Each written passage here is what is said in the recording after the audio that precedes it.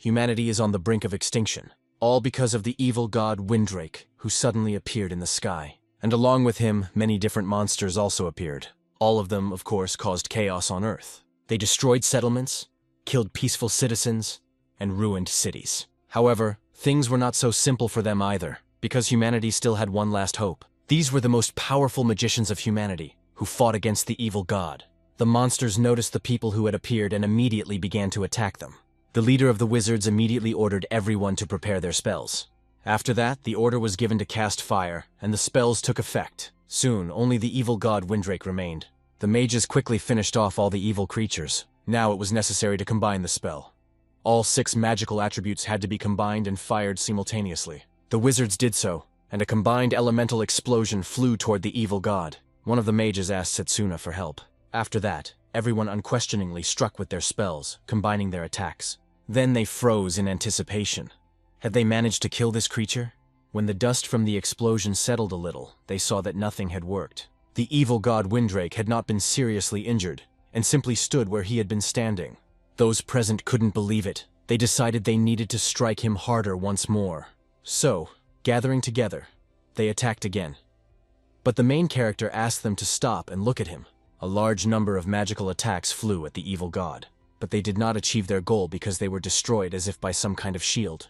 The guy didn't understand what was happening. Was the magic simply being cancelled out? After a long silence, the god asked, "Are these really the best of them humans?" He was not just an insect crawling and rotting in the garden. They were stupid and pathetic creatures. The girl found it incredible that their magic did not work against him at all. The red-haired guy even asked Setsuna what they should do. In fact, the main character himself did not know what to do, but he thought that there must be something else they could do. These assumptions were in his head until he heard that a member of his squad was being attacked.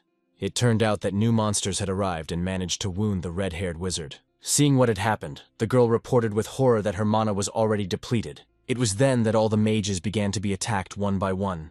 Some were killed immediately, while others begged Setsuna to save them. The monsters devoured his companions and the main character right before his eyes, and the guy couldn't do anything about it, only watching and then what happened. Soon he decided to use his magic to stop this villain and put an end to it. But when he turned his attention to other creatures, the evil god attacked him. Of course, the guy felt this attack, but there was nothing he could do about it. As a result, after receiving a powerful blow, his body lay on the ground. Although he had serious injuries, surprisingly, he was even able to get up. But what he saw before him made his blood run cold. The settlement near them was completely destroyed, and monsters were eating the remains of the victims. It seemed to the young man that this was the end, that humanity was on the verge of extinction, and that it was a complete defeat. The evil god Windrake appeared behind him and said that it was just a futile struggle. The hero realized that it was not over yet and began to recite a strange spell. Then, gathering his strength, he rushed towards the god. With the help of this spell, he struck with his fist. The creature he attacked even felt intense pain after the blow. And even though it was minor, a wound appeared on his arm, which meant that his defense had been broken. Setsuna was actually surprised himself. Could it really work? How could such a low-level mafia cause him harm? In the end, the guy felt like he understood something. He would be able to defeat this evil god with this. Too bad he only figured it out now. The dark creature began to say that this was the limit the guy could reach. He was nothing more than a small bug to him. When the creature revealed itself, something flashed on the guy's neck. It was the very thing he had received from the school principal. When this happened, he asked if it was really the necklace of reincarnation. The old man confirmed it. In addition, he said that the necklace contained the power of the spirit of time. The guy would have enough strength to correct his past regrets at least once. Setsuna was surprised about regrets about the past. He had never felt that way before. Didn't his teacher think it would be completely useless for him? The old man laughed, as expected of the best graduate of the Magic Academy. After that, he approached the young man and said that he was sure it would be useful to him in the future. Remembering this conversation, the main character realized that these regrets about the past had come. He used the power of this temporary necklace, thinking only that he would actually be able to defeat this evil god this time. Thanks to everything that had happened, he soon found himself in his young body. It was as if a bright flash had blinded him, and at first the guy didn't understand where he was. Suddenly, a guy sitting in the hall hit him. He told Setsuna not to dream too much. After all, he was next. The hero was a little confused. Could it be Leo? How did he know that Leo was supposed to disappear before the evil god appeared? Now he was in the academy building. Perhaps he really had gone back 10 years. Great, now he was going to make sure their defeat in the past didn't happen again. And he would definitely defeat the evil god Windrake. His thoughts were interrupted again by Leo. He told the guy something from the next chapter, and now they were at the blessing ceremony. Ira, he apologized, it was really his fault. Then he got up from his seat and went on stage. Those present in the hall whispered that he was the greatest genius in the history of the academy. Some even heard that he was related to each of the magical paths. One of the teachers opened a magic book, from which a strong energy emanated. It turns out that there are different paths in magic. Different techniques are needed to activate mine. That is why a person should choose a magical path. Of course, this makes it difficult to study different magical paths. It's like believing in two gods at the same time. The teacher asked Setsuna Cromwell, as the main character was called, to choose the path of magic that he liked. Soon, the man pointed to one path and said that this would probably be his choice. The hero saw that he had chosen long-range magic, and usually, this is actually the right choice. Elements are created from mana and then directed at human enemies. And with a low risk of being attacked, long-range attacks are usually enough to win. It was with long-range magic that the main character of his past life became the most powerful wizard in the world. But it turned out to be completely useless against the evil god. That's why he quickly turned away from long-range magic. And after that, he turned to close-range magic. Seeing this, the professor was a little confused. He didn't understand what this guy was doing. The others were also confused after what they saw. Leo asked Setsuna what he was doing. This morning he said he would choose long-range magic, but now he was changing his mind. Instead, it seemed he preferred close combat magic to everything else.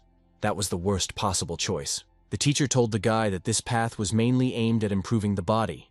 He could only attack enemies he could get close to. This path of magic had been abandoned long ago. It's like going into battle under a hail of arrows with only a stone axe. Is he really going to ruin his future with this choice? Did Setsuna really know about all this? It was almost impossible to become a wizard with this path of magic. However, he recently realized something. Fighting the evil god Windrake, this is the only way to defeat him. And to achieve this, the boy was going to choose this path. Everyone froze in anticipation, waiting to see what he would actually choose. But the guy, as expected, directed his energy towards close combat magic. He thought that he would choose this path anyway, and focus all his efforts on destroying the evil god. Immediately after making his choice, a significant mark appeared on the guy's hand. It signified that he had chosen the path of close combat magic. The guy was actually happy to receive this magic, although none of those present could believe that he had actually chosen this path. The teacher quickly closed the magic book. He said that he intended to entrust all his knowledge to the young man if he had chosen long-range magic. This man's name is Cyrus Arklade, and he is the head of the long-range magic corps. The professor shouted that the boy could become the strongest wizard, and the glory would not even bypass his mentor. But for some reason, he chose close-range magic. To Setsune, these words of glory were empty talk. Because he knows perfectly well that such things will lose all meaning in 10 years, when monsters flood the world, and an evil god appears that long-range magic cannot defeat. Now there are only 10 years left before the complete defeat of humanity, and 5 years before the appearance of the most evil god. Although the hero has knowledge from his previous life, unfortunately, he has almost no experience in using close-range magic. The question is how he can develop this magic before the evil god invades their world. Cyrus was truly outraged. After a while, the second-year students who had completed all the necessary rituals were ordered to go to their classrooms. The hero didn't even know where the melee mage building was. He wanted to ask his friend Leo about it, but saw that he was not there. So he turned to the other students and asked one of them to show him the way to the melee mage classroom. But those he asked simply ignored him. They discussed among themselves that classes were about to begin and that they needed to hurry up and leave. Then the guy noticed that they were starting to treat him strangely. They were looking at him and whispering among themselves. Some even said that now it was the end for Setsune. He had decided to choose this path just to stand out, but now he would learn his lesson. The hero thought about how different this was from his previous life. When he was the most outstanding student, all the girls and boys admired him. But now it was the opposite. It seemed that he would have to find an audience himself. In the courtyard, there seemed to be a map of the entire campus. So the guy headed there. Suddenly, he heard someone using fireball magic. This piqued his interest. Could it be a duel in such a place? It turned out that a red-haired girl was being attacked. She was asking some guy to give back what he had taken from her. Her mother had bought her this brooch. In front of her were 3 guys who had taken the brooch. The fat guy noted that it was a magical tool for accumulating mana. The skinniest of them remarked that it was too good for a commoner like her. But she shouldn't worry. They would find a more worthy use for it. Setsuna thought that this girl was clearly a melee mage, like him. And the three who were picking on her were definitely ranged mages. The most aggressive of the three said that if she wanted her brooch back, she would have to take it by force. That is, if she could manage with her useless close-range magic. After saying this, he immediately attacked with long-range magic. Because of this, the girl had to dodge his attacks. The basis of any close-range magic has always been physical enhancement.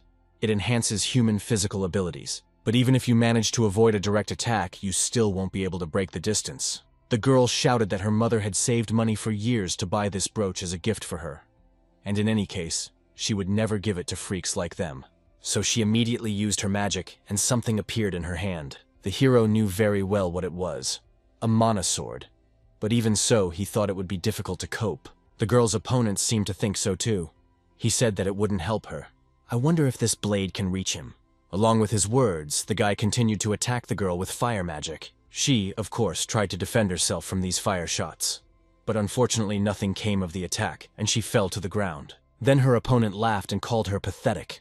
No matter how hard she tried, she still couldn't reach the long-range mage. He continued to attack, saying that she would probably spend the rest of her life like this, without ever achieving anything like this again. The girl was lying on the ground and could no longer defend herself from attacks, so she thought she would be seriously injured. But at that moment, the main characters decided to protect her and rushed forward. As a result, he was able to grab the girl and carry her away from the epicenter of the attack. 3 guys from the long-range magic faction couldn't believe what they saw and froze in shock. The first thing Setsuna asked the girl was if she knew where the melee mages were.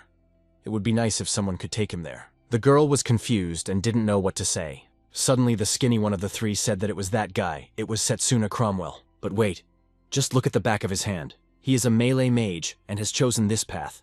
The aggressive guy from the trio thought it was great if he was serious about fighting them.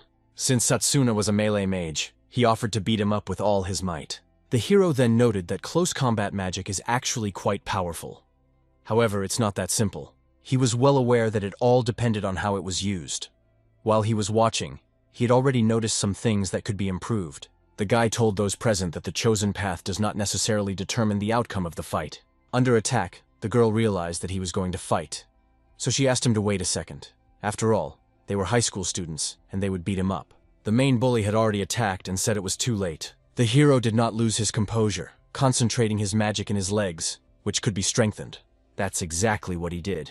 And as a result, he easily dodged the powerful fire shots. Just wonderful. With such speed, he could easily dodge their attacks. And since he can actually move so freely, he can do even more. In the process, he reported that the guy was only shooting fireballs. Was that really all he was capable of? His opponent was outraged and ordered him to shut up. He couldn't understand what kind of movement allowed him to dodge his attacks. He couldn't hit this nimble young man at all. But he didn't show his surprise and declared that he wasn't going to mess around with him. After that, the Academy's long-range wizard fired again. At that moment, Setsuna summoned his close-range blade and decided to fight with his bare hands. As a result, he attempted to cut the fireball in half. To the surprise of everyone present, he managed to do it easily. The bully simply couldn't believe how he had cut it. The melee magic girl was also surprised. Could a fireball really be cut in half? The boy explained that when magic collides with magic, the one with the higher magic skills wins.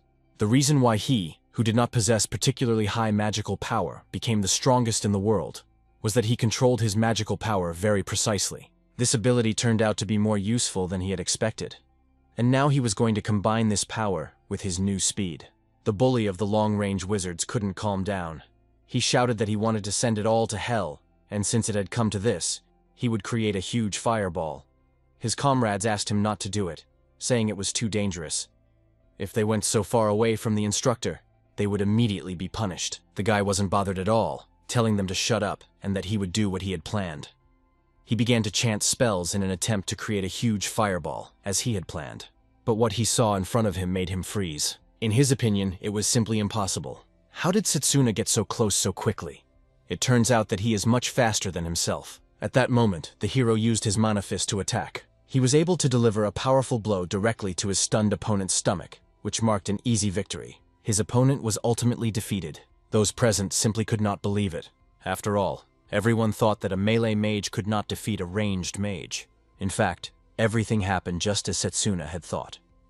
As long as the enemy was within his reach, he could easily fight without any problems, even using close-range magic. The fat man couldn't believe it. What kind of nonsense was this? Close-range magic wasn't considered the weakest of all. He only used it, so where did he get so much power? Setsuna asked these long-range magicians if they had forgotten anything. The fat man returned the brooch, deciding that he would have to obey. After that, they took their comrade and quickly left. At that moment, the hero decided to return the stolen item. After all, it seemed to him that it was a very valuable and important thing for the girl. She immediately smiled sweetly and thanked him. Then she hid the brooch and realized that she had completely forgotten to introduce herself. Her name was Layla Rosewill. The hero did the same. His name was Setsuna Cromwell. His companion was even more delighted when she heard this. He was the guy who was familiar with all magical paths. But it was interesting why such a talented person had decided to choose close combat magic. The guy realized that it was, of course, in order to defeat the evil god. But if he said that this goal was real, hardly anyone would believe him. So he just dropped the subject and asked if she could show him the way to the melee magic faculty building. The girl's expression changed, and she cried out that everything was bad. After all, the introductory class was about to begin. Then Setsuna suggested they hurry, so they walked forward together. On the way, the guy thought about how the building was located on the outskirts of the campus. It was not surprising, because close combat magic was not popular at all. His thoughts were interrupted by Layla. She said that he should teach her how to create the magic blade he had shown her earlier. The hero explained that it was not difficult. It all depended on her level of mana control. In fact, this was true. Close combat magic could be used in different ways depending on the circumstances. If he could fully master close-range magic, then he would be able to fully counteract the dissipation of the evil god Windrake's magic. In order to gain another advantage over the evil god, something else must be done. Earlier, the guy met with his teacher, and one day he started taking off his gloves. When the hero saw what was hidden under them, he couldn't believe it. He shouted that it was simply impossible. After all, the old man had marks of two completely different paths on his hands. In fact, a person can usually choose only one of the paths. The mentor had the magic of summoning in his right hand, but Setsuna had never seen the mark on his left hand. So he asked the director what the note on his hand was. His interlocutor said he would tell him when the time came. He told him about it only because it was Setsuna and not someone else. In the end, the director never explained anything to the guy. This man was killed almost immediately after the evil god appeared. It turns out that the evil god simply sensed danger, just like the main character, the danger that emanated from the director's second magical path. This means that the guy must learn this secret in order to change his fate. His thoughts were interrupted by Layla, who informed him that their unit was there. So, together with her, the guy quickly rushed there. On the way, he was still thinking that the problem was that he had no idea how to get the director's recognition in his current state. Soon they finally reached the threshold. There, they were met by a bald man who seemed to be very angry. He told Setsuna that he was very pleased to see that he was late for class because he was hanging out with girls. Layla immediately tried to justify herself and say that it was all her fault. But the man interrupted her and said that he didn't even want to hear their excuses, regardless of his past achievements. At this point, the guy is worthless. After all, now that he had gone to the melee mage faculty, he had become nothing but trash. The hero couldn't stand it and immediately pushed the man's hand away. He told him that those were very rude words. After all, he was probably their professor now. Was he not at all proud of the melee magic he taught? The professor was indignant. Was he really asking if he was proud? He was just a brat. How dare he talk to his professor like that? The man was truly indignant. The boy explained that close combat magic still had untapped potential. And he believed that? With these words, he only angered the man more. He's just a cheeky kid. How I want to break his cocky nose. The professor, of course, said nothing and simply turned away, saying that he was too talkative, because he went to his students and asked them to show him all this in practice. At that moment, one of the students tried to hit the stone. It seemed that he had actually hit it hard, but he realized that it was all nonsense because there was no reaction at all. The hero asked why they weren't doing it. The new mentor explained that this was the first test necessary to determine the boy's rank in the class. Inside this black stone is a crystal, and the students need to extract this crystal as quickly as possible. Those who fail will be punished. An hour had already passed, and none of these scoundrels had achieved anything. The students shouted that he could say whatever he wanted, but this stone was really very hard. How could they possibly destroy this stone with the magic they currently possessed? Some were even convinced that their professor was so angry only because he had not been given a promotion. His partner asked him to be quiet, because the professor might hear them, and then they would be in trouble. At that moment, the man brought the main character and announced that there was another free stone here. It was time for Setsuna to show what close combat magic was capable of. He would only have 10 minutes to do so. Layla was indignant, asking what he meant by only 10 minutes. It was impossible to break a black steel stone in such a short period of time. And didn't the professor think that this stone was much bigger than the others? The professor didn't care at all. However, while they were arguing, they only had 9 minutes left. The hero simply calmed the girl down and pushed her aside to let him pass. He walked over to the huge stone boulder without hesitation and touched it with his hand. Then he stood there for a while. The professor laughed. Had he lost his gift of speech? Well, if he bowed before him and apologized, he might give him a little extra time. Setsuna said he didn't need that, 10 seconds would be enough. His interlocutor indignantly asked what he was talking about. Layla also yelled at the guy that he was being reckless. The professor thought they were just fools. This block of black steel was not only large, but also had the highest density. Even he could only break such a stone in 30 minutes. Confident of his victory, he yelled at the guy that he wouldn't give him a second chance. Therefore, if he said he could do it in 10 seconds, then he should do it right now. Using the power of close combat magic, the hero said that he would now show him his strength. He thought that in order to earn the director's recognition, he needed to at least become the best in this class. So he couldn't let such a trifle prevent him from achieving his goal. Thinking about this, the guy delivered a pretty strong blow. But despite all his strength, there seemed to be no reaction. The professor only laughed louder, fueling his nonsense, as he thought this kid was only good at talking. I wonder what punishment to come up with for him for disobeying him as his teacher. He didn't even have time to say it, when suddenly the huge stone began to crack. Then it shattered into tiny pieces. The man simply couldn't believe it. A moment later, right in front of him was the magic stone that needed to be retrieved from this huge boulder. Setsuna declared that everything was just as he had said, and he had done it in just 10 seconds. This only surprised his interlocutor even more. Layla, like the man, couldn't believe that this guy had really done it. Moreover, the others couldn't believe that such a huge boulder had been destroyed in such a short period of time.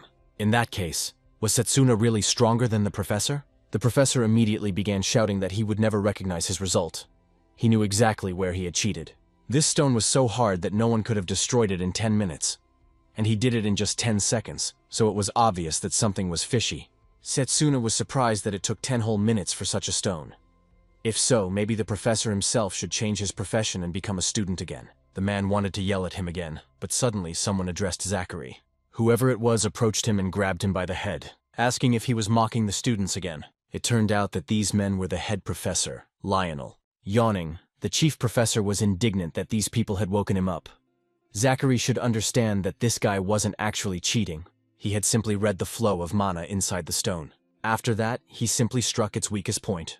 Zachary seems to be trying to appear like a professor, even though he doesn't understand such obvious things. The man knew that it would be bad for him if he spoke, so he just kept quiet. Lionel drew everyone's attention to himself. He announced that Professor Zachary was going to show them how to defend themselves using mana. If he trained regularly, he definitely wouldn't die from something like that. The man shouted that it was his fault and asked them to wait a second. He wouldn't do that again, would he? Lionel didn't listen to him at all and delivered a crushing blow. As a result, Zachary's body flew a long distance. This man seemed interesting to the guy. Even after breaking through the barrier, his level of strength was truly enormous. I wonder who he is. He's not like other people at all. At that moment, the chief professor approached the main character. His name is Setsuna or something like that. And he's actually not bad at all. His technique is actually quite good for a novice in close combat magic. Let him keep trying his best. Setsuna told the professor that just because he is a melee magician doesn't mean he is inferior to the others. He will become the strongest by using melee combat to his advantage. With these words, he made his interlocutor smile.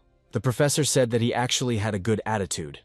If he wanted to learn something, he should just say so, and he would teach him everything. Lionel couldn't believe that there was someone else in the world as dumb as him, who was mentally similar to him. He assumed that the others had already made their choice to participate in the competition. But now it seemed that an unexpected dark horse had appeared. After a while, the man asked his students for permission to introduce himself properly. He is not the head professor here. The man welcomes all students to the melee magic department. In fact, he is uncomfortable telling them this so soon, but they need to choose a representative to participate in the exchange competition. The exchange competition is a major event in which 8 magic faculties compete for honor and prestige. One representative is selected from each faculty, and the winner is determined in a tournament format. Before his regression, the main character won the exchange competition as a representative of the long-range combat faculty. It was after this that he earned the recognition of the director himself. This means that he cannot miss such an opportunity to earn his trust. His attention was soon drawn to a fragment of the black remaining stone. At that moment, Lionel revealed that Setsuna was not the only one who had passed this test. Before these guys came here, someone had already extracted the crystal. What's more, he did it not with magic, but with his bare fists. The hero realized that these fragments belonged to that stone. So did they come from the same place where that guy was sitting? The professor turned to a man named Drago Okreed. He asked him to come closer to the others. The strong man complied with his request. On the way, he noticed the hero, which meant that he was the man named Setsuna Cromwell. I wonder why he chose the path of close combat magic when he could have chosen any other path. The hero explained that it was because there were things he could only achieve with close combat magic. Dragos interrupted him, telling him to cover his mouth. Was he really going to do that with his weak body? For generations, the Drago family had excelled exclusively in close combat magic. He had also spent 17 years training his body for the same purpose. Using his strength, this guy delivered a blow that flew past Setsuna, who didn't even flinch for a second. But the others felt the destructive force of this blow, because the wind knocked them off their feet. Drago wanted the hero to fight him. He would not allow a person who had become a close combat mage just for fun to represent them. Setsuna had indeed heard this man's name in his past life, and it was during these very competitions. He was the only famous person from the melee faculty. Therefore, he was happy to fight such a person and agreed without hesitation. Lionel was also glad that they had come to an understanding. In that case, it would take place in a week. Drago left, but before he did, he told the guy not to even think about running away during the week. If he was really a close combat mage, then he should fight to the death. The ordinary students began to discuss who would be the winner of this duel. No matter how talented Setsuna was, he probably wouldn't be able to defeat Drago. After hearing the conversations, Layla asked if Setsuna could win. He replied that he couldn't. Due to Drago's trained physique, Setsuna couldn't compete with him in his current state. But he has a secret plan. The girl was curious about where he was going. She was so curious that she followed him. Soon they found themselves in a place that was quite interesting, but at the same time surprising for the girl. It was a huge tree. I wonder what this place is. The main character said that it was a secret training place that only he knew about, and it was here that they were going to become 3 times stronger. The tree standing in front of Layla seemed very huge to her. It must be the sacred tree that is over 1,000 years old. In fact, a large amount of energy radiated from this tree. Setsuna thought that this time he would finally get recognition. The girl, in turn, became curious about what this light was. The hero explained that it was the blessing of the sacred tree. It is given only to those whom the tree itself has recognized. Thanks to this sacred attribute, the hero will be able to restore his own mana.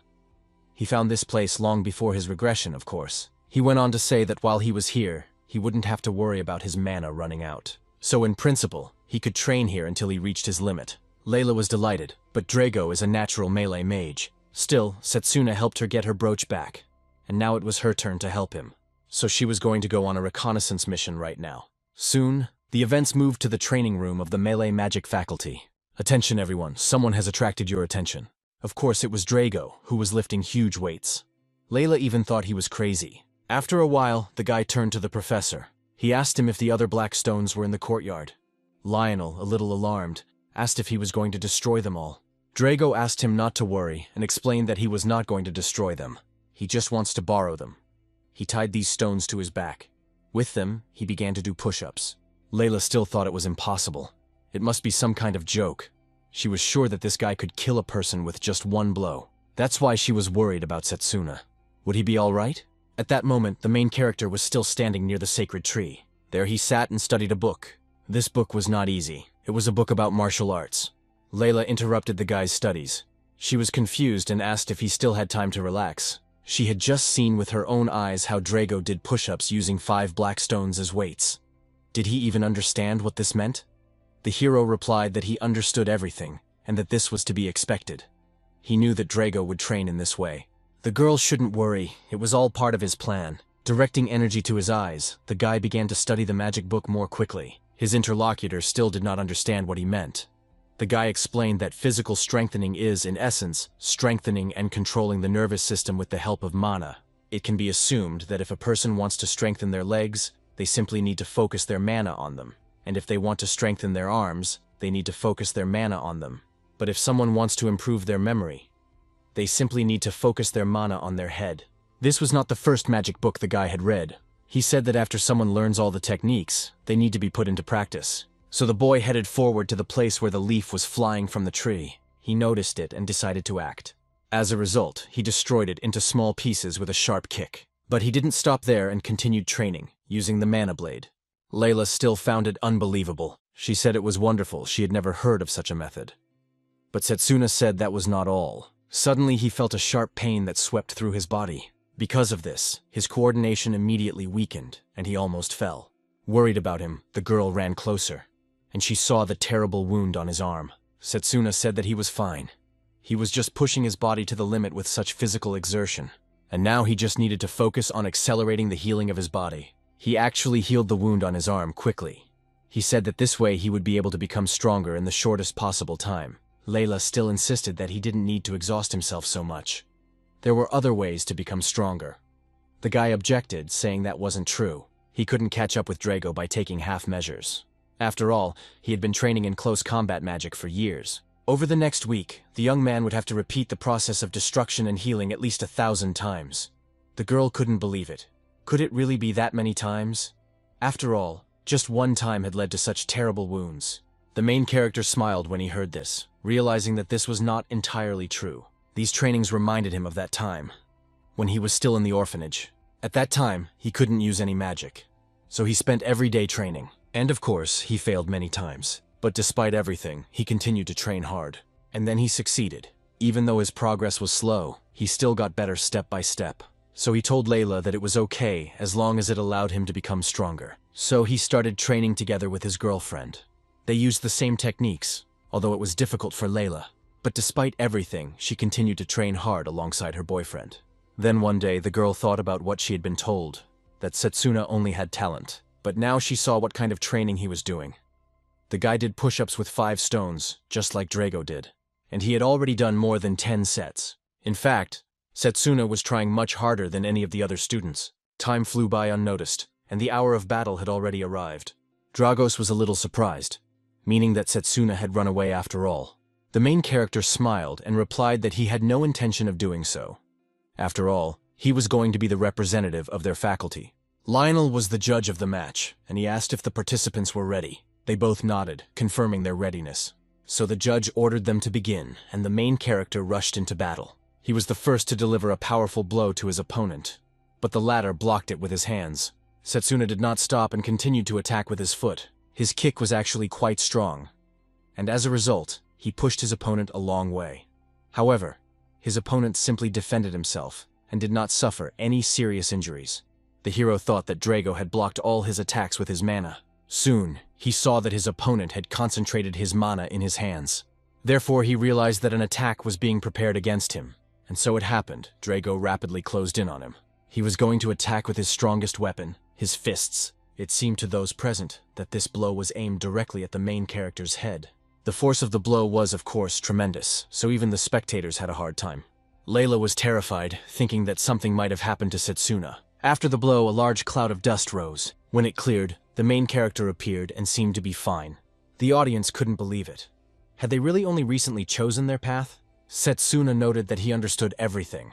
If he missed even one direct hit, he would lose immediately. Drago had no intention of talking to him. He attacked with his other hand.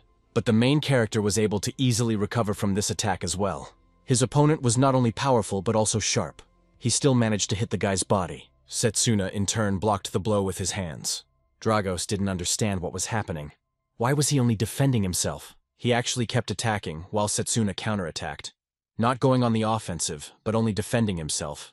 Therefore, Drago stated that, in the end, the young man remained weak. It seemed that this was all he was truly capable of. The situation even made Layla think. Could it be that after all this wonderful training, he was still weaker than Drago? And the tension on the battlefield was growing. Lionel, watching everything that was happening, thought that at first glance it might seem that Setsuna was being pushed back. However, it was not that simple. Drago decided to attack with his foot. Despite his strength and sharpness, the hero managed to block the blow. This made his opponent angry. Lionel thought that this guy perfectly reflected every blow thanks to his mana control. Drago did not stop his attacks, even though they were not successful. As he continued to do so, he noted that these representatives of the elite always looked down on them, the masters of the path, who were skilled in close combat. Drago and his father were born into a family that excelled only in close combat magic. I wonder if Setsuna can imagine how much humiliation they have suffered so far. Therefore, he would definitely change this attitude with his own hands. Speaking of this, he summoned his spirit sword. The main character immediately did the same. As a result, with spiritual weapons in their hands, the opponents rushed at each other. Their blades clashed in combat. They skillfully parried each other's blows and landed new strikes. Soon, Drago even jumped up to deliver another blow. The main character did not lose his composure. He was ready for this. He simply jumped away from where the blow was delivered. But the enemy immediately followed him to deliver another blow, so Setsuna had to defend himself again.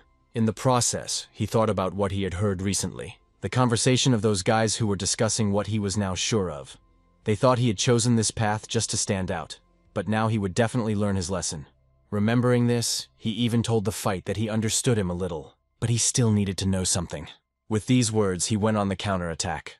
He stated that both of them wanted to achieve much more than they had now. His interlocutor did not understand what he was talking about at all. He was confused by this, and also by the fact that his spiritual weapon had been quickly destroyed. So Setsuna said that they were striving to get much more.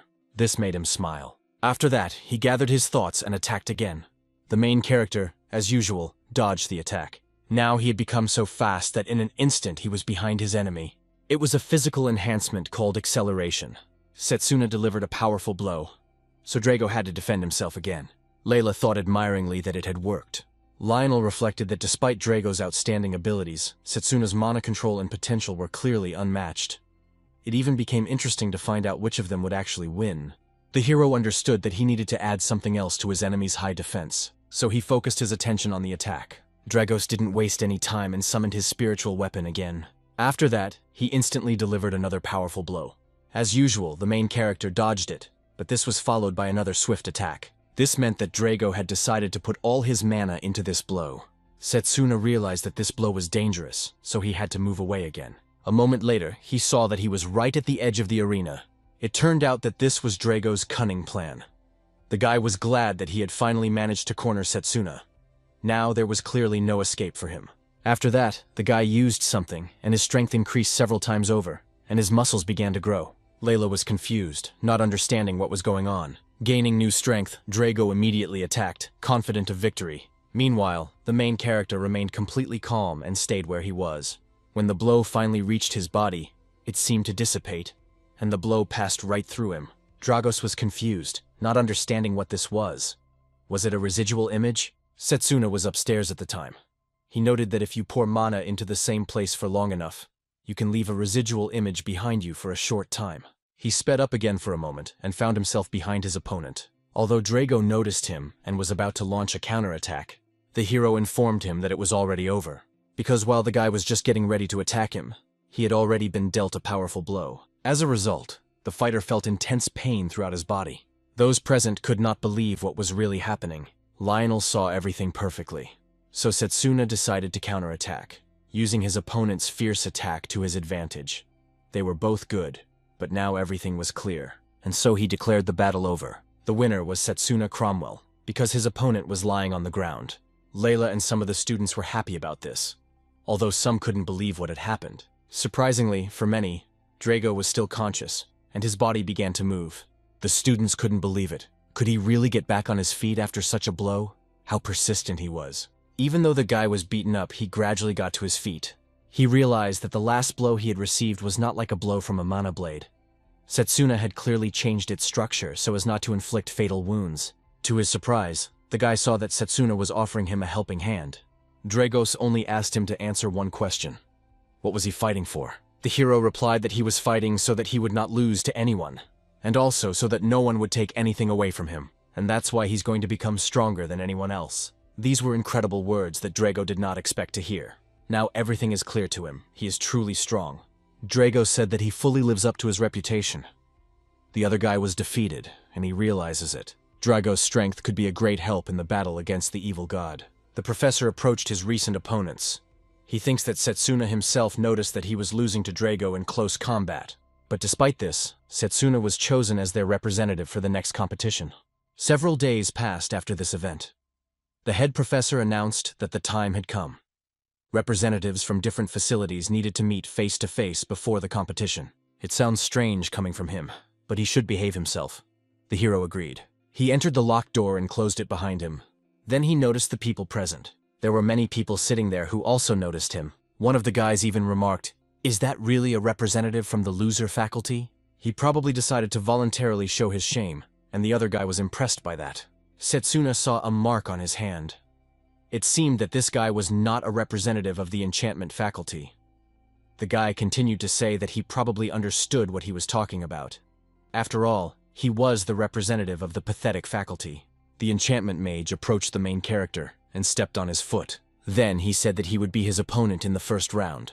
After all, everyone knows that in the last 100 years, there has not been a single victory for the melee magic faculty.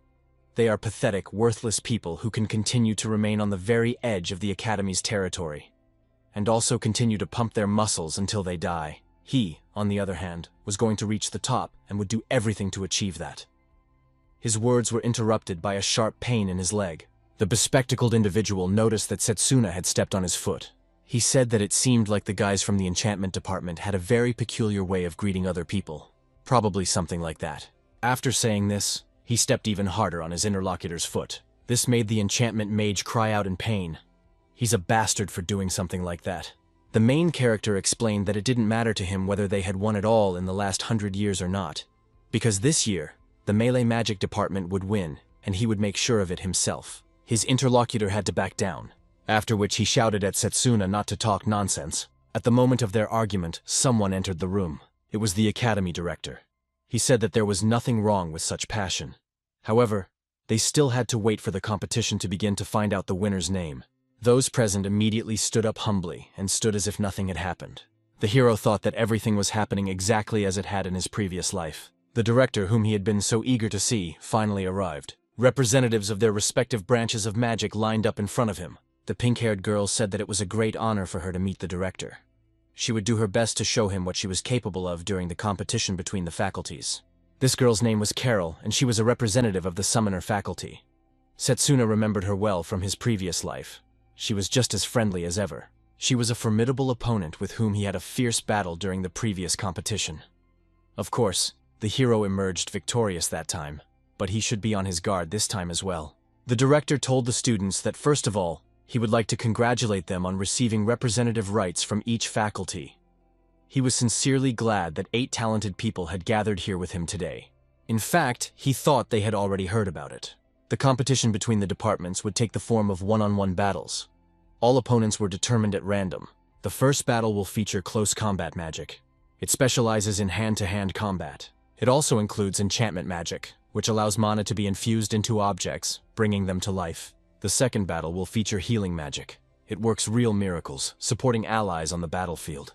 It will be opposed by ranged magic, which allows you to defeat your opponent without letting them get close to the mage. As for the third battle, the first opponent will be formation magic. It allows you to fill magical arrays with various powers. Its opponent is summoning magic, which allows you to command mythical beasts from other worlds. And finally, in the fourth battle, a special magic that defies classification will appear. It will be opposed by alchemy magic, which allows you to change various substances. These competitions can be considered a practical lesson in studying the mind and various faculties. The competitions, in turn, will begin in 10 days. Until then, students must decide whether they will study new magic to defeat their opponents, or focus on rest so they can go into battle with all their strength. The director is looking forward to seeing their fighting spirit. Carol and the others were inspired by his speech. After that, they bowed to the principal, and he prepared to leave. Setsuna realized that this was the only place where he could talk freely with the director. So when he stepped out into the hallway, he followed him and asked for his attention. The old man looked at him, for he was a representative of the melee magic faculty. The young man introduced himself as Setsuna Krovmel. He wanted to ask the director something. If he won the competition, would the director teach him his magic? The director was surprised, because he specialized only in close combat magic, didn't he? In that case, He didn't think he would be able to reveal himself in summoning magic. The main character objected, saying he was talking about a different kind of magic. His interlocutor couldn't believe it and was stunned. Then he got angry and became more serious. Setsuna immediately felt the pressure from the director's magic emanating around him. The old man indignantly asked how he knew that. The hero thought that it was just terrifying mana, which meant that his interlocutor was clearly on guard. But this second magic was hope in the fight against the evil god, and the guy would never be able to come back here again.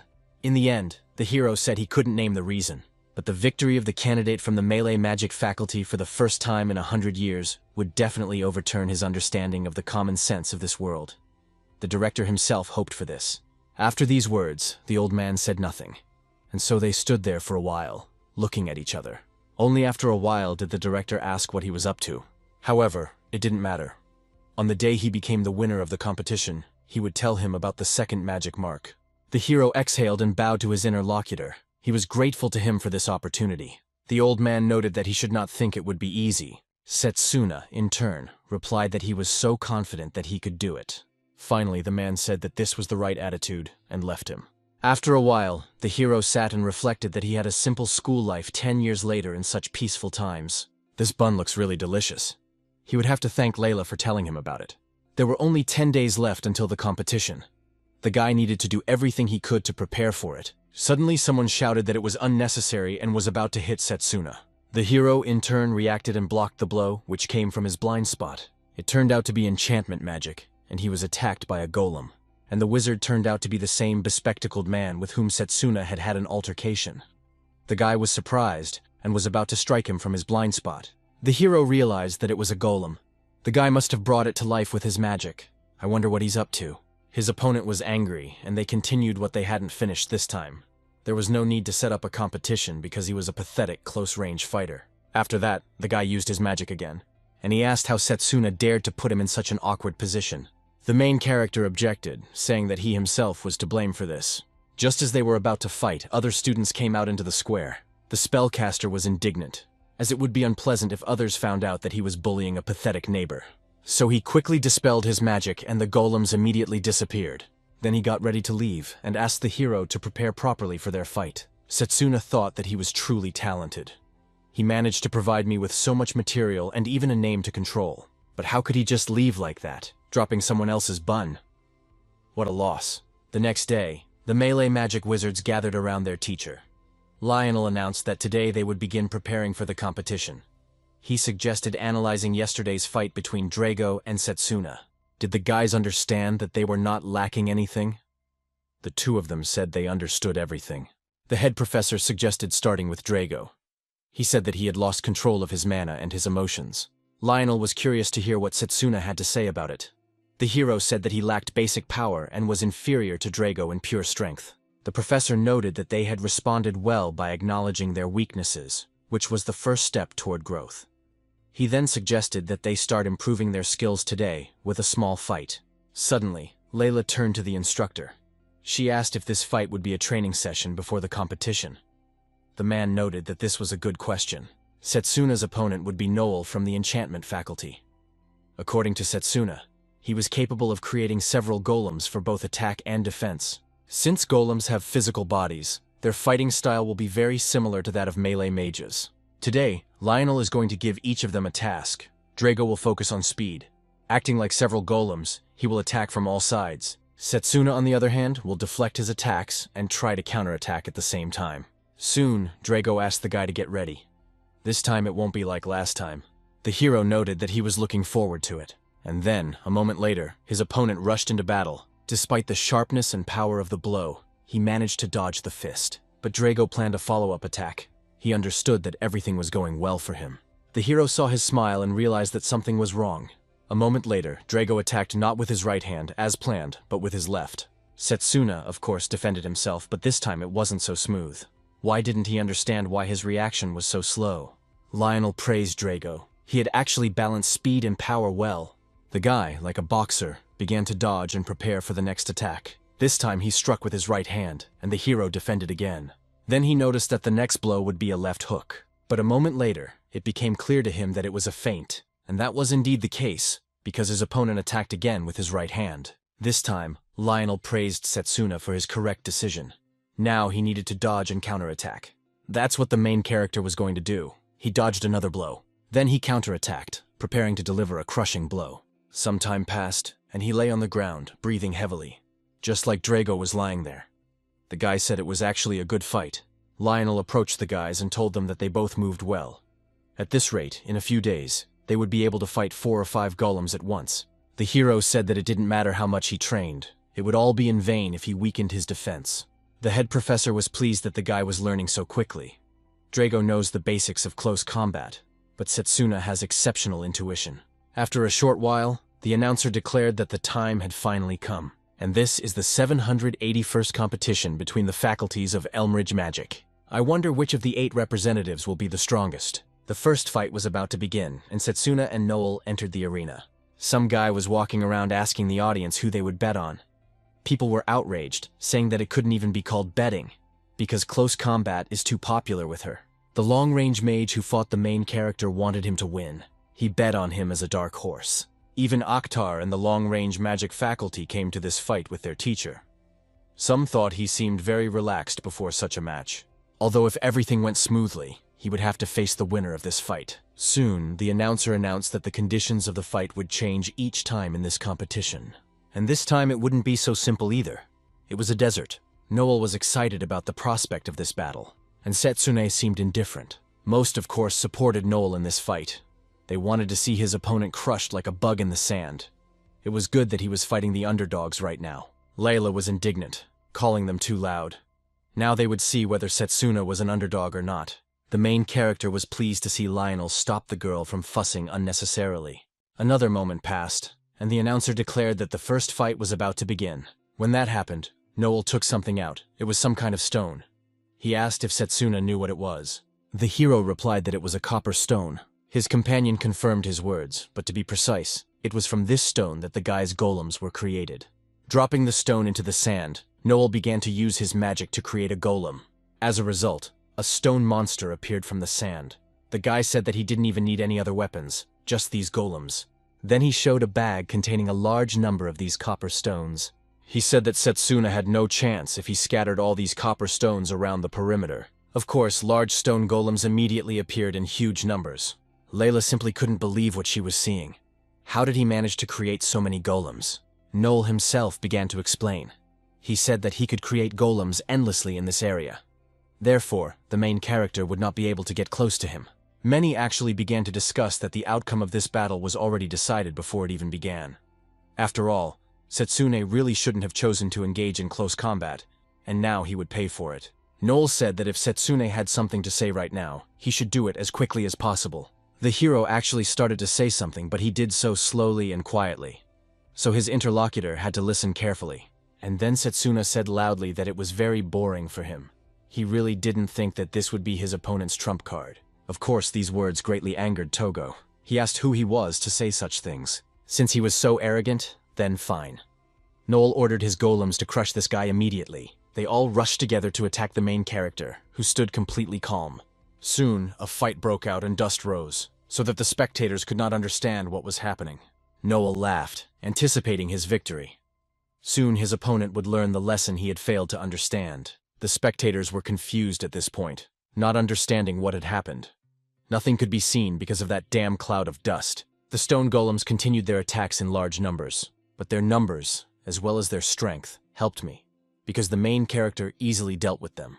And after he did that, he announced that he could even cut through black steel stone. His opponent simply couldn't believe it. His creations were actually particularly durable. But none of this was scary at all, because he had said earlier that he could create as many golems as he wanted. And Setsuna continued to say that close combat magic is the strongest magic for close combat. It doesn't matter how many golems his opponent creates if that's all he's capable of. It's nothing. And in that case, the hero would never lose. With these words, he rushed into battle, destroying the stone creatures. He was really serious and easily dealt with them, destroying them one by one. Noel was outraged, immediately reaching for his bag and saying that in that case, there would be many more golems next time. But it was no longer his destiny to create these creatures, because before his eyes he saw the main character, who was about to attack him, and said that he was unlucky with his opponent. A moment after hearing these words, Noel received a powerful blow directly to the head. As a result, he couldn't withstand the pressure, and his body flew to the side like a sack. The spectators still did not understand what was happening. They could not see anything at all because of the cloud of dust. Everyone froze when the announcer said that the cloud of dust was clearing, and he was about to announce the winner. To everyone's surprise, it turned out that Setsuna Cromwell had won. The hero was genuinely happy. He had managed to win in his very first fight. But he wasn't the only one who was happy. Layla was perhaps even happier than he was. The same could not be said for those who believed in Noel's victory. Was this some kind of joke? The melee faculty had won? How many years had passed since they had been convinced of this amazing feat? Suddenly someone suggested that perhaps the more golems a person creates, the faster they tire. But what the hell? That means Noel just got tired, probably. It seems that in a normal situation, Setsuna would never have won, so he just got lucky. At that moment, the professor of long-range magic was very angry, because he knew that Noel wasn't exhausted. Oh, that damn Setsuna Cromwell. In the end, even Akhtar became interested in this very interesting close combat. If that was really the case, then he needed to play it safe. The announcer kept saying that the fierce battle was continuing. It was time for the second fight. At that moment, the hero approached Clay, who praised him for his excellent fight. I wonder if he wants to watch the next match. Setsuna confirmed this, thinking that maybe he would be able to see something there. He saw that the recruitment faculty was now fighting, as well as the formation faculty. The announcer commenting on the fight said that Carol, as a representative of the summoning faculty, was currently winning. The formation mage, on the other hand, was constantly trying to get closer. He was actually rushing forward, forming each platform beneath him. The hero thought that despite the difficult situation, the formation mage's movements were incredible. Perhaps even he himself could do something like that. Suddenly, Layla said that the movements of other magical disciplines were also very impressive. However, she still wanted to become stronger in close combat magic.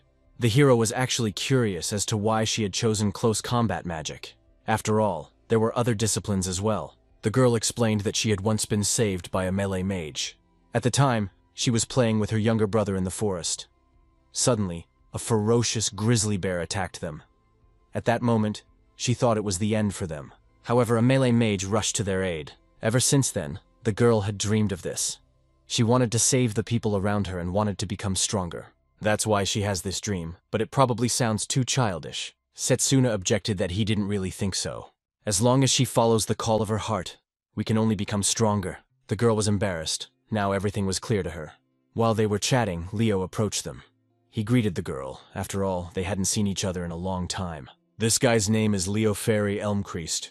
He was second in strength in the long-range magic faculty. The guy said he had seen the main character's first battle. It's incredible. He's even strong in close combat magic. And who is that next to him?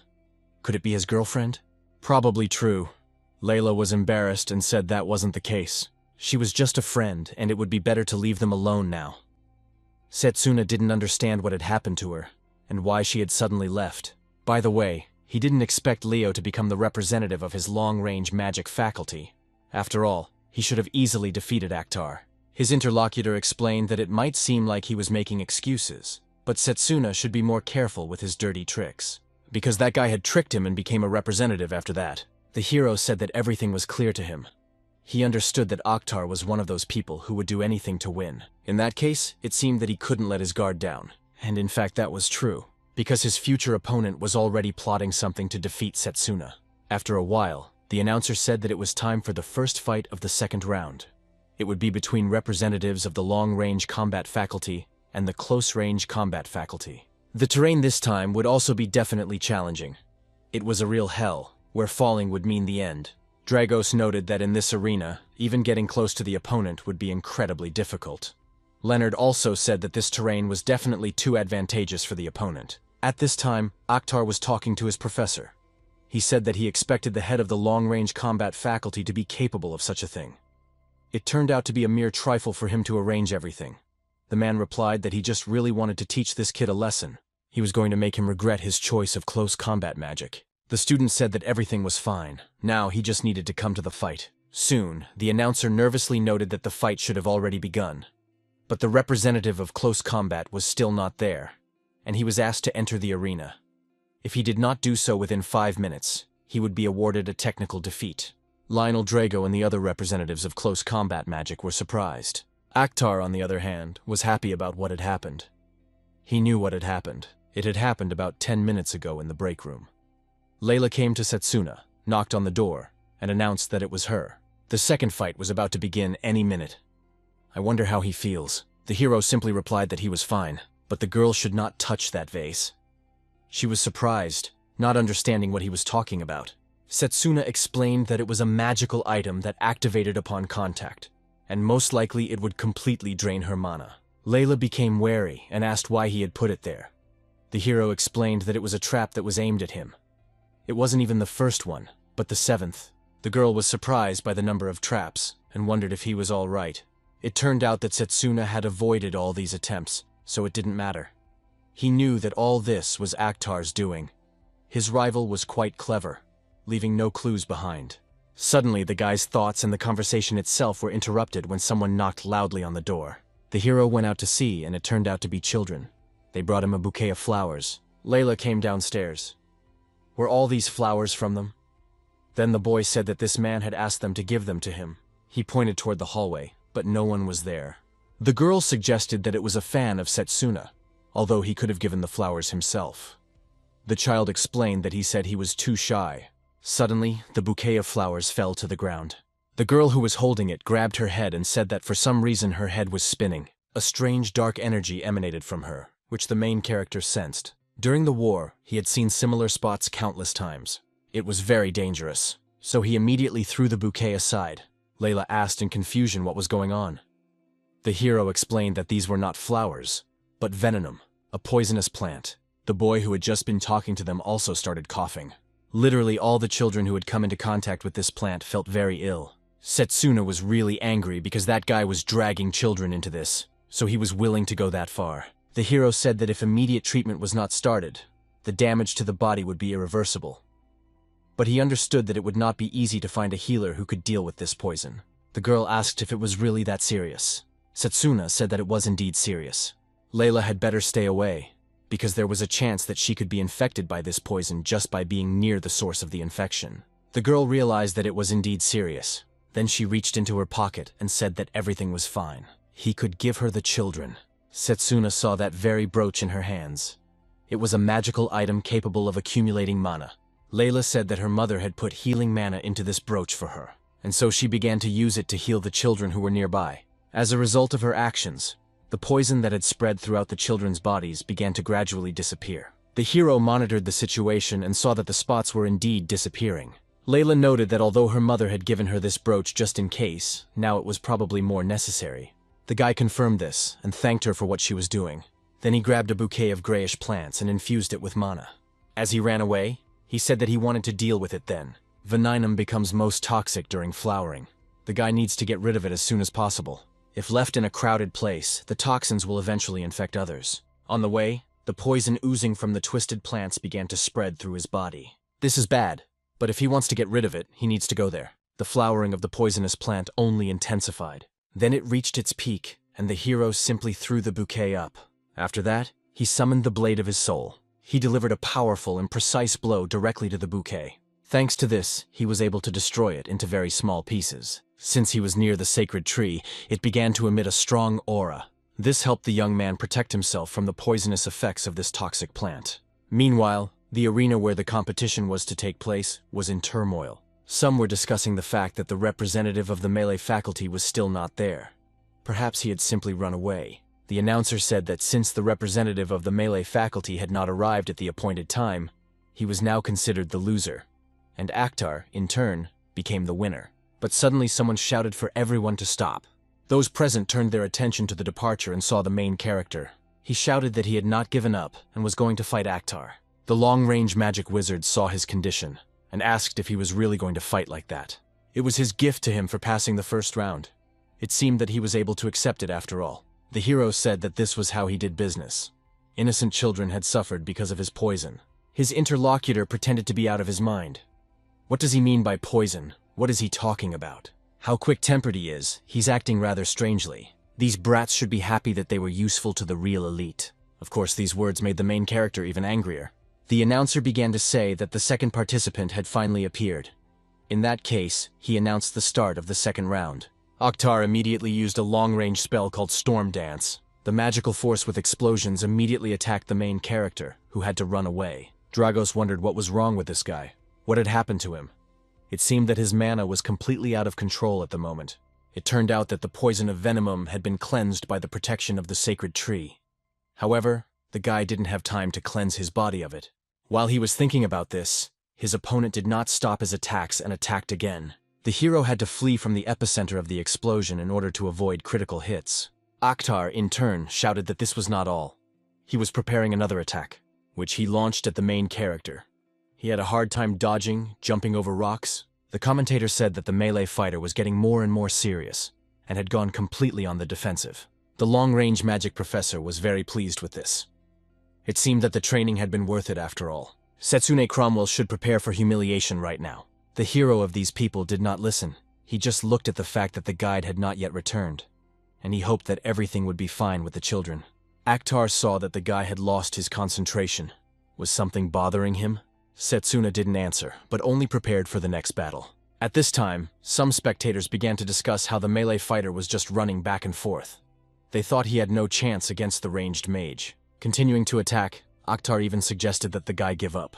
Setsuna, in turn, decided to block this attack with defensive mana. But soon he was stunned by the fact that his defensive barrier had disappeared somewhere. The enemy's attack had already reached him, so he had to defend himself with his bare hands. As a result, he suffered serious injuries. Of course, this could not fail to please Akhtar, and he laughed. He found it funny that Setsuna was really falling apart. The main character suggested that he finish him off in that case. His interlocutor understood what he was talking about. Setsuna explained that he should have simply avoided close combat with him, and just continued to attack him from a distance. But everything he had done before only provoked him into action. I wonder what he had in mind in that case. Akhtar did not expect him to lecture him on long-range combat tactics. Nevertheless, it was a very good observation, and clearly should not be underestimated. Let him just look around and understand everything. At that moment, the hero was standing on a small stone ledge, surrounded by boiling lava and nothing else. The audience couldn't understand how he did it at all. Akhtar said that he simply adhered to the principle of avoiding unnecessary risks. So that was his goal from the very beginning. Following these words, he cast a spell called Assault Cannon. The main character's allies understood that he was in a difficult situation. At that moment, Akhtar shouted that he was finished. Suddenly, Layla appeared in the stands. She drew Setsuna's attention to herself. She informed him that the children were fine. Of course, the guy was delighted. He exhaled and said that now he didn't need to worry about that. And by the way, now it was his turn to attack. At that moment, the guy's mana completely healed him, removing his wounds and the poison. Akhtar couldn't believe how he had recovered. Summoning his soul blade, Setsuna said that there was nothing special about it. It was just a normal physical enhancement. All this time while they were fighting, he had activated his cells to break down the poison. While his enemy was busy destroying one layer of earth after another, he did everything just as the guy had expected, like a regular coward. Akhtar was indignant. He shouldn't be so cocky. What could he do in this situation? The professor of magic and long-range combat said that it was true. He could do nothing. So let his subordinate kill him. Akhtar's storm cannon was fired directly at the guy at that moment. Setsuna realized that he had nowhere to run, and that there was very little time left. However, for his enemy, this would be the end in any case. When the storm cannon reached him, the guy struck it with his blade. The enemy's attack was incredibly strong, and the hero was wounded as a result. But despite everything, he still managed to repel the enemy's attack and sent it straight back at Akhtar. This greatly surprised the spellcaster himself. But not only him, his audience was also surprised. As a result, Akhtar had to defend himself from his own attack, although this was not particularly difficult for him, as a wizard of magic and long-range combat. After defusing his attack, he asked Setsuna if he really thought he wouldn't be able to nullify his own magic. It seemed that he had exhausted all his strategies. That meant it was all over. Suddenly he saw Setsuna right in front of him and covered his mouth. The hero said it was over for him. Did you really think he couldn't jump here? Akhtar was so stunned that he could only say that it was impossible. He knew what was about to happen. And that is exactly what happened. He was seriously injured. As a result, he lost consciousness, of course. The hero declared that if he wanted to change, he should ask the children for forgiveness. The announcer was a little surprised, but announced that Setsuna Cromwell was the winner. Drago and Lionel were happy that everything had gone well, but suddenly they saw something strange. The stones on which the participants were standing began to gradually crumble. Those present shouted that they were all falling. And indeed, The stones collapsed and began to fall into the lava along with the bodies of Akhtar and Setsuna. It seemed that a tragic accident was inevitable. The hero realized that his opponent was unconscious, and that was bad. Of course, he couldn't let him die, so he strengthened his legs and arms to save him. How could this have happened? Suddenly, he heard the summoner's voice. It turned out that Carol had decided to help them by summoning her pet. The guy was delighted and realized that it was Carol's summoning magic. The spectators were also very happy for him. The rescue operation went well, and the wounded received first aid. Carol praised her pet for helping. Soon, the girl turned to Setsuna and said that he was one of them. That's why she thought he could manage without her help. The guy objected, saying that wasn't the case at all. She really did save him. Carol is a representative of the recruitment faculty. She is a contender for victory, and she also has talent and even her own fighting style. If she continues to win, the guy will face a very difficult battle with her. Some guys couldn't believe that the representative of Close Combat Magic had won again. So, was it really not a fluke last time? If things continue in the same vein, it will be an unprecedented event. The Academy director was also interested in the possibility of a legendary event happening. But the long-range magic professor was very upset. His student turned out to be a useless scoundrel. But let Setsuna Cromwell know that he will not forget this. When the hero returned to the podium, Layla praised him for doing a good job. Drago also joined the conversation and said that the girl had told them what had happened. It had actually been difficult for him. Setsuna was just curious about the children. It turned out that they were currently resting in the infirmary. The doctor said they would recover soon and everything would be fine. The hero said that was wonderful. It was a relief for him. As he rejoiced, he suddenly felt something strange. It was an incomprehensible feeling, as if a dark force had pierced him with cold. Trying to understand what it was, the guy began to look around. But unfortunately, he saw nothing. Layla became concerned, wondering if something was wrong. Setsuna simply replied that everything was fine. He still didn't understand what had just happened.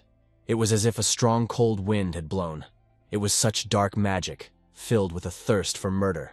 But this couldn't happen in a normal competition. So what could it be? Some time passed, and the hero was training somewhere in the forest, breaking stones. The final of their competition was to take place in a week. But the guy was alarmed by this mysterious presence. He needed to come up with something new to counter it. This is the power he has been searching for. Suddenly, Lionel interrupted his thoughts. The man asked what had happened and why he had called him here. It turns out that the guy just wanted to ask the professor for advice again. Or should he call it Lionel's Comet Fist? His interlocutor was surprised when the young man called it that. Soon he smiled and said that the name brought back memories. I wonder where he heard about him. Setsuna realized that he was right. It was his professor. He had heard that name when he once joined the magic battalion before Regression, Comet Fist. Rumor had it that he was a melee mage capable of killing even the fiercest dragons with a single blow. By the time Setsuna entered service, he had already left the army, so they never got to fight together. The hero thought about this when they first met. But now he is sure that this is the same person. So he bowed before him and asked him to teach him his magic. Lionel smiled. It had been a long time since he had been called the Comet's Fist. It didn't matter to the hero. Of all the melee mages he had met, the professor was the strongest. The man did not understand why the young man was so obsessed with power. He was already quite strong. Setsuna explained that it wasn't enough. He didn't want to lose, even if his opponents were gods themselves. This attitude made the professor a little wary, but he was still pleased with his student. So he laughed and said that Setsuna was quite interesting. In that case, under normal circumstances, he would not want to teach this technique to anyone else who was still growing. After saying this, he began to gather energy directly in his fist. Setsuna felt a huge surge of mana. He gathered an incredible amount in his fist. The man was just gathering his strength, but there was already destruction in the area. He said that it was because of this technique that he was nicknamed the Comet Fist. This fist consumes too much mana, so he cannot use it very often. However, one strike would be enough, so he should watch carefully. Setsuna felt this destructive force, which prevented him from seeing everything around him. Soon the professor struck, destroying a huge area. This blow was very powerful. The hero was amazed. What power! Lionel said that this technique requires a constant supply of mana. It's not very suitable for one-on-one tournaments. He hoped that the guy was satisfied now. Setsuna confirmed that he would continue to rely on his teacher. The teacher said that was good, and suggested starting training right away. Let him follow along with him. He showed his turn, and a meeting with someone happened. The stranger said that first of all he would like to congratulate the girl on reaching the final. She thanked him for that. The stranger continued, saying that her opponent would be a melee mage. but he wanted to know how confident she was in her victory. Carol smiled and replied that victory or defeat depended on luck, but she would do everything in her power to win. Then she asked if he would like another cup of tea. The stranger agreed. Her companion agreed, and Carol had to get up to bring the tea. As she was doing so, the man took something out. It was a strange card, which he pulled toward the girl's back, exuding a strange, ominous aura. Carol felt a sharp pain in her neck. A strange mark appeared there from somewhere. As a result, the girl simply fell to the ground, losing consciousness. The man thought that if she won, then so be it. But if something suddenly changed, it would be bad. The main character's training with his new coach was in full swing. He delivered another blow and asked the head professor if he had done it right. Lionel could not even imagine that Setsuna would master it in just a week. Even he himself took more than 2 years to master this technique. Well, his student had learned the comet kick. Although that's not the correct name for it, now it's a striking bullet. The main character was actually very happy. A little later, it was time for the final competition. This was announced by the same commentator. The crowd favorite, Carol from the summoning department. She will fight against the dark horse, Setsuna from the Close Combat Magic department. Some spectators discussed who would actually win. The fat guy declared that Carol would definitely not lose, but the girl sitting next to him disagreed. The representative of Close Combat Magic is also quite strong. She had become his fan during this time. The children whom the guy and Layla had helped also supported him. It turned out that the final battle would take place in the ruins of a temple, and in order to prevent damage that could occur during the battle, the mages of the formation set up a strong barrier to protect the spectators. Layla was excited. Finally, a landscape that would not put Setsuna at a disadvantage. Lionel hoped that would be the case. At that moment, the main character looked at the stands. He thought only that if he did win, the director would have to keep his promise. He would have to teach him his second mysterious magic. Suddenly, Carol said that she thought Setsuna was in a great mood. She began to encourage her pet and suggested that he give it his all. The commentator shouted that the long-awaited finale was beginning. After the start, the girl immediately summoned Fenrir. Appearing on the battlefield, the monster immediately attacked, exuding its energy. The main character had to dodge because this attack was very dangerous. It was a frost attack that resembled a snowstorm. Carol thought so. The hero works his feet well. But she won't give him a chance. She'll take a break anyway. Seeing several attacks flying his way, the guy used 10-fold physical enhancement. Thanks to this, he accelerated very quickly and began to avoid direct hits. And soon he got close to his enemy, trying to strike. Of course, the beast rushed to defend its mistress. Layla even thought that her comrade had won. Normal objected that this was not the case at all. Summoned beasts are basically just clumps of mana. That is why such a wound heals instantly, which is what happened, in general. Carol praised her Fenrir, saying he was a very strong boy. She told Setsune that he had done well so far, but what would happen to them if she did this?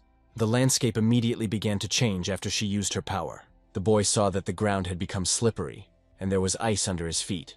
This meant that everything was frozen, and it would now be much harder for him to move around. Now it was clear that the ice mana did not extend beyond the barrier. The stranger using dark power was watching this fight. He realized that now that everything was frozen, Fenrir's attacks would be much more powerful. It was interesting to see what Setsuna would do in this situation. The hero thought that, apart from long-range attacks, the very idea of a battle of attrition was not to his liking.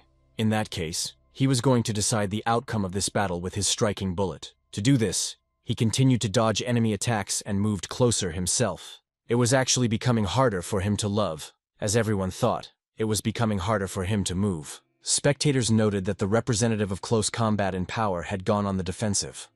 As expected, he still could not defeat the summoner. Even the children began to worry about the guy in this situation.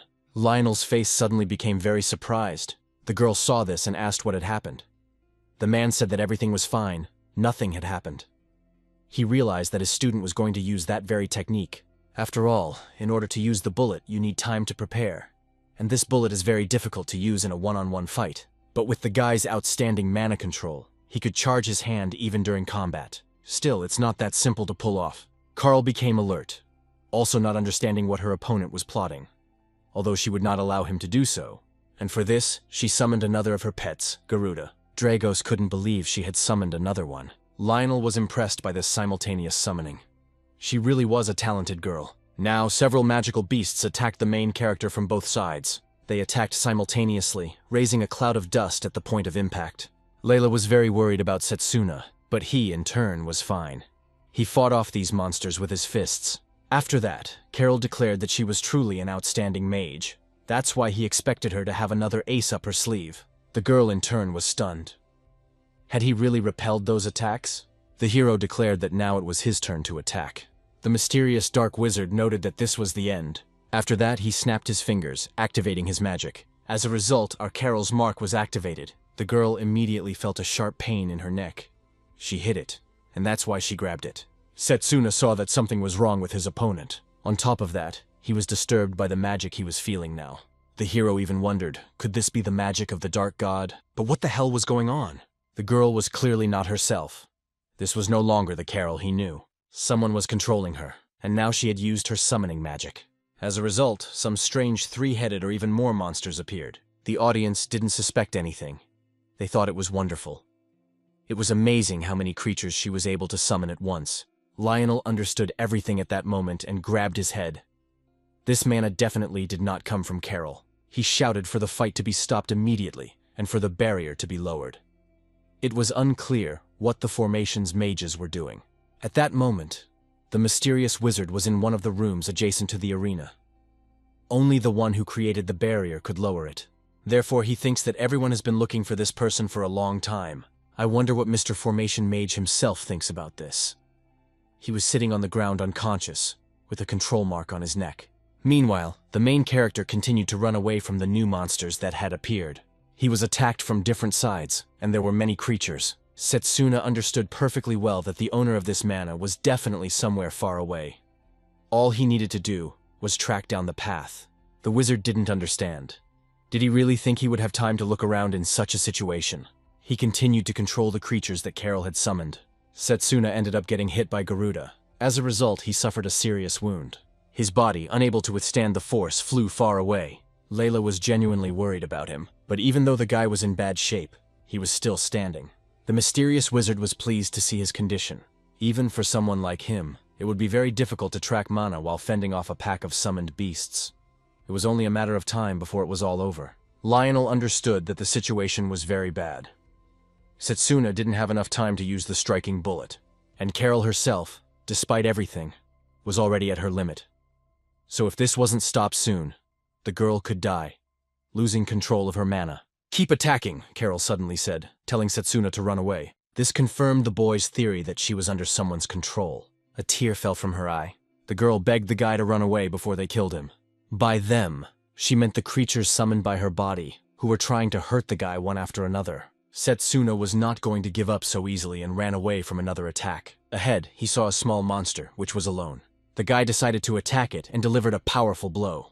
But while he was doing so, another enemy was already approaching him. Fortunately, Setsuna saw it and was ready to fight. When the monster ran closer, the guy grabbed its legs, which were on its head. Then, strengthening his body, he threw this mutated horse over himself.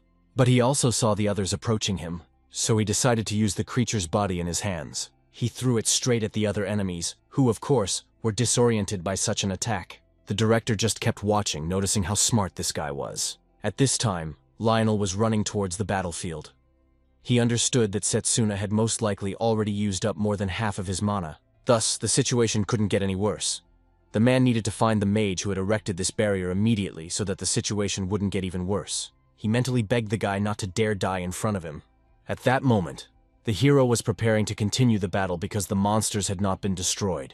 Behind him, he saw the creature he had attacked first. This beast approached him and attacked his leg with a horn that it had grown on its head. Layla continued to worry about him. His leg was seriously injured, which meant he couldn't move.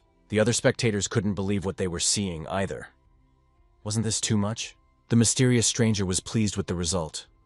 Now Setsuna would clearly not be able to use that technique. So he ordered the beast to finish off this guy quickly. Obeying his order, they all decided to attack again. As a result, the main character saw Fenrir's mouth in front of him. The monster appeared in front of the guy so quickly that he didn't have time to react, and suffered a serious wound to his arm. This caused him to feel intense pain throughout his body. Earlier, Lionel asked the guys if they knew what was most important during close combat. Drago suggested that they needed to knock the enemy down with one powerful blow, and Setsuna suggested that they needed to take as little damage as possible. At the same time, they should try to close the distance with their enemies as much as possible. The head professor noted that they were, of course, right, but there were things that were much more important. He referred to the fighting spirit that would allow them to strike the enemy no matter what. Therefore, they began training called Withstand Any Blow. The main character remembered this training at the moment of attack, and he was glad that he had actually managed to endure it all.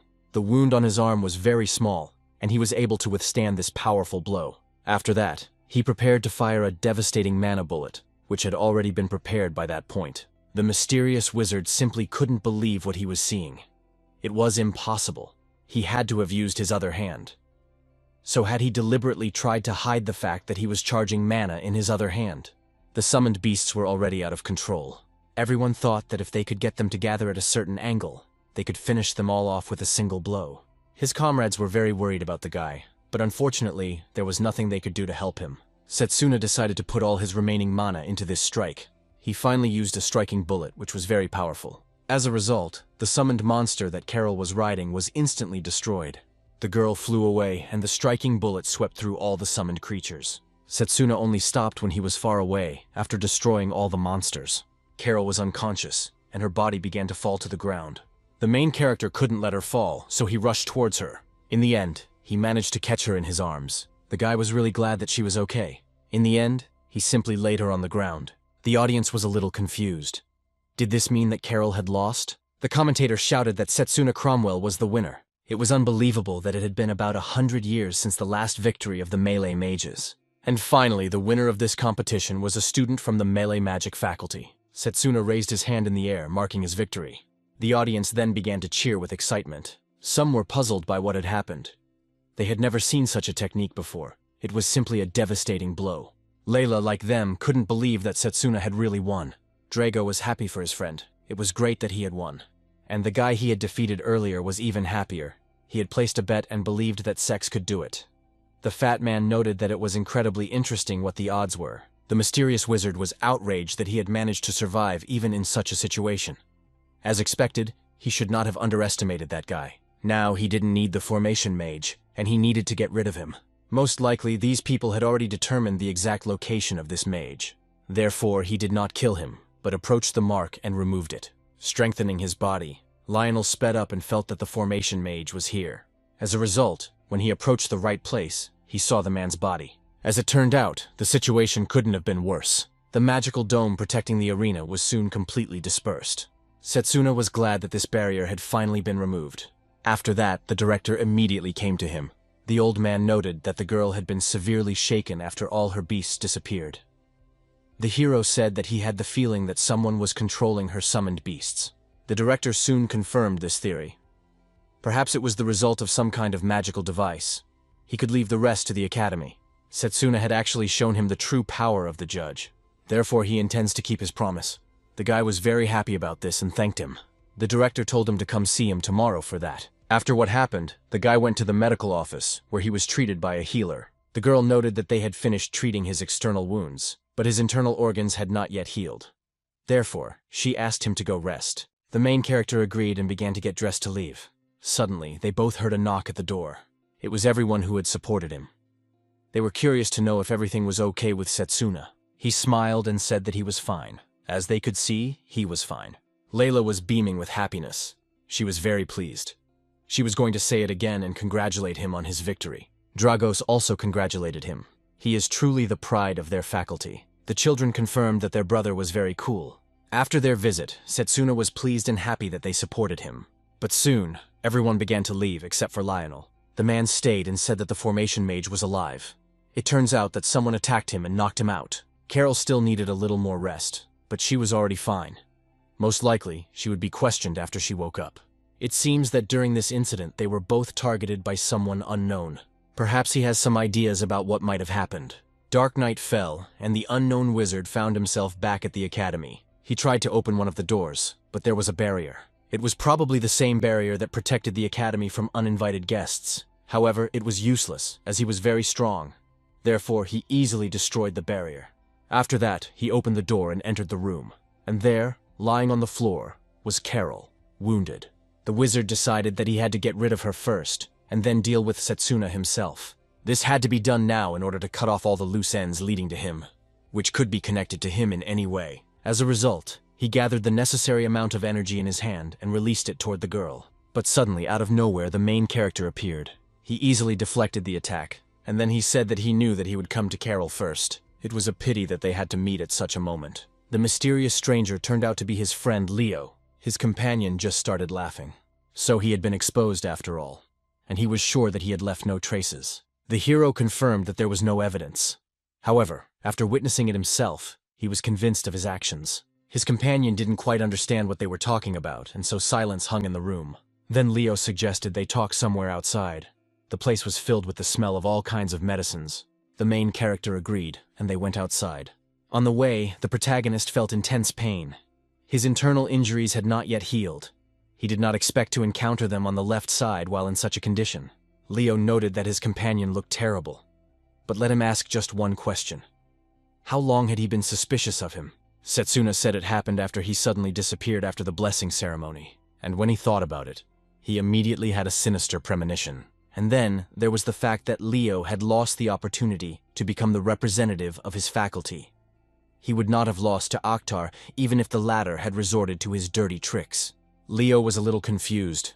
He didn't even think that he would be able to put it all together. The hero noticed that all his suspicions had been confirmed after all. And of course, he could note that final battle in the competition.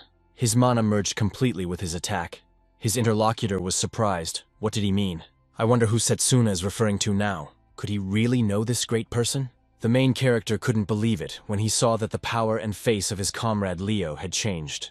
The change in the form of his mana left no doubt that he had become a subordinate of the evil god.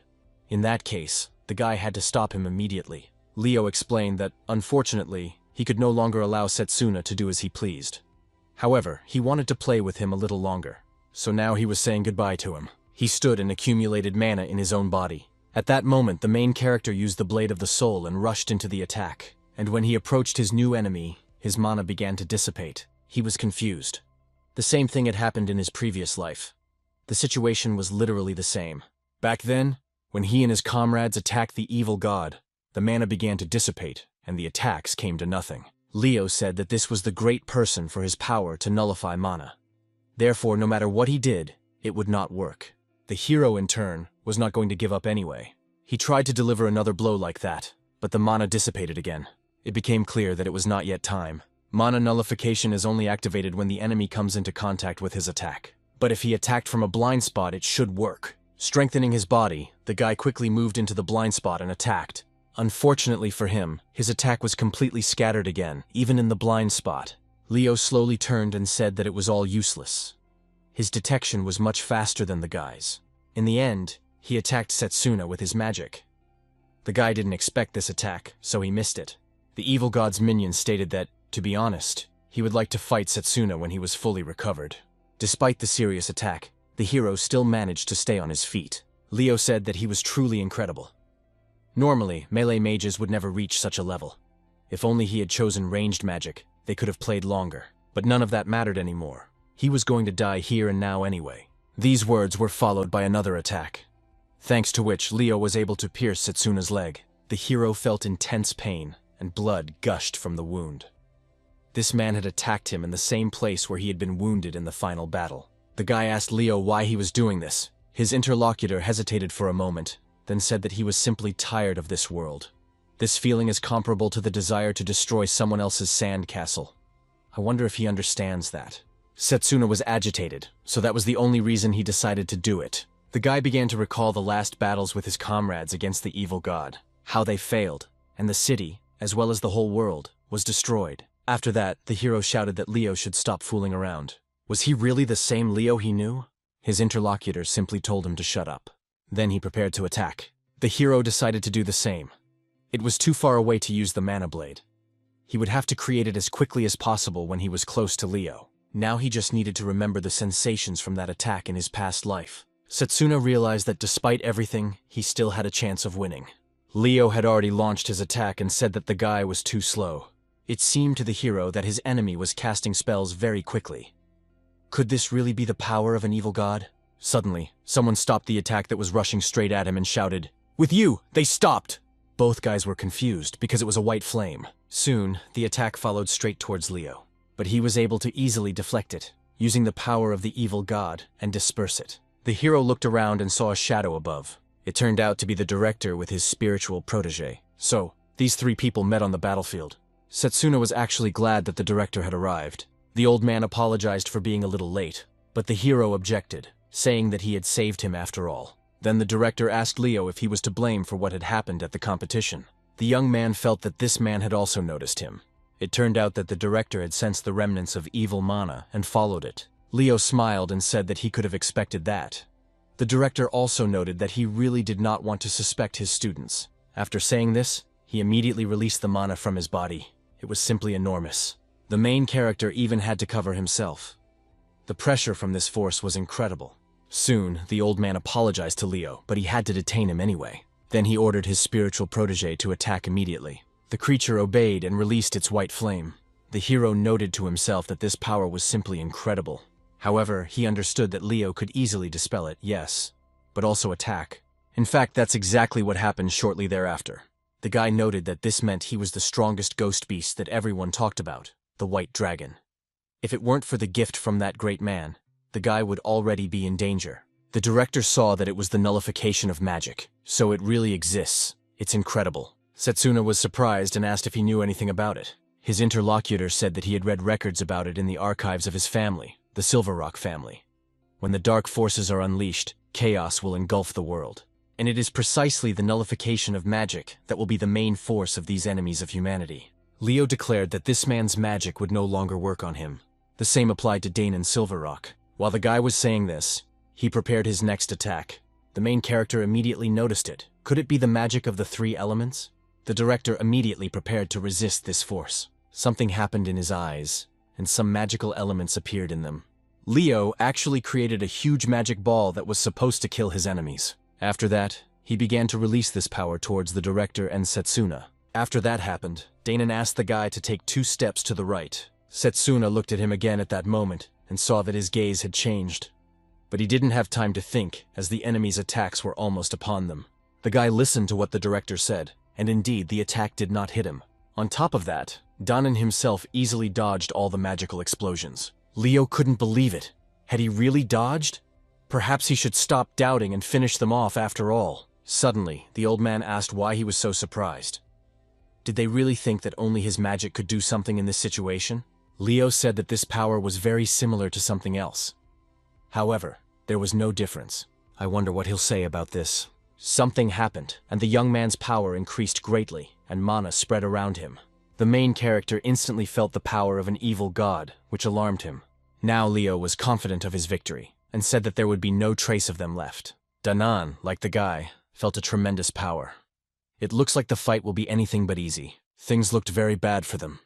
If they fought here with all their might, this place would be completely destroyed. Therefore, he turned to his heart, not his eyes, and told it what needed to be done. The main character agreed to this adventure. At that moment, the old man turned to the pure ghostly butterflies and asked them to give him their wings. As a result, he soared into the sky with his white dragon. And thanks to the force of the wind, it became more difficult for Leo to stand on his feet. The guy realized that this man wanted to minimize the damage to the academy. So he soon suggested that they begin their fight, for that was their destiny. The white dragon immediately attacked, spewing its white flame. Leo did not stand aside either and launched his attack forward. The light and dark forces collided with each other. In the end, the light was weaker and the dark swept through it. Its target was the white dragon, which could not withstand the onslaught. And in the end, it received a serious attack. After that, a magical explosion of colossal proportions occurred in the sky. Leo smiled. Had the director decided to give up and hand the victory to his student? Danon noted that he already felt it was time to retire. Suddenly, out of nowhere, the main character appeared. He also used the power of butterflies. Leo was a little confused when he saw him. It was very unexpected. Perhaps he had simply decided to hide behind the dragon. But still, things were too bad for them. He immediately erected a magical barrier. Then the hero said that his companion relied heavily on this power. He immediately rushed towards the enemy. He realized that choosing close combat magic was the right decision for him, and he was going to prove it with just one blow. Leo immediately told him not to underestimate the power of the great god. He was absolutely confident in his victory, and did nothing but maintain the magical barrier. There was a smile on his face before the attack, but it soon disappeared when he saw what had happened. The magic barrier was quickly destroyed by Setsuna, and then the attack reached Leo himself. The power used by the main character was truly destructive, and in the end, he was the winner of this battle. The director explained that even mana regeneration takes time to activate. Setsuna did well, he still managed to win. It happened just as the main character had expected. The speed of such a direct attack exceeded Leo's reaction speed. It turns out that he was not mistaken when he chose this path. Then the guy approached the director and said that the problem was now solved. The director confirmed this, and it was great. But first, they needed to take care of the guy's wounds. Suddenly, while they were talking, they heard Leo's voice. He said that he had learned a lot. Even after such a serious attack, he was still standing. He told Setsuna that he had always exceeded his expectations. Setsuna simply couldn't believe what was happening. Could he really still be standing after such an attack? Leo continued to laugh at the situation. Then, once again using the power of the evil god, he announced that it was now his turn to attack. And immediately after that, a magical attack flew towards Setsuna. The guy, of course, froze, agitated, and summoned his soul blade. Thanks to it, he was going to repel this attack, but his spiritual weapon was simply destroyed very quickly. The guy was confused. Now he had nothing to defend himself with. So, in the end, the attack that was aimed at him achieved its goal. Setsuna did not defend himself and took the blow, after which he fell to the ground. Although he was still conscious and thinking about this magic, it turns out that he combined long-range magic and nullification magic together. Now things are really bad because the guy is losing consciousness, and after he finally lost consciousness, he had a dream. It was a situation where he and Leo were together, shooting at targets. His friend asked if Setsuna could see how incredible this power was. The hero confirmed that it really seemed that way, and that he shouldn't just sit there doing nothing. Leo smiled, saying that when a master like him says something like that, it makes him tense up. Then Setsuna asked if he could shoot. His companion replied that now his head would be his target. The hero moved into an adult body and asked Leo what he was talking about. He told him that he should understand everything himself. Just let him look back. Setsuna lost again. He was a pathetic failure who couldn't even save anyone. His comrades were dying before his eyes again, asking why he wasn't saving them. He didn't do it, even though they believed in him. This nightmare drove the guy crazy with horror, and finally he woke up. He got up and found himself in bed, with Layla beside him. She said she was so relieved that he had woken up. The guy was confused, so the first thing he asked was where he was.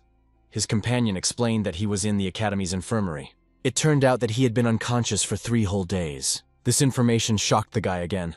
And of course, it made him angry. If so much time had passed, it meant he had lost again. This was not the first time. Layla understood how he felt and that it was hard for him, so she didn't ask any unnecessary questions. Suddenly, his anger toward the guy was replaced by realization. He immediately asked where the director was. The girl said that he was probably in his office trying to convince Lionel. Setsuna began to get up quickly. Layla asked where he was going. The hero said he wanted to talk to the principal and find out something. The girl called this reckless. He still hadn't fully recovered from his past wounds. Then the guy stopped her. He apologized for disturbing her, but he really had to go. So he slowly left the room, leaving the girl alone. At the same time, the principal was talking to other teachers. They were having a meeting. The meeting was coming to an end.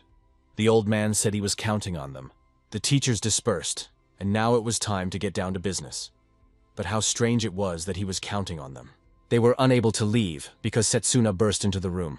He was, of course, interested in the principal. The director was glad that Setsuna had woken up and was happy to see him in good health. The boy walked past all the teachers straight to the old man. On the way, Lionel stopped him. He had heard that he had lost. They would talk about it later. By the way, Layla and Drago were very worried about him. After these words, the man seemed to leave the room with all the teachers. The main character was left alone with the old man. First, he apologized for letting him down. Then he asked the director to tell him what happened after he was wounded. Suddenly, a sharp pain seized his body. Danan asked the young man to calm down. His wounds had not yet healed completely, so he should not exert himself so much. He would tell him what really happened after he lost consciousness. The old man was left alone with Leo. The guy smiled and said that he would very much like to finish them off here and now. However, it seemed that he had lost too much mana. In principle, he had a lot of fun anyway. When she mentioned this to him, a rift in the fabric of reality appeared, and he began to slowly disappear into it. I report that he will probably go. He will meet with the director a little later. The old man, of course, couldn't just let him run away. However, something was staring at him from this portal, and he had never seen anything like it before. And then he decided that he needed to become stronger. The guy said he understood everything. If we're talking about the thing watching from the portal, it was probably some unknown creature. Judging by the way he spoke, the director assumed that he knew something. If that was really the case, then let him tell him. What did he know about this situation, or that creature? After that, he took off the glove from his left hand. He was also interested in how he knew about this mark. I wonder if he wants to tell him about it. He wants to trust the guy. Setsuna hesitated before answering. It was unclear whether he should tell this person about the future. However, when it came to talking about time travel, he wasn't sure the guy would believe him. Danon asked if there was a reason why he couldn't tell him about it. The hero continued to sit silently and couldn't answer. Suddenly he realized something. If he was right, then it should work. In the end, he asked the director to check the necklace of rebirth. The old man didn't even ask where he knew about it and began to check. In the end, he saw something that amazed him. It turned out that the blessing of the spirit of time had disappeared. It was unbelievable. So, had someone used it in another timeline? The main characters confirmed this. A decade later, he used it because he had his own regrets. In the end, the guy told everything that had really happened. Now everything was crystal clear to the director. It turns out that he was actually killed, and an evil god destroyed the whole world. It's really hard to believe without solid evidence. However, even with the power of the spirits of time, it takes very strong regrets to go back 10 years. What a tragic fate Setsuna has endured alone until now. From this moment on, he will also try to be a support for him. The main character was very happy and grateful to him for this. Now he would face the evil god together with the director, and perhaps now they would be able to save this world from destruction. Danon asked to be taught a second type of magic, so that he could stand up to the evil god. This is a unique power that does not belong to any magical path. It is called spiritual magic. Setsuna was really interested in this. The old man suggested a change of scenery. They soon found themselves near the sacred tree. How nostalgic it was. The guy used to train here often in the past. I wonder if the director trained here too. Danon explained that spiritual magic is a type of magic in which a person merges with a spirit, using their mana as a catalyst to accumulate enormous power in their own body. It differs from other magical paths.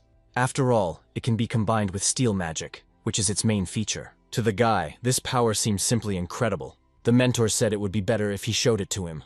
After that, he began to accumulate power in his body. Setsuna noticed that the professor had the same eyes as Leo during their battle. Suddenly, the old man suggested that the young man play rock, paper, scissors. This made the young man feel strange, wondering why he was saying such things. Danon explained that it would be wrong to fight someone who had not yet fully recovered. That is why he suggested playing a game. In the end, they started the game, showing their element. The director won, then suggested playing again. Again and again, the old man won. Even though the guy kept changing his combinations, Setsuna was even confused, wondering why he couldn't win. Then Dana explained that this was one of the abilities of the spirit of time, the foresight ability to see into the future for a few seconds. And there are many different spirits in their world. If you make a contract with the spirit of wind, you can fly, and with the spirit of water, they can completely absorb physical attacks. Setsuna found this incredible. It was even difficult to imagine. If he learned such magic, he would be able to better use close combat magic. The director said that this magic requires the boy to make a contract with a spirit. However, before that, something else needs to be done. Setsuna was curious to know what exactly. Then the mentor noted that now was the time and suggested trying it right away. After that, he closed his eyes and seemed to begin meditating, although the boy did not really understand what he was doing. His companion told him to become one with nature by clearing his mind. Spirits exist absolutely everywhere. You just need to feel their presence, and that's all. Hearing this, the guy began to meditate himself, feeling everything around him. He asked the spirits to give him their power so that he could go and stand up to the evil god. Danon saw that nothing had happened. Like the guy, he was confused at that moment. Setsuna couldn't believe it. He simply couldn't feel anything. The man suggested that perhaps it was due to his natural irritability. The guy asked what he was talking about. That's when she heard the explanation. In order to become one with nature, he would have to achieve a state of inner peace. In other words, he shouldn't dwell on it, but just feel it, and that's all. In the end, the hero started doing it again, trying to feel everything around him. A bunch of thoughts popped into his head. Maybe he was thinking too much. Most likely, it was because he wanted to do everything in the best way possible. He needs to become stronger in a short time in order to work more efficiently. He cannot afford to lose again. If he loses his comrades again, it will be terrible. With these thoughts in mind, he decided that he needed to stop being distracted by everything. Then his mentor touched him. He asked the guy not to rush. It took him 3 long years, so he's not sure if we can have sex before the evil god comes. Setsuna said that was too long. He had to master it as quickly as possible. No one knew when the apostles would strike again. Danan didn't understand who these apostles were, so he asked about them. The guy explained. They say they came from the same dimension as the evil god. Each of the apostles has abilities that are different from magic. Leo, who used decay magic, was undoubtedly one of them. The guy had already fought one of the apostles once before he went back in time. Even though he had the advantage of long-range magic, the fight was still really tough. Danon told him about the 12 Dark Forces. It turns out that this is what they were called in the Silver Rock family. Then the hero said that there were probably other apostles like Leo hiding in their world. The director understood him perfectly, but there was no need to rush, because the confusion in his head could seriously undermine him. Sure, maybe he'll learn something during their joint training sessions in the dungeon. The guy was interested. It turned out that Lionel would have to tell him about these trials later. This will allow them, as students, to overcome their limits. However, all of this would also be a severe test for all of them. For starters, let the guy rest and recover. After all, a surprise awaited them all there, and the students would definitely be surprised. Leo returned to his own presence. He greeted those present and said he was a little late. They were already waiting for him there. The first person to approach him asked if he really had the nerve to keep them waiting. This chick probably wanted to die. This was the 10th apostle, named Zagan. Next, Pucker, the 9th apostle, addressed Leo. Had he really failed to kill even one student? He had been allowed to act independently. On top of everything else, he was wounded and ran away, tail between his legs. I wonder how he intends to take responsibility. Leo was just nervous and asked for forgiveness. He said he couldn't keep his cool in front of his best friend. Leo is the 12th Dark Apostle. Zagan ordered the guy to wipe that smirk off his face. It annoyed him. They looked at each other, neither willing to back down. Zagan finally got angry and tried to attack. Suddenly, someone ordered them to stop this nonsense immediately. They are apostles, so let them behave appropriately. All this is for the sake of the Great Vision. Why can't they understand this yet? It was Satanahia, the 2nd Dark Apostle. Leo and Zagan quickly ran up to him. After they did so, he suggested they begin. First, they all needed to report. Zagan asked them to wait before doing so. Pointing at Leo, he said that this idiot had made a mistake. How could they continue to do business with this scoundrel now? And if he stood in their way, he was ready to deal with him personally. Pucker also joined the conversation. He suggested leaving it to him. After all, it would be much more interesting that way. Satanahia objected, saying that there was no need for that, and that he had already agreed on everything. He would definitely fulfill the task assigned to him. A few days later, Layla approached Setsuna in the lecture hall. She was surprised that he had come to the lecture hall. Had his wounds already healed? The guy confirmed this with theoretical lectures. He could already attend without any problems. The girl still couldn't believe in his recovery, because he had been wounded again after the final. What happened was interesting. Setsuna did not want to answer that question. He remembered his conversation with the director. He had said that they should not yet disclose information about the evil god and his apostles to people. At the moment, the old man could only provide some information to trustworthy professors. He would go in search of Leo and take care of the safety of everyone and the academy. So for now, they would postpone their joint training in spiritual magic. Therefore, answering this question, the hero smiled and apologized for the trouble. Now everything is fine, but he was angry anyway. He must recover as quickly as possible and become stronger in the process. The girl saw that he was worried about something, but she didn't want to interfere in his affairs since he wasn't responding. Soon, Lionel entered the auditorium and asked the students to take their seats. He noted that he was going to tell them about joint training with other departments. Setsuna already knew about this joint training and was waiting for more information. The others didn't understand what he was talking about, so they asked him about it.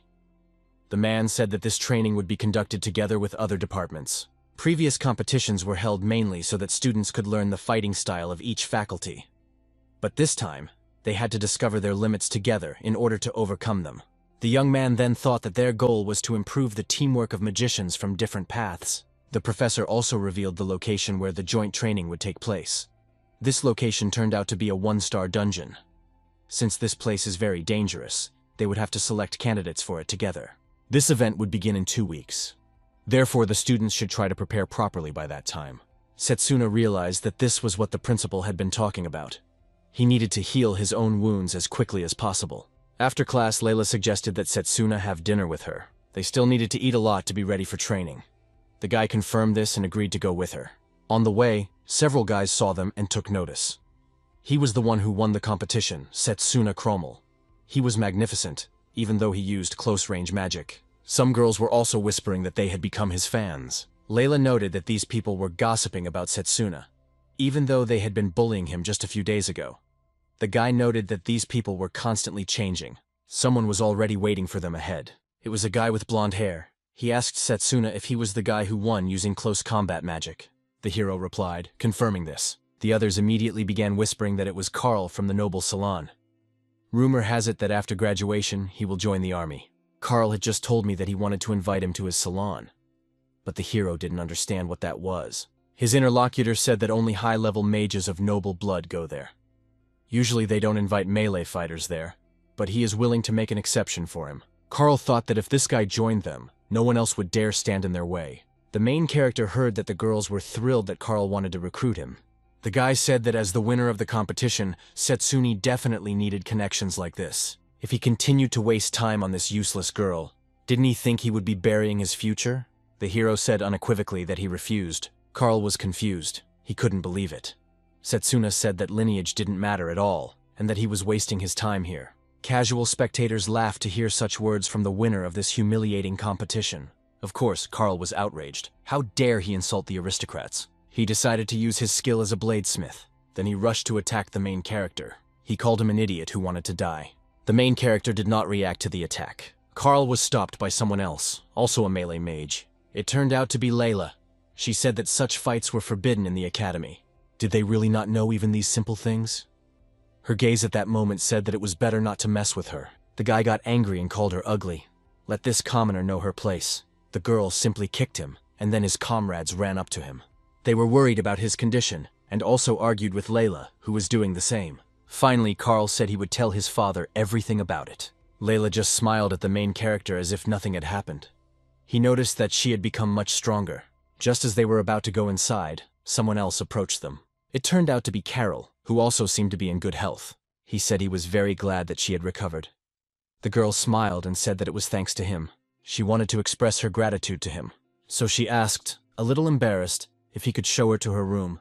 Layla was not thrilled with this suggestion and did not understand what the girl was saying.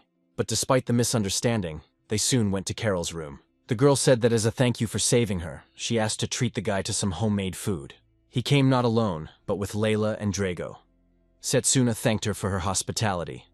Carol said that everything would be ready soon, so she asked them to wait a little longer. Layla offered to help, as it would probably be difficult to manage everything on her own.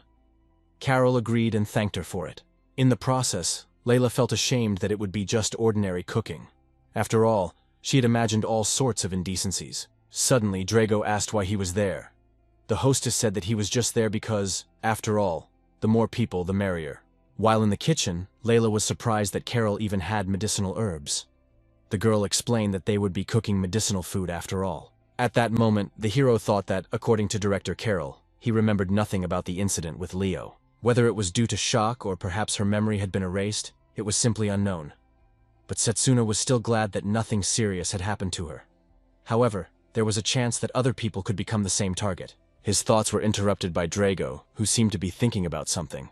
He says that Setsuna always does everything alone, so maybe it's time to relax a little. The guy wasn't happy about the prospect of relaxing.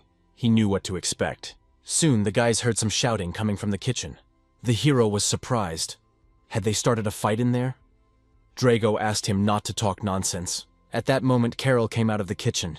She turned to Drago and asked if he could help them. The guy agreed without hesitation. But soon she regretted making him put on an apron. Carol apologized to him, saying that these were the only aprons she had. But in the end, they started cooking while the main character rested. And after a short while, all the food was ready. Carol apologized to Setsuna, thinking they had gone overboard. But he objected, saying that wasn't the case. Since they had cooked it for him, he should at least eat everything without leaving any leftovers. Therefore, he would use Vedic enhancement to improve his digestion.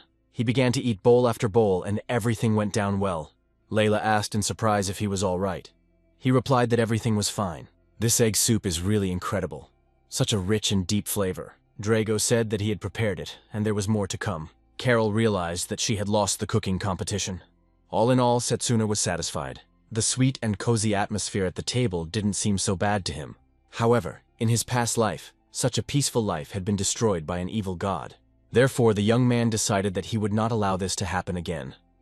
He would not lose a second time. 2 weeks later, the participants gathered near the dungeon on the day of joint training. They whispered among themselves, talked, and wondered what would happen there. Dragos asked Setsuna if he was ready for this training. He replied that he was quite ready. All this was thanks to the healing food they had been preparing for him over the last couple of days. He was grateful to his comrades for this. His friend replied that it was no big deal. It was all for the sake of the Close Combat Magic department. If he hadn't been eating healing food all this time, the effect would have diminished over time. Setsuna was actually glad that he was on the same team as Drago this time. He could easily trust him with his own back. Soon, several more people approached the guys and apologized for the wait. Drago assumed they were upperclassmen. The first to introduce himself was Mifune, a third-year student in the formation department. Next to introduce herself was a girl wearing a hoodie named Yuzuha. The two guys did the same. He was not from the Close Combat department. Mifune was really happy, because this was the winner of the competition. They looked reliable, so he suggested they all work together. Dragos said that this guy was really cheerful. When Mifune walked away, Yuzuha said he was good. He managed to lull them into a false sense of security. The guy was happy, so they started. Soon, the professor in charge of training addressed the students. It seems that everyone is here, so we can begin. His name is Giovanni. He is in charge of this joint training and is a professor in the Faculty of Formation Magic. This joint training will take place between the faculties of Formation and Close Combat. The dungeon they will enter today is called the Ruins of the Sealed Demon. In this dungeon, the students will encounter ancient monsters and the living dead. This dungeon is only 1 star. During the joint training, they will have to defeat these monsters in real combat. Their enemies in the dungeon will be recorded on this memory bracelet. The loot dropped by the monsters will be counted as bonus points. Those who earn the most points will be awarded medals from the academy. And those who score more than 100 points will have the opportunity to join the training of the Royal Battalion's mages. The main character missed the magicians of the Royal Battalion very much. Only the strongest mages from all over the kingdom are allowed to join. It was there that the boy met his comrades from his past life. If he could join them, he might be able to meet them again. Johnny said they didn't go too far. Therefore, the students might encounter monsters there that would be too much for them to handle. Because of this, he asked them to try not to go too far. But if an emergency situation does arise, they can pour a little mana into their bracelets, and thus teleport themselves to that place. Setsune didn't care about all these monsters, and he was already thinking about how to earn 100 points. Although no, 100 wasn't enough for him. He needed 200. They said it out loud with Drago at the same moment. Drago said she would wait patiently for the guy to do it. Setsuna also wished him luck. Soon, Giovanni asked if the participants were ready. They all nodded their heads in confirmation. The main character and his friend had already infused their bodies with mana. When the mentor saw this, he opened the portal. He announced that their training would now begin. The first to rush into the dungeon were, of course, the comrades. On the way, Setsuna thought that this dungeon with 1 star was the ruins of a sealed demon. These were the ruins of an ancient civilization, an unexplored place, with a bunch of monsters inside, which would, of course, be hostile towards them as uninvited guests. Even with the magic of teleportation, this training is still a very dangerous activity. His companion asked him to look ahead, but there was no one there. They arrived in a large room quite quickly. Drago found it unbelievable. He never imagined that such a spacious room could be located underground. The hero was also surprised to see ancient plants here. Could there have once been an entire civilization in these ruins? He also remembered the director's words very well. This training may be necessary for future tasks. Now he needed to quickly figure out spiritual magic. He had to make every effort to do so. The others soon arrived as well. Mifune noted that these guys were really fast. His partner Yuzuha asked everyone to look ahead. The others didn't know where to go, but here they had to split up. The squads, along with Layla, chose a different path. They didn't know if it was the right one, but the other one would definitely be a trap. Mifune smiled and called them fools. In joint training, they clearly needed to choose the most dangerous paths. That's why he pointed his fingers and said they would go there. The hero thought about it, considering that they needed to score as many points as possible. His words clearly made sense. However, something about the guy's plan still bothered him. Mifune asked if something was bothering him. Then Setsuna approached the wall that Mifune had pointed to earlier. He knocked on it and said that this wall was a fake. Dragos asked in surprise if he was sure about that. Setsuna confirmed his words. The vegetation seemed out of place here. He thought there was a large room behind it. Mifune suggested that, as far as the vegetation was concerned, it could be a coincidence. The hero objected that he could hear the wind blowing from the other side. Before he could finish, his companion had already knocked down the wall. Everything was as the guy had said. The wall turned out to be a decoy. Now the guy smiled and asked if they thought he was right. Mifune said that it was great, and that Drago was strong after all. Thanks to this, they would actually be able to earn as many points as possible. The guys were the first to move forward, already descending some abandoned staircase. Of course, there were many traps along the way. Drago shouted for his companion to leave this trap to him. Then he took out his soul blade and immediately cut through a huge stone boulder. Now the path was completely clear and free. Setsuna said that no matter how you looked at it, Drago was very enthusiastic. His companion confirmed this, saying that if they showed everyone their strength, people would recognize the power of close combat, and he didn't want to lose again. While they were chatting calmly, danger was already waiting for them. The main character felt several arrows flash in the distance. Since he sensed them in time, he managed to react. He then rushed forward to destroy the arrows. This trap, which threatened their lives, was soon destroyed. Not only the guy's reaction speed, but also their insight are on a completely different level. Drago said that now I need to focus on the traps to make it easier for the third-year students. Soon he even saw a chest and drew Setsuna's attention to it. Just as he was about to approach it, he saw something strange. Some kind of magic literally rushed past him and grabbed the chest. It turned out to be Mifune, who had grabbed the chest with his magic. Mifune smiled slyly and thanked Drago for leaving the chest for him. Now his point balance had increased by 15 points. Dragos was confused and upset by what had happened. In the end, he decided that this was a battle of speed, and he was not going to lose. After that, the comrades rushed forward again, strengthening their bodies. On the way, they encountered, of course, another trap. The strong man dealt with it very easily. After that, far away from them, he saw the treasure chest again. He reached for it again to take it, but the same magic as last time was faster than him. Mifune took possession of the treasures again. Now he had 30 points on his balance. Drago was outraged. His balance was 0. After a while, the strong man fought the fallen warrior. When the fallen warrior was on the verge of death, Mifune approached the battlefield. Thus, it was he who delivered the final blow and killed the fallen warrior. As a result, 10 more points were added to his balance. This is because creatures are awarded points for killing monsters. Only a little later did Drago receive his 10 points. At that moment, even Yuzuha already had 30. Mifune in turn continued to steal points. After a while, Mifune noted that these guys were strong but short-sighted. At this rate, they would definitely not catch up with them. At that time, Drago was already very angry. He only had 10 points. Meanwhile, Setsuna already had 25 points. The hero asked if they thought it would be better and more important to distribute the points they had earned. Nevertheless, they continued to steal points from their juniors. So that was their method. Yuzuha smiled. Did he really say that? Mifune confirmed that he did.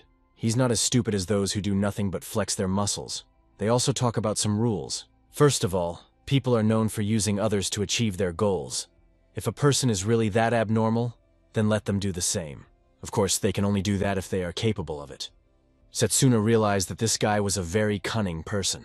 He can easily teleport because he has 2 different formation circles. This is very convenient because it allows him to catch people off guard, but it still has a drawback.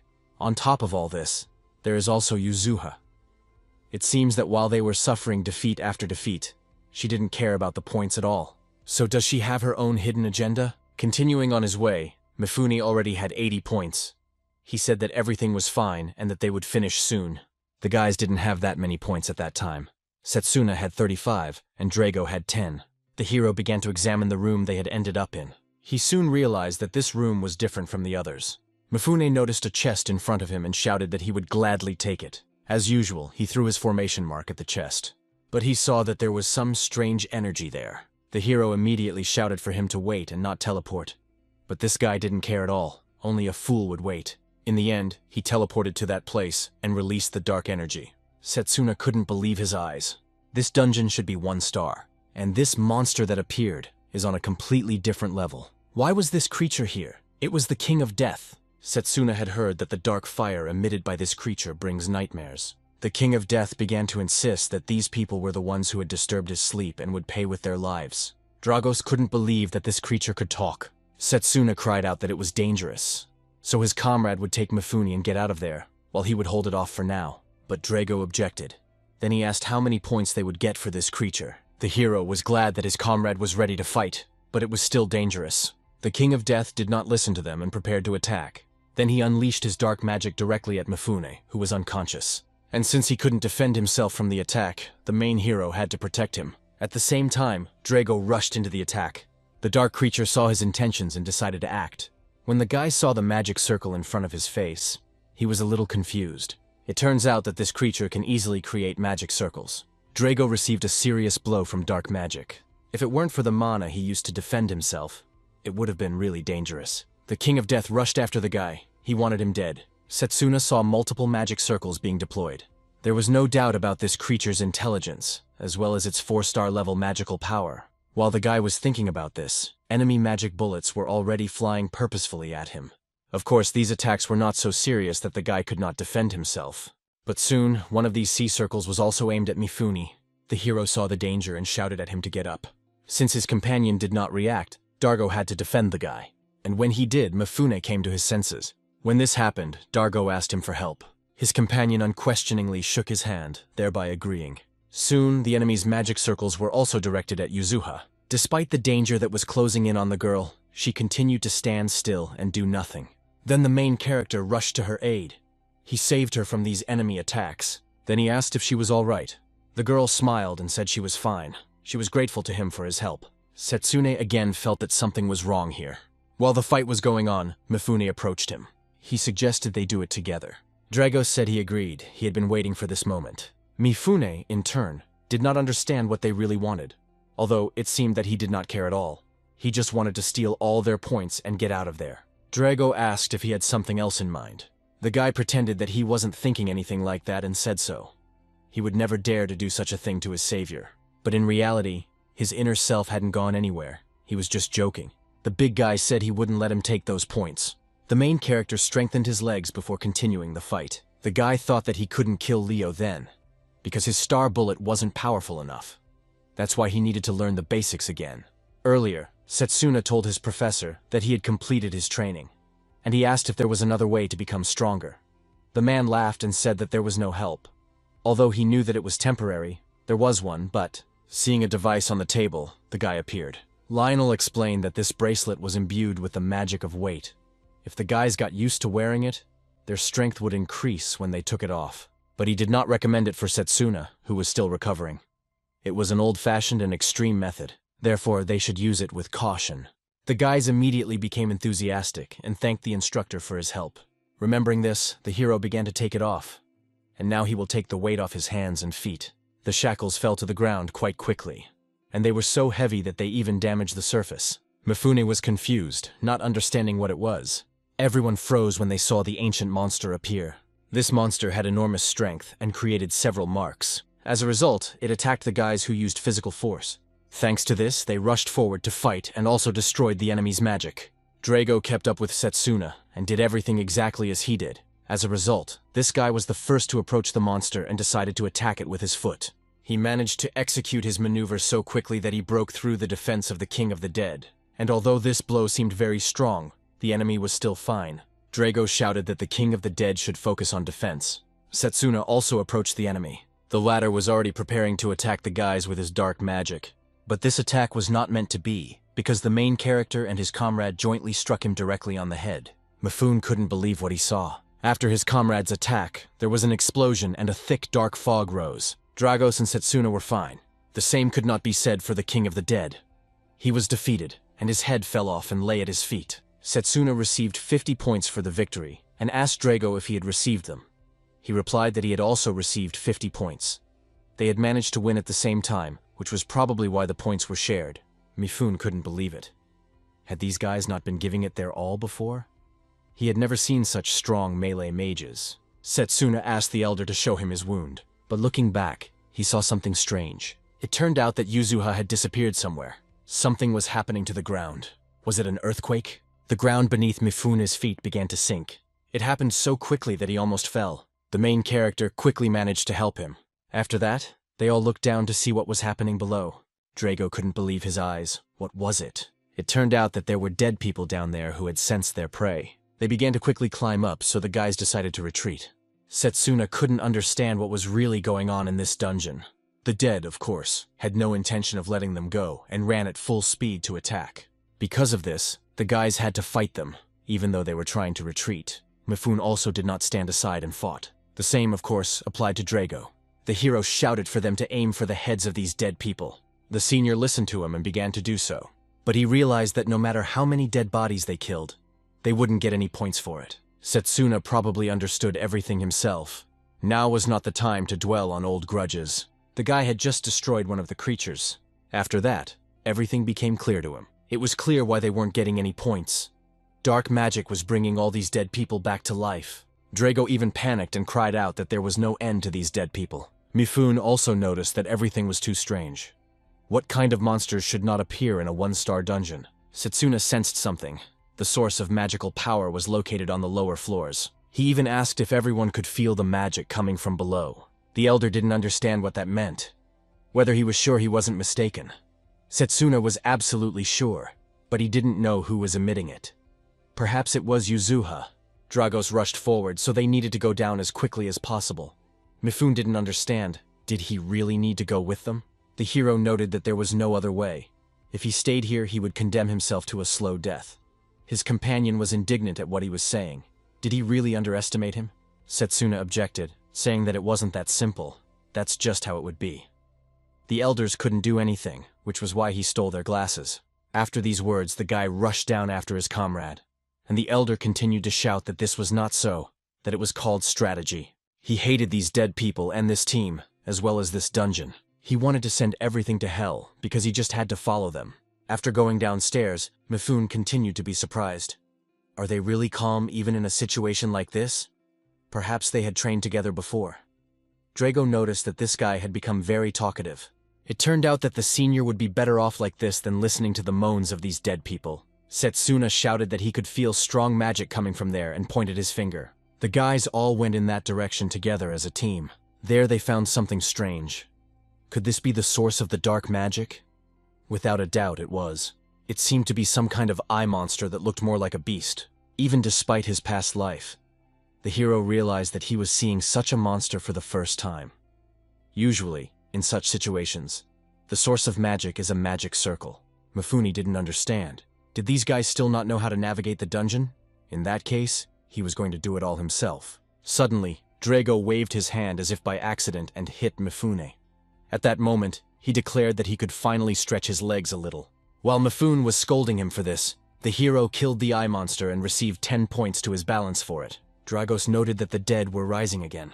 I wonder if they realized that they had destroyed their source of magic. Setsuna said that now they could continue earning points to complete the task. His comrade was happy and suggested they take it out on them a little.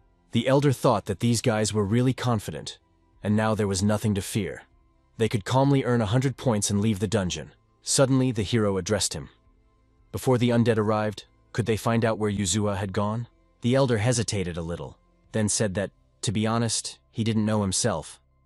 It was possible that she had gotten scared and simply run away. Setsuna knew that wasn't the case. She didn't look scared, even when the king of the dead attacked them. So there was clearly something wrong with this girl. And then there were all those monsters that shouldn't have been in a one-star dungeon. The guy thought that maybe he was just getting himself worked up. But perhaps the apostles were involved in all this dark magic. But if so, it was dangerous for Drago and the others to be here. The guy hoped that Layla and the others were all right. While he was thinking about it, the monsters were already approaching. Drago shouted that it was wonderful. They were coming, which meant it was great. Let them come straight to him. It was his bonus points. When the dead finally approached, the ambitious and virtuoso guy began to kill them. The same goes for the main character. That's how they earned points together, one after another. Of course, Mifune himself tried not to fall behind them. As a result, the dead who arrived here were quickly eliminated. The main character happily announced that everything was fine, and they had achieved their goal of 200 points. At that moment, he had 225 points on his balance. Drago was not far behind him, with 210 points on his balance.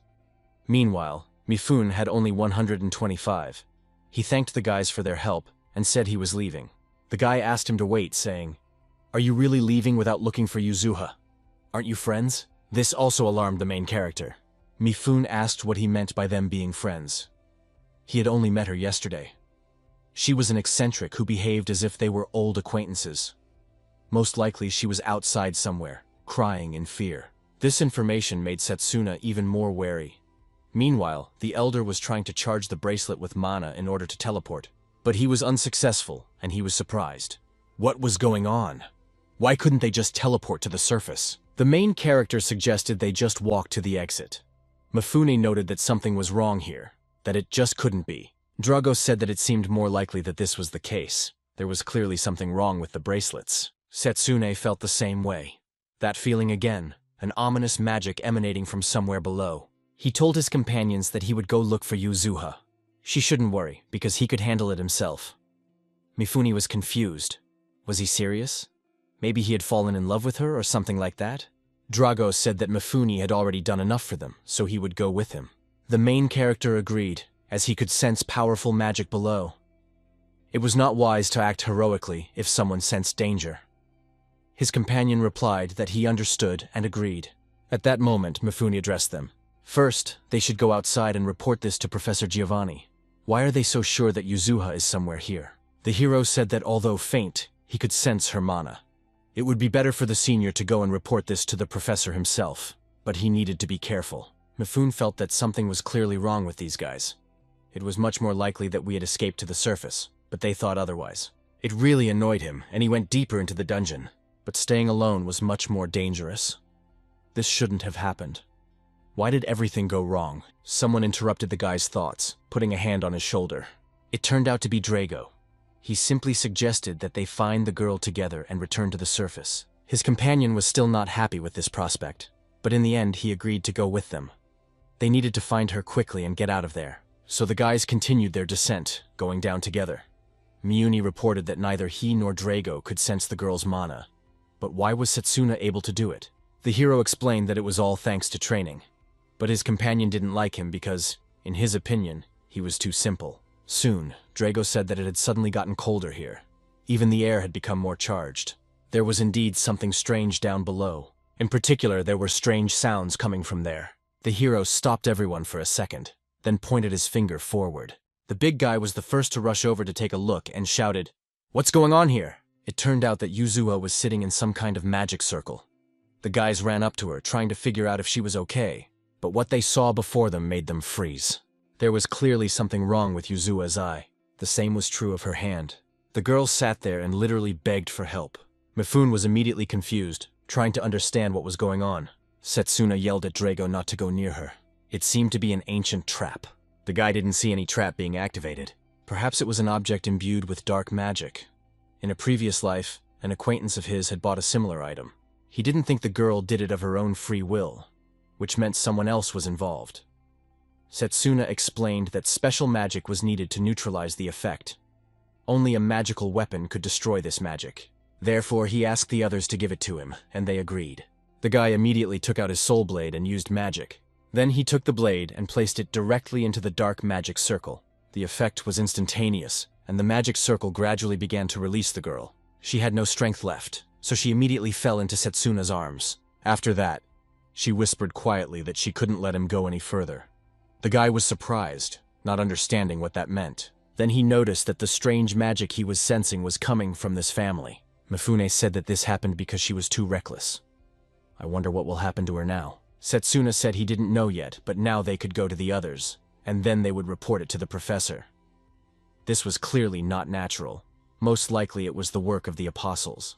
Dragos, of course, had many questions, but he said he would ask them after they left.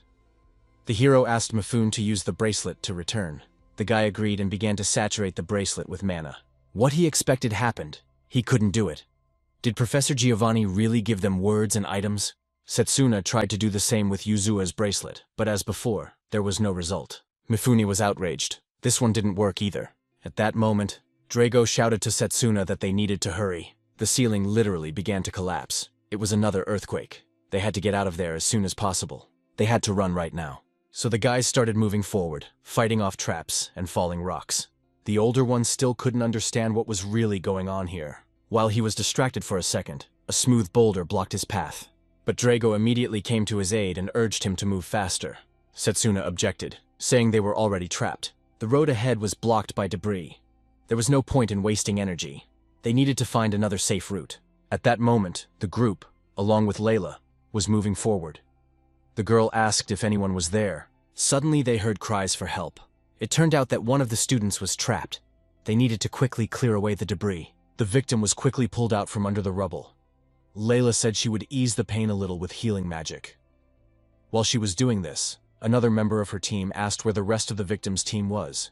He replied that one of them was under the rubble. Layla could only hope that Drago and Setsuna would survive. Mifune continued to scream in horror that this should not have happened. Dragos asked the main character if he could do anything with his striking bullet. The guy replied that he had already thought about it. But the risk was too great, as it could provoke another earthquake that would destroy them. Everything will be fine as long as he is unable to clear the debris, but it's getting hard to breathe here, and they're all tired. His comrade didn't understand. Was there really another way out? Setsuna said that there actually was. To do that, they would have to go even deeper. Everyone was surprised. Would they really have to move on in this condition? Setsuna noted that he couldn't take them with him, so he would do everything himself. Mifune asked where he got so much confidence. He knew that Setsuna was strong, of course, but the deeper they went, the stronger the monsters became. If he wasn't sure of his abilities, it would be better to stay here. The guy was actually unsure. But most likely the reason for these earthquakes was that the dungeon boss had awakened. And the reason they couldn't teleport was that a stronger source of mana was preventing them. So this was most likely a large, multi-star dungeon. Drago said that he expected this from Setsuna, who is very smart. But in reality, it's all because the guy managed to bypass every dungeon in his past life. Mifune just asked if the drama would remain here. They are going to wait for good news with him. Setsuna said that it would. His comrades threw him out just in case, to try to mark the path they had traveled. The hero replied that he would do so and save everyone soon. Then he started moving forward. It's weird that the boss has such a big impact on such a huge dungeon.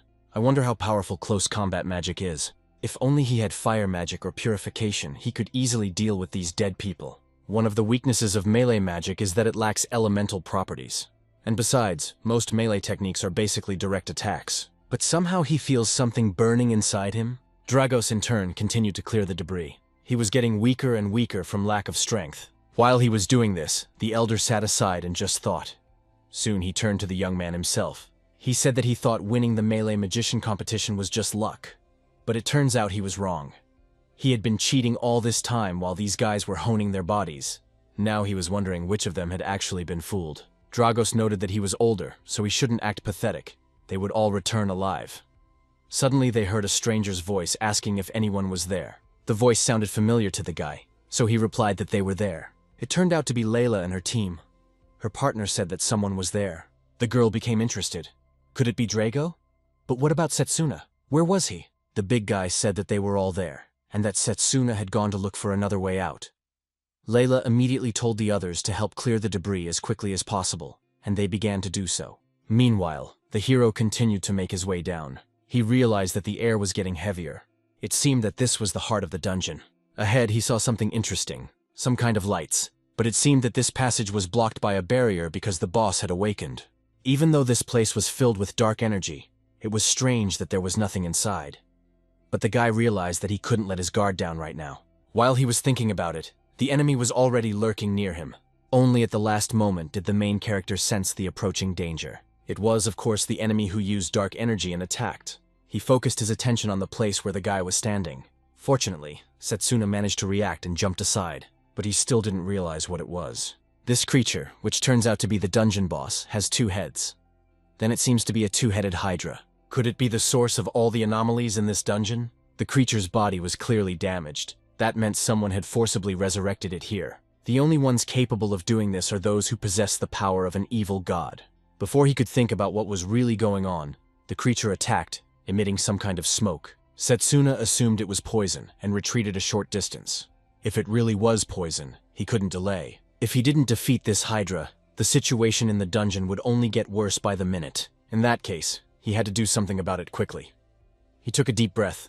Holding his breath, he decided to finish it as quickly as possible, so he immediately jumped up and attacked. Strangely enough, he managed to land a good blow to the head. Of course, that wasn't enough to kill the creature. It began to move, and the guy tried to get behind it. The hydra quickly countered, trying to attack with its tail. Setsuna in turn predicted this and knew it would happen. It turns out that he had already fought a hydra once before.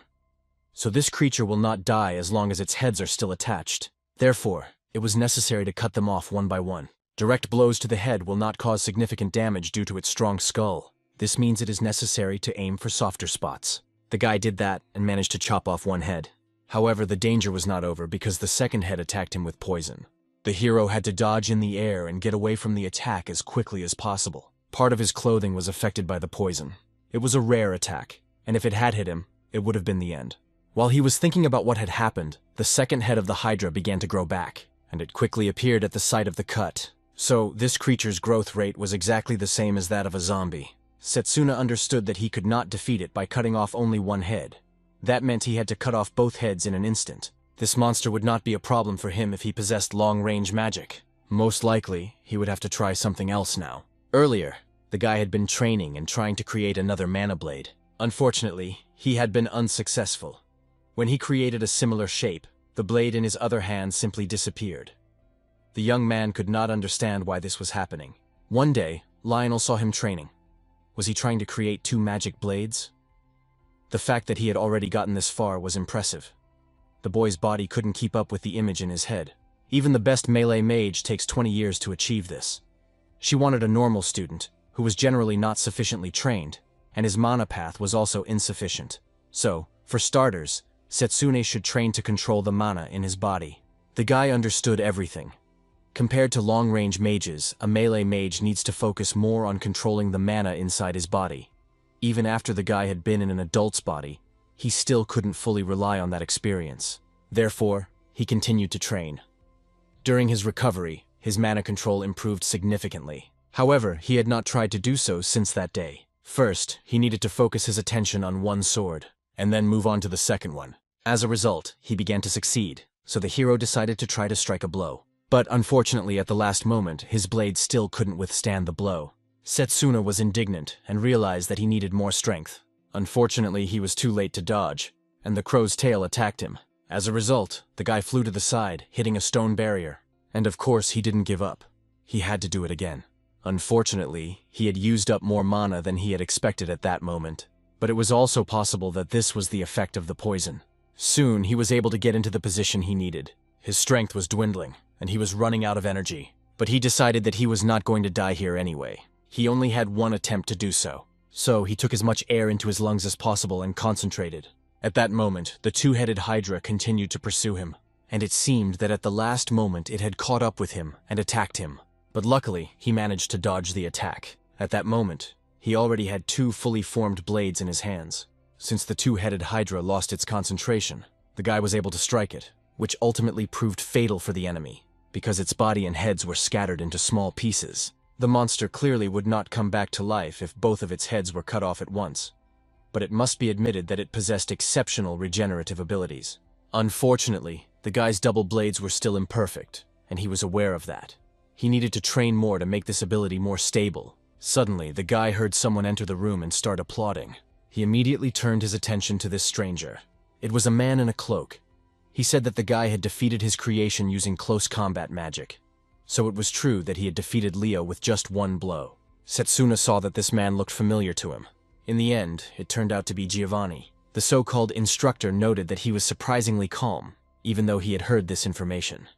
It seemed that he had expected to see him here. The hero said that this was not the first time for him. There is always a chance that something unexpected will happen. His interlocutor was given an approach to life that seemed smart. After all, he would not survive on the battlefield without showing flexibility. The guy's intelligence and combat abilities were at an excellent level. Setsuna wanted to ask just two questions. Is Giovanni one of the apostles? And if so, why did he decide to go so far? The man just smiled. After seeing the guy's performance in the competition, something occurred to him. It was just incredible. How he wanted to get his body and make him his puppet. Everything was exactly the same as with Yuzuha. The hero remembered what had happened to the girl. So it was all part of Giovanni's plan. He said that she really wanted to be his ally, so he just followed her lead. In any case, he didn't expect anything serious from her. She approached him herself, and how unpleasant it was. She didn't even suspect anything when he gave her that earring. She should have been happy that she had been turned into an undead, even though she was a complete fool. These words angered him, so let Giovanni shut his mouth. He was going to make him pay for all his sins. At that time, the debris continued to be cleared away, and some people had almost no strength left, even before that. But soon they managed to remove the last stone. Drago happily shouted that freedom had come. Layla was also glad that he was free. Everything was fine. They did their best to clear the rubble. The guy was grateful to them for their help. How good it was to be back on the surface. He couldn't even imagine that they would be trapped so deep. Layla suggested that there would be no more earthquakes, and the red lights were slowly fading. Then Drago said that Setsuna must have defeated the boss. Suddenly, Mifune shouted with delight that the bracelet was finally working. Everyone was happy about this and suggested going back upstairs. Drago said that everyone should wait for Layla. He, in turn, would go after Setsuna. The girl understood everything. She could leave it to her. She would wait for them outside. His comrade thanked her for agreeing to this without question. Then he shouted that he was leaving and set off, to where Setsuna was cleaning up, to make Giovanni answer for all his sins. His companion smiled wryly, let him try to do that. The main character immediately attacked. In response, Giovanni used his Ice Phantom skill. As a result, an Ice Phantom appeared where he was standing, which the guy destroyed. Surprisingly, did he turn into ice? It seems like he's about to attack from below. In the end, that's what happened, and the guy was wounded.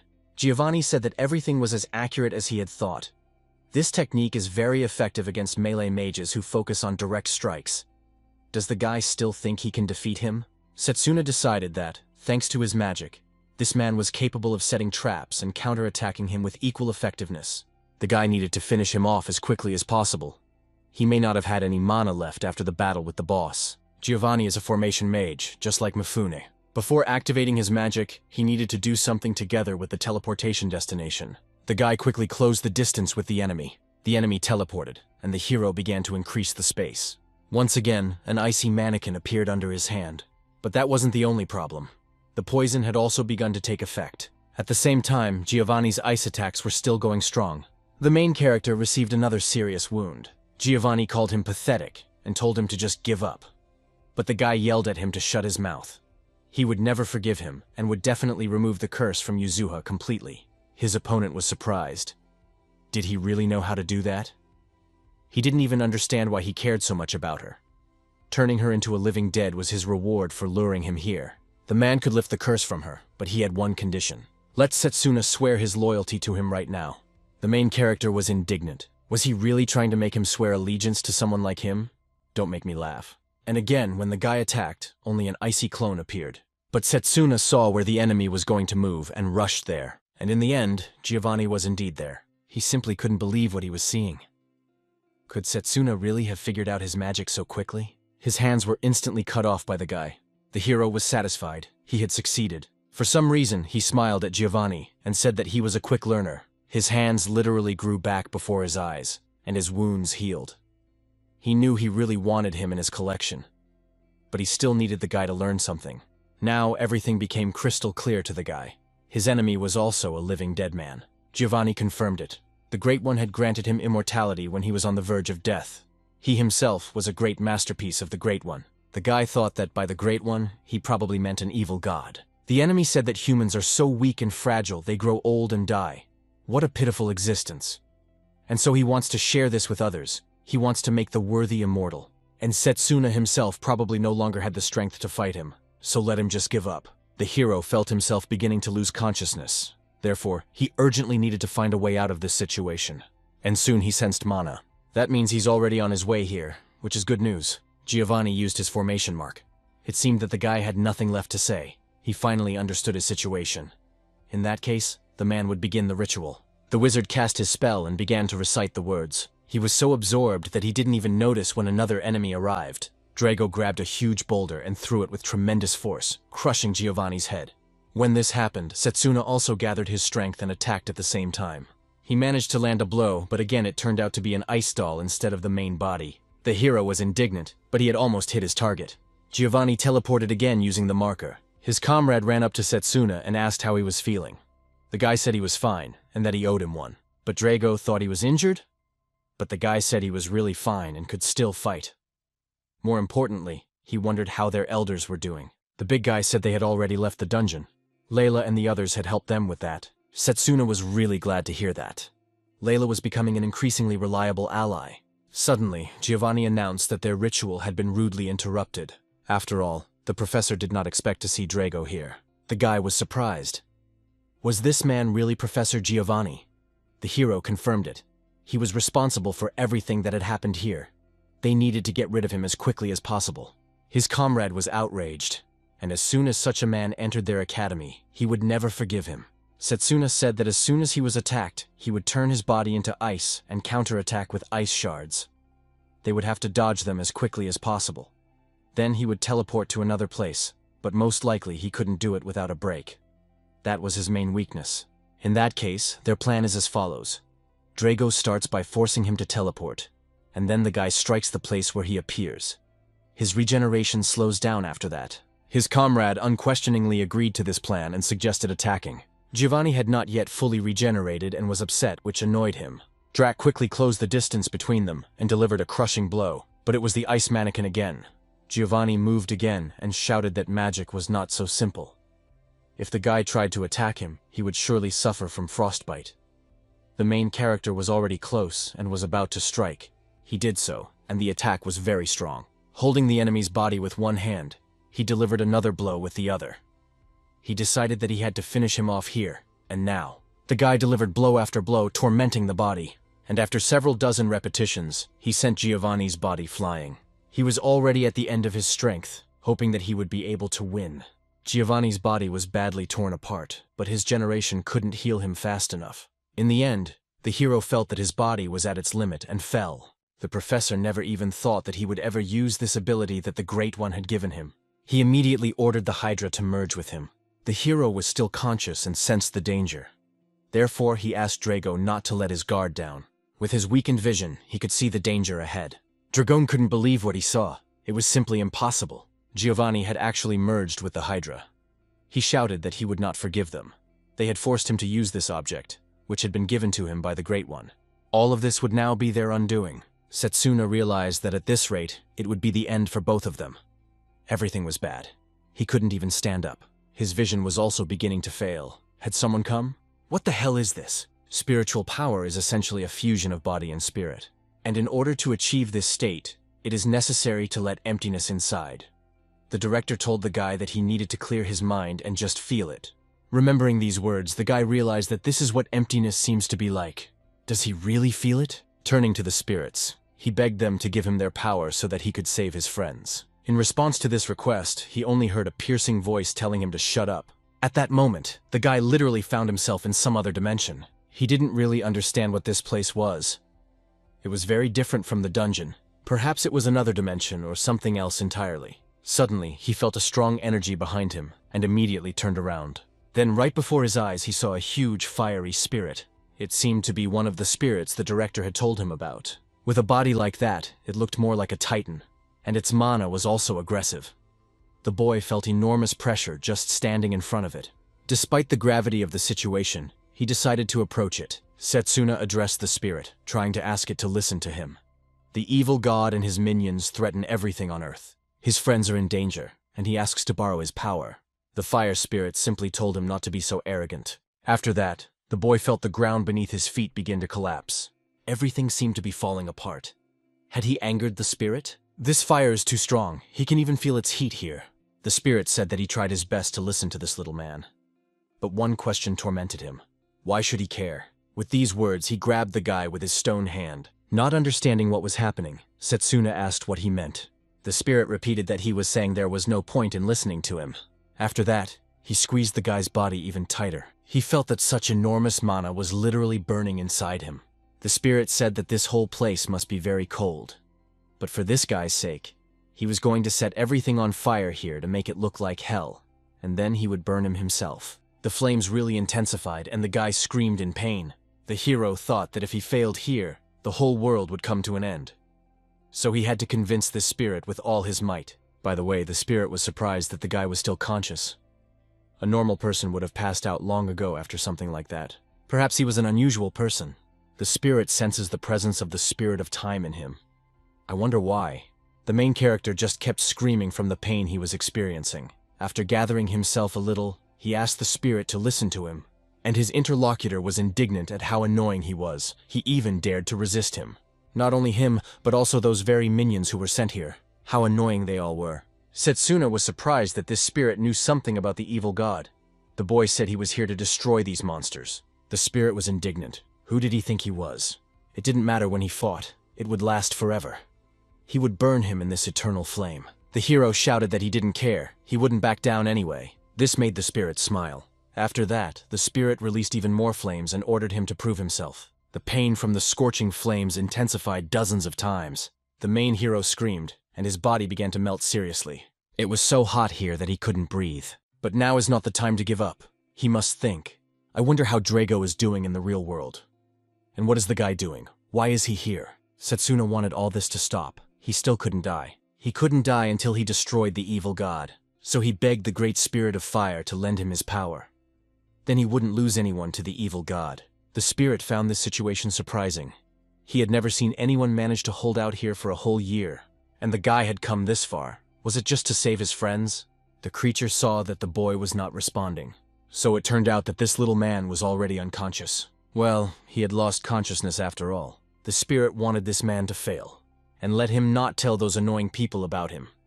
At that moment, another mark appeared on the guy's arm. While the hero was in another dimension, only a short time had passed. Merged with the Hydra, Giovanni attacked Drago again. The guy realized that things were bad for him. He couldn't defend himself from the ice with his mana. Giovanni was surprised that this guy was still standing. Was he not human? Or perhaps he had the stubbornness of all melee mages, but his stubbornness was useless. After all, the next attack would be fatal for him. Drago thought that after the previous attack, his body had completely stopped responding to anything. The enemy announced that after that, he would kill the brat lying behind him. He hoped that they would become friends with the exiled dead. After that, Giovanni immediately abandoned Drago's body. Drago, in turn, realized that he could no longer defend himself. His enemy really was a monster that was about to release poison on him. Unfortunately, he would not be able to dodge it. At that moment, the boy remembered his parents' words. They called him their pride and joy. They wanted him to become a shield for his friends with his huge, hardened body. Let him show them the full power of close combat magic. Drago was ashamed in front of his father and apologized for not being able to protect even his own friend. Giovanni unleashed his powerful attack anyway. He was surprised that he also took damage. Apparently, he had overdid it this time. What he saw made him even more surprised. Where had the body of that scoundrel gone? Had he really disappeared? Strange, what else is this? Dragos felt a warm and pleasant sensation. He was also surprised when he saw Setsuna in a completely different guise, using the power of the spirit of fire. Giovanni simply could not believe that this was Setsuna Bloodmel. How and why had he changed so dramatically? The hero didn't give his enemy a chance to think, rushing forward. What was this? Had he disappeared? Setsuna was already behind him at that moment, and soon attacked him with his new power. The enemy missed the blow and flew to the side, taking enormous damage. He couldn't understand what had just happened. Why would a melee fighter use elemental magic? His recovery was also poor, and for some reason he was flustered. His enemy clearly had unusual flames. What was that? Another mark on his hand? Let them say that he can use another path of magic. But that's just impossible. Giovanni wondered what had happened. Was he afraid? Why was his body suddenly shaking violently? Because of this, the monster, when you were human, got very angry and shouted that it was impossible. He gathered a powerful stream of mana in his mouth, saying that he was a living dead man. Was he already someone who had defeated death? And now he was about to release this poisonous whirlwind. The guy, in turn, stood completely calm. Although no living creature should have been able to cope with this poisonous whirlwind, but the main character actually dealt with it easily. Somehow he neutralized Giovanni's poison with his mana. As the enemy pondered what had happened, the hero approached him. Where did he get such power? The hero approached to deliver a serious blow, but at the last moment, something happened, and he didn't understand what it was. Giovanni himself was confused. What was going on? It seemed that the situation was turning in the other direction.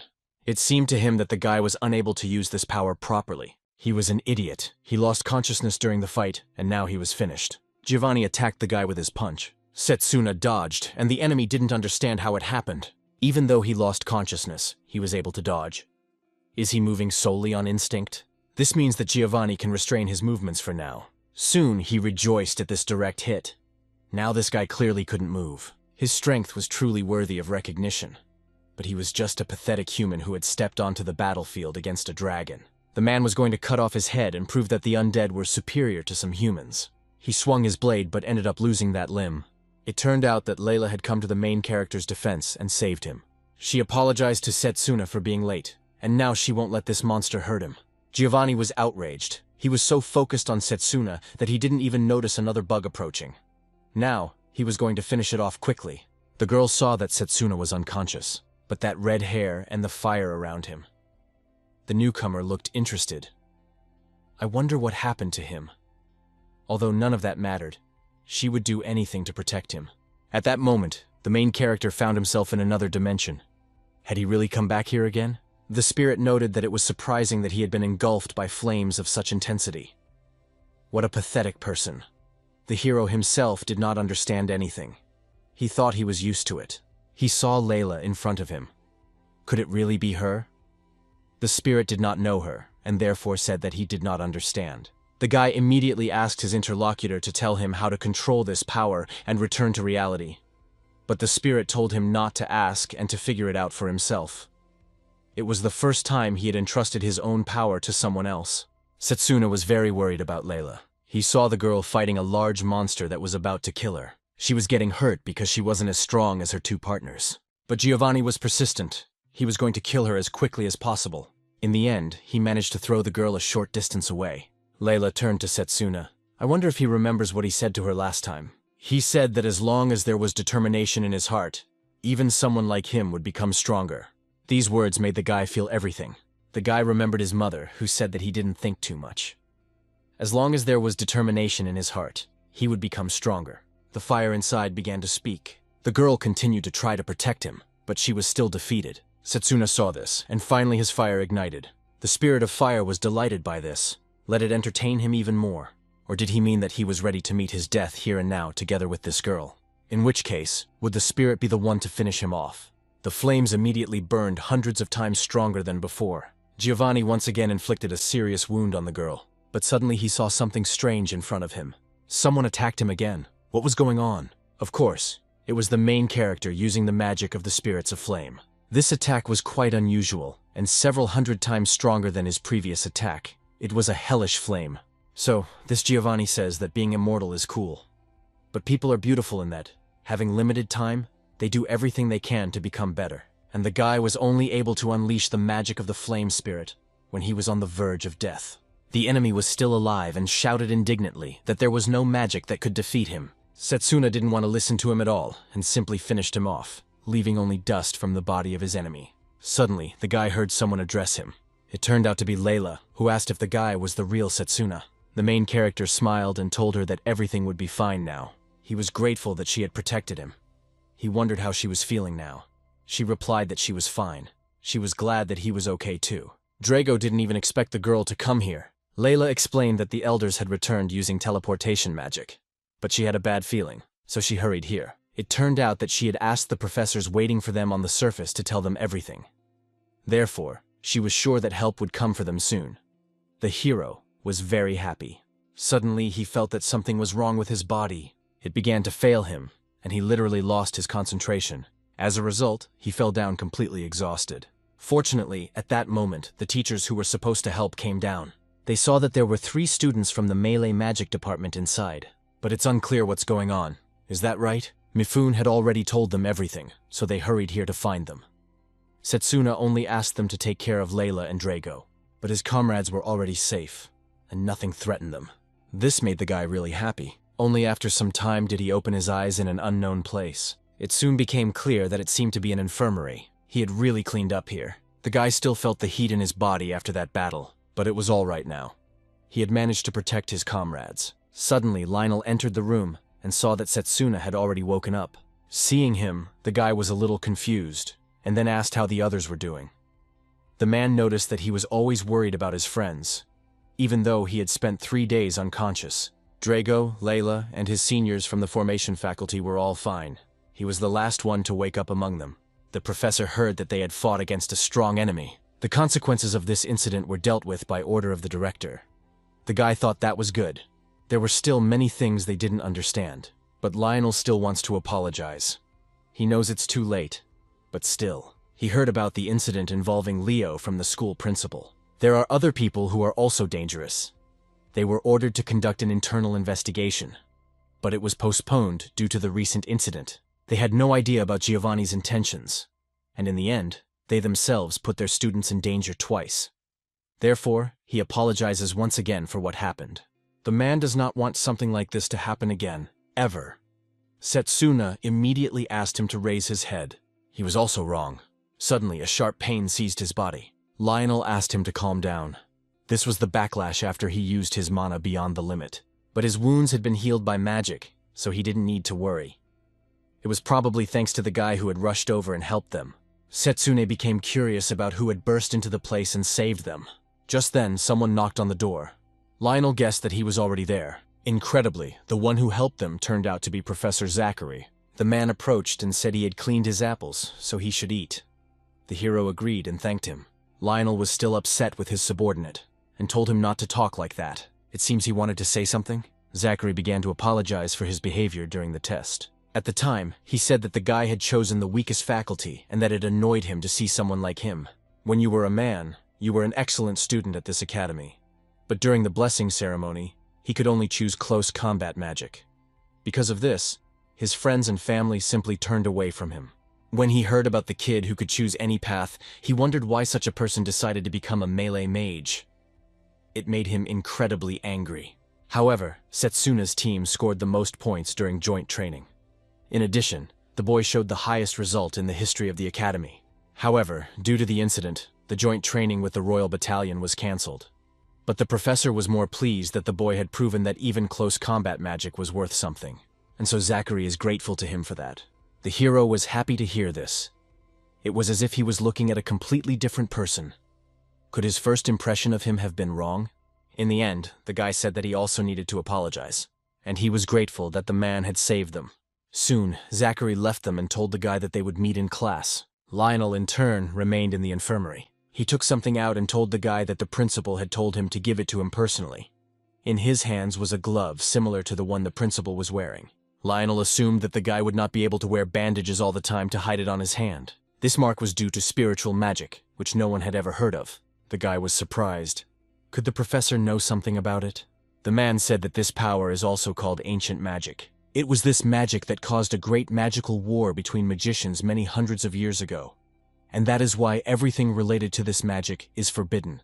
Lionel asks the boy never to use it in public, otherwise the church will find out about him. Setsuna thought about ancient magic. He had actually read that this magic was used during the Great Magic War, but he would never have thought that it was spiritual magic. So he decided to ask the professor what he knew about it. The man said that the academy director had explained it to him in general terms. Of course, he told him about the evil god, his apostles whom the young man had to fight, and also about spiritual magic itself, and of course about the young man himself, who had returned here from the future. At the moment, only he and the director know about this. The guy replied that everything was clear to him. He was glad that the chief professor had found out about it. But was it the right decision? Leonardo didn't care what the future held for the boy who had come from it. Right now, he was who he was, whatever that might be. Setsuna Cromwell was a student in the melee magic department. The boy was glad to hear this and thanked him for his kind words. Then he became curious about where the director was now. The professor said that he had found some clues about the apostles. That was why Setsuna would be absent for a while. Setsuna was naturally interested and almost got out of bed. His interlocutor stopped him, saying that they should ask the director as soon as he returned, and that now he needed to rest. The professor had something else to tell him. With these words, he left. He left the young man with the thought that he needed to say something. If he hadn't had the strength of spirit at that moment, everything could have ended badly for him, and the guy understood that perfectly well. It turns out that he managed to cope with this force thanks to Layla. But he is not sure whether he will be able to do it again or not. The power he used was truly incredible. Suddenly, the guy was surprised when he heard the spirit's voice. It said that he was telling the truth. Let them not hope that a simple person like him could control its power so easily. Confused, the hero looked around, trying to find the spirit. But in the end, he realized that no one was there. While Setsuna was trying to figure things out, the spirit informed him that he was there. Warm energy immediately enveloped the young man, and he was actually able to see the face of this creature. Let the little man rejoice, he decided to reveal himself. Setsuna saw a small animal jump off his body. Seeing it, he was so surprised that he even asked if it was really the spirit. At that moment, his interlocutor asked him not to address him informally. In fact, he had a name, Blazer. Let them not forget this when addressing him. The main character realized that this creature was not very similar to his former self. Blazer went to the window and saw something interesting there. Unbelievable. So this is what modern society looks like. There are so many people, and everything looks so huge. The hero thought that maybe he was just too small. Then he asked, "Is it really that unusual?" Blazer noted that people are not such special creatures. But for him, this is new, because it is his first time in the world in this form. Setsuna asked, if this was his first time in this form, why was it this form? The spirit explained that he usually doesn't answer such questions, but he would make an exception today. The guy knows that they are connected by the seal on his hand, and therefore, in order to manifest properly in this world, the spirit needs a certain amount of mana. But if he were in his usual form, a mortal like that guy would be finished in an instant. Therefore, he decided to overcome him in this way, in a minor and not particularly expressive manner. Now everything became clear to the hero.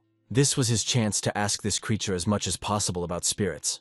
So he asked Blazer to tell him something. He was interested in the magical war that took place more than 100 years ago. I wonder which side Blazer was on and how it ended. The spirit did not expect to hear such an interesting question. So he remarked that it was actually incredible. Setsuna asked what exactly. His interlocutor said that he didn't remember all the details, of course.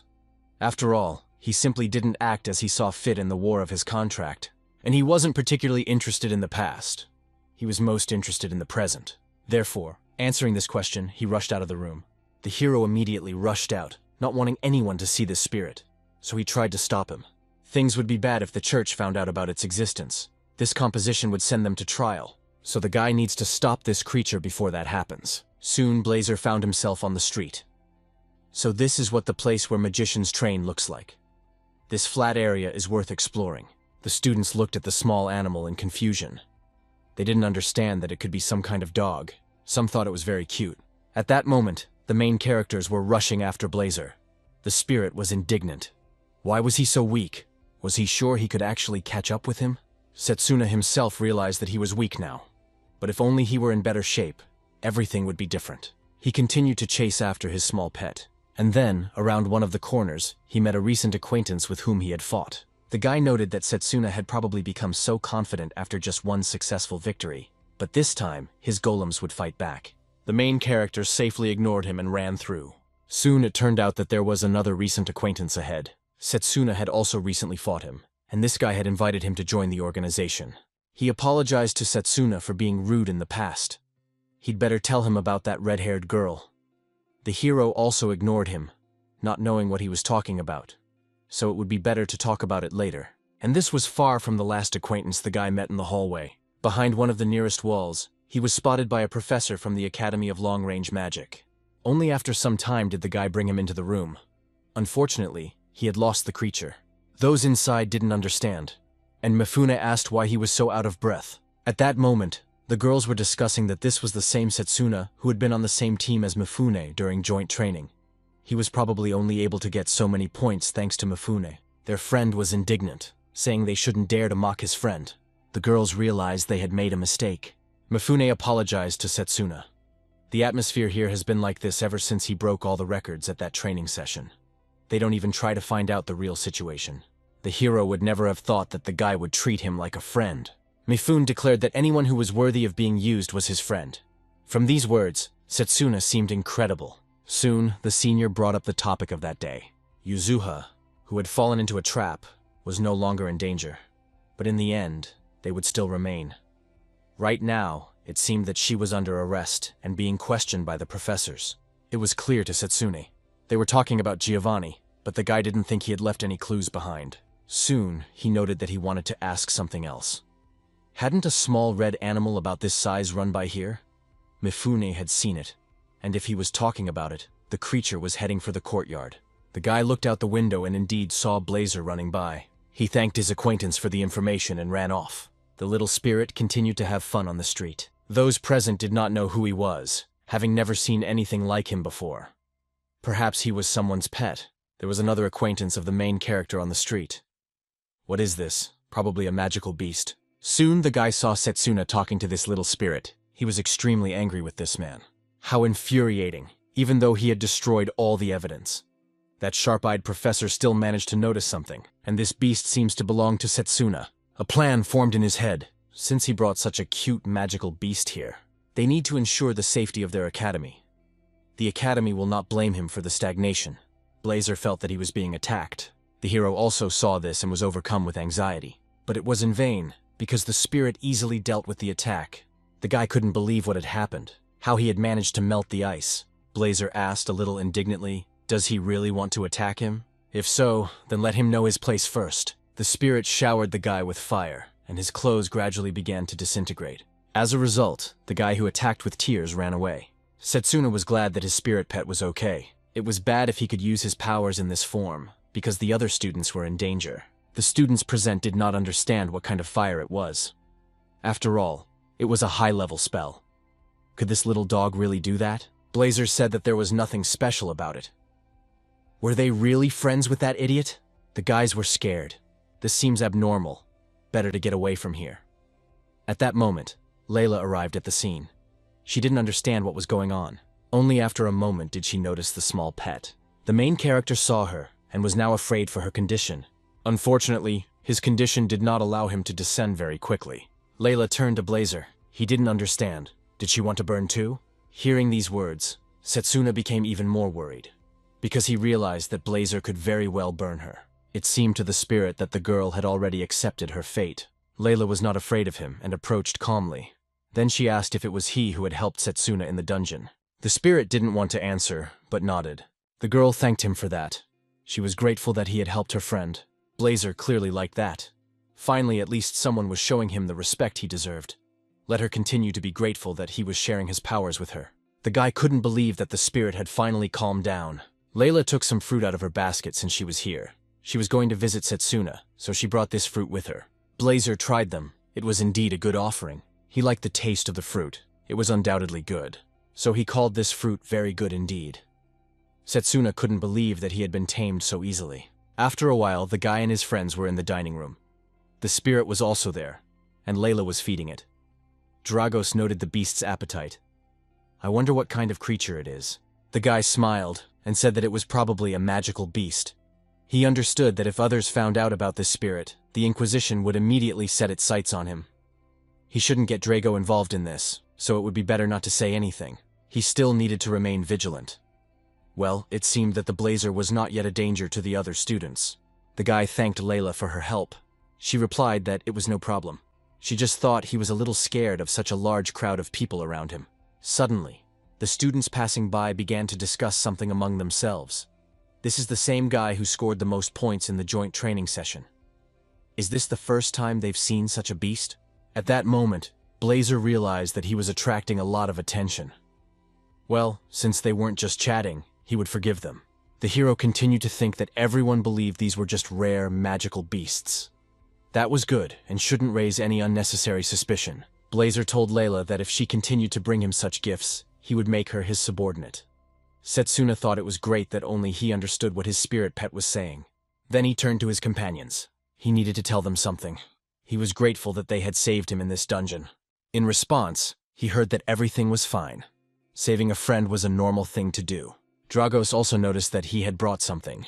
He rummaged through his pockets and pulled out a message. It seemed that his parents had also received news that they had scored the most points in joint training. They were so happy that they wrote him a letter. And now the boy was even proud to be a melee fighter. Setsuna was very happy to hear this. At that moment, Layla's mood changed slightly, and she turned to the hero. It turned out that she was still concerned about Professor Giovanni's true identity. The guy was annoyed by this. He didn't know the details either. But maybe they would find out something after Yuzuha was interrogated. At first he thought that Giovanni was also one of the apostles, but the only thing he showed was his fusion with the Hydra. Could it be that only the apostles are endowed with such abilities, or are others capable of this as well? Drago also said he had some questions. He was curious about the power Setsuna had used that time. It was a flame made of mana, not a simple melee magic technique. The hero hesitated. At that moment, Layla suggested that it was all about this little one.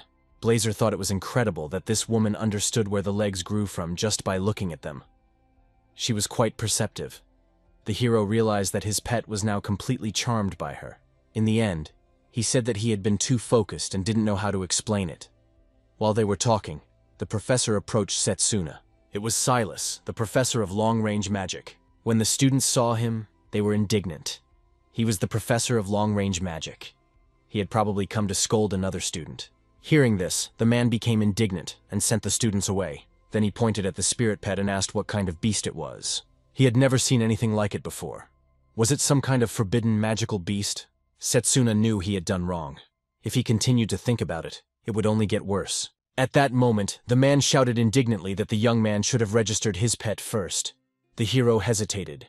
Blazer, of course, did not like being called a pet. Silas asked what was going on. If the guy had any reason to do so, he should say so right now. If not, they would have to get rid of him. The fire spirit was very upset that he dared to call him that. The hero saw that the creature was angry and about to attack. Something had to be done. At that moment, someone addressed them. It turned out to be Assistant Professor Zachary. He said that he had already received the registration form from the guy and had carelessly forgotten about it. Therefore, he apologized for the misunderstanding. This made Silas laugh. It was unbelievable that the professor would bow his head to an ordinary student, especially when talking about the once best and most honored student of the melee combat department. What a disgrace it all was. Zachary agreed with everything he said, but Drago, in turn, was very indignant and slammed his fist on the table. The professor of the Long-Range Combat Academy did not understand what this youngster wanted.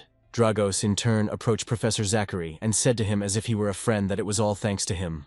The reason why the close combat faculty managed to take first place in the joint training sessions lay in none other than Professor Zachary himself. Setsuna and Layla also decided to play along. They also approached and said that it was all thanks to the professor. Despite his methods, he did it all for them. Zachary was so pleased that he even shed a tear. While they were chatting, Silas was indignant, saying, "What kind of circus have they put on for me here? And who would believe what they're saying anyway?" And then the gossip started again behind his back. If you think about it, the melee faculty is now in a higher position than the ranged faculty. But this professor, for some reason, still acts arrogant. These words made the man even angrier. Soon he left, shouting that they should provide the necessary documents as soon as possible, preferably tomorrow morning. The guy could finally breathe a sigh of relief. He was saved. A little more and Blazer would have clearly lost his temper. Setsuna thanked Professor Zachary for his help. He had helped them without even knowing the whole situation. But the professor objected, saying that it was his duty to say such things. Besides, this was about Setsuna. He was sure that he had a reason for deciding to get a magical beast for himself. Drago declared this man a role model for other professors. Layla was simply very happy about this. The same could not be said for Blazer. For him, it was all nonsense. After a while, the comrades said goodbye to each other. And when that happened, a bird arrived with a message for the guy. It handed him a package. It seemed to be a ghostly beast. The main character became interested in this message and decided to read its contents. In it, a certain interlocutor said that he had been informed about the state of affairs. It seems that the guy has already mastered spiritual magic, and he is being congratulated. Judging by the contents, Setsuna realized that this letter was from the director himself. The old man went on to write that he was afraid that the guy would not yet be able to control this power properly. This was because he would not recover from his injuries in any way. The director would very much like to teach him how to use spiritual magic properly, but unfortunately, he had to leave on business for a short time. Therefore, he decided to ask someone else to take care of the boy until he returned. The hero wondered, did he really want to teach him how to use spiritual magic? So, there was a way to control this power after all.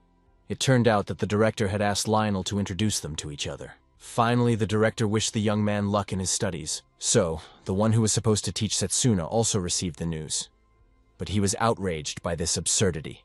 Teaching someone spiritual magic, and what's more, he even revealed his current location without his knowledge. Even despite his request, he would never forgive the director of the Dane and Silver Rock Academy. It would be terrible if this Setsuna turned out to be incompetent. In that case, the new mentor was going to finish him off with his bare hands. Soon, an emergency meeting of magicians took place. Danon told everyone what he knew about the situation. Someone asked him if he really had nothing else to say. It turned out that he didn't. The others discussed the signs of the imminent arrival of the evil god, as well as the secret activities of the apostles. Danon seemed unaware that his words could shock the whole world. He also had no evidence to back up all these words. The principal explained that they were too clever to leave any evidence behind. That is why he was asking them all for help. Those present could not agree. It seemed to them that this old man had simply lost his mind.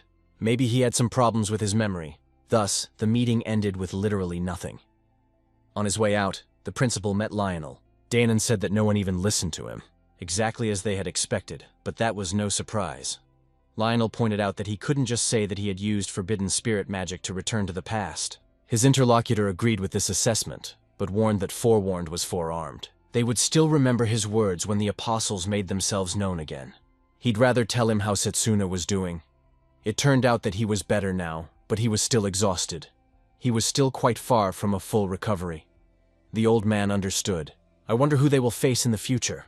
For this battle, Setsuna will need all his future strength. The main character slept peacefully, while Carol sat by his bed, watching him intently. Soon, the boy finally began to open his eyes. He saw Carol just a few inches from his face. This, of course, startled him, and he asked what she was doing there. The girl replied that she had heard he was being treated there. That's why she decided to bring him something to eat. Setsuna thanked her, but he was still a little confused. His companion told him that she had learned this recipe from a dragon, and it was incredible. Setsuna also said that he owed her. Not only did she bring him a huge portion of food, but she also looked after Blazer yesterday. Carol said it was no big deal. She and Layla showed him around town and bought him some fruit. His pet really does have a very cute voice. The guy was surprised that she thought he was cute, because you definitely won't hear anything good from him. Layla is really good. Blazer quickly got used to her. It seemed to come very easily to her, but the girl knows that it's actually hard. To build a good relationship, you always have to be open. She also works with animals, even if they are not real. Therefore, she understands how pleasant it is to build a good relationship with someone. Setsuna noted that Layla was doing an excellent job, as always, and he understood that he was once again indebted to her. He also had to help her in some way. As soon as he felt better, he had to start studying spirit magic. After spending a little more time together, Carol announced that it was time for her to go to class. She would meet with Blazer and then visit the boy again. She would also like to call Fenrir along with him. Left alone, the hero thought that while Layla and Carol were watching over Blazer, he had to work. He needed to learn at least a little more about spirit magic. The Great War began about 200 years ago. The followers of ancient magic decided to subjugate the other magicians by force. This led to war between the two factions. Ancient magic was extremely powerful, but only a few knew how to paralyze it. The other magicians were able to win and restore peace. If it becomes known that someone knows how to use ancient magic, that person is immediately arrested and brought to trial. Setsuna realized that he couldn't tell anyone about his contract with Blazer. Even knowing about it was dangerous enough. After reading a little of the book, the boy lay down on the bed. He reflected that before his regression, he didn't even know that spirit magic existed. If he could master this magic, perhaps he could defeat the evil god. But there was something he had never seen before his regression. And that, of course, was Leo, as well as Giovanni in that state. If the past had really changed, then it was interesting to wonder if it was for the better. Several days passed after all the events. The hero stood near the gate with his friends and Lionel. Carol was worried that Setsuna had not yet fully recovered. Did he really want to leave the academy for further training? The guy confirmed it, saying that the academy wasn't open on long weekends anyway. Drago asked him to try hard, or he would fall behind him.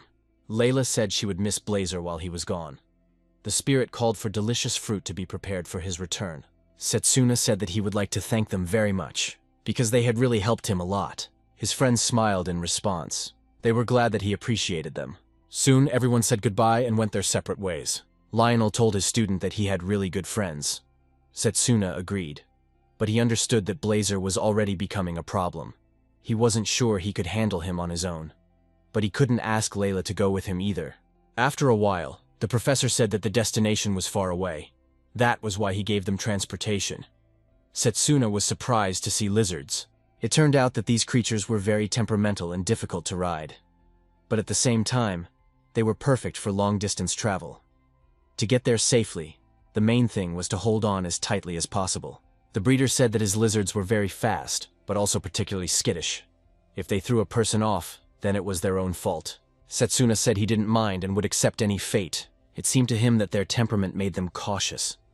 He just needed to open his heart to them. So he tried to climb onto the lizard's back, and he was glad when they didn't even throw him off. The old man underestimated this guy. Usually the first time doesn't go so smoothly. Of course, the main character managed it easily, because he had done it many times before his regression. But he understood that if it had been his first time, everything would have been very different. In the end, he and his mentor continued on their way. Blazer enjoyed the trip. It seemed to him that everything around him was very fresh. The same could not be said for Lionel, because he was seasick. Unfortunately, the lizards were shaking violently, and he was not feeling well. But they continued on their way until a certain point, until they saw several people ahead.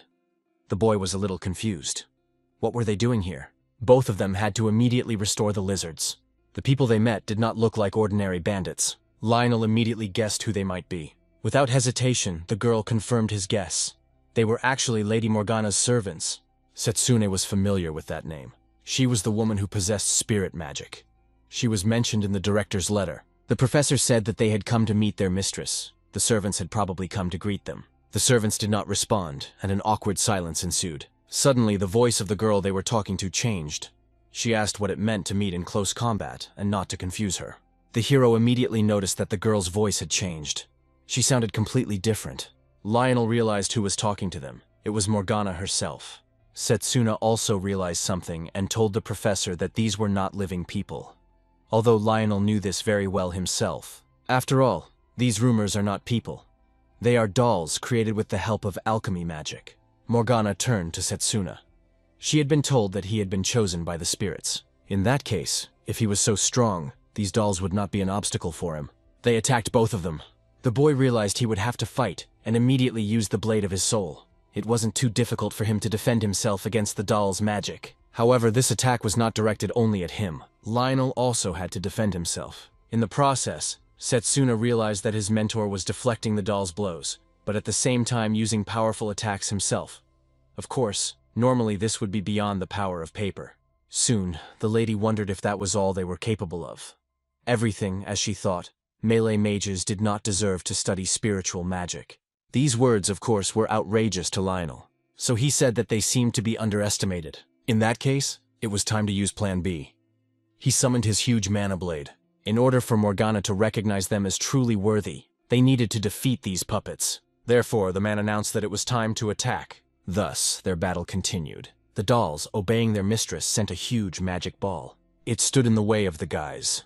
Lionel shouted to his student that he didn't need to dodge it. He just had to keep going forward. Following these words, the man simply grew this huge magic ball. The main character found this unbelievable. His man-made blade possessed an enormous amount of power. After the attack, Morgana reported again that they did not seem completely helpless. At this time, the guys continued their attack without stopping. The dolls rushed to counter them. But at that moment, their weapons began to be powered by another magic. Setsuna saw that these weapons were charged with the power of lightning. He had to dodge to avoid being cut by the doll's blade. At the same time, the attack was combined. While the mage attacked from close range, she also struck a blow. And thus, they disoriented the guys. After that, the last member of the trio rushed into the attack. Lionel shouted at Setsuna to be careful, because if this doll's attack touched him, it would electrocute him. Fortunately, they both dodged, and the blow hit the ground. But the discharge was actually quite strong.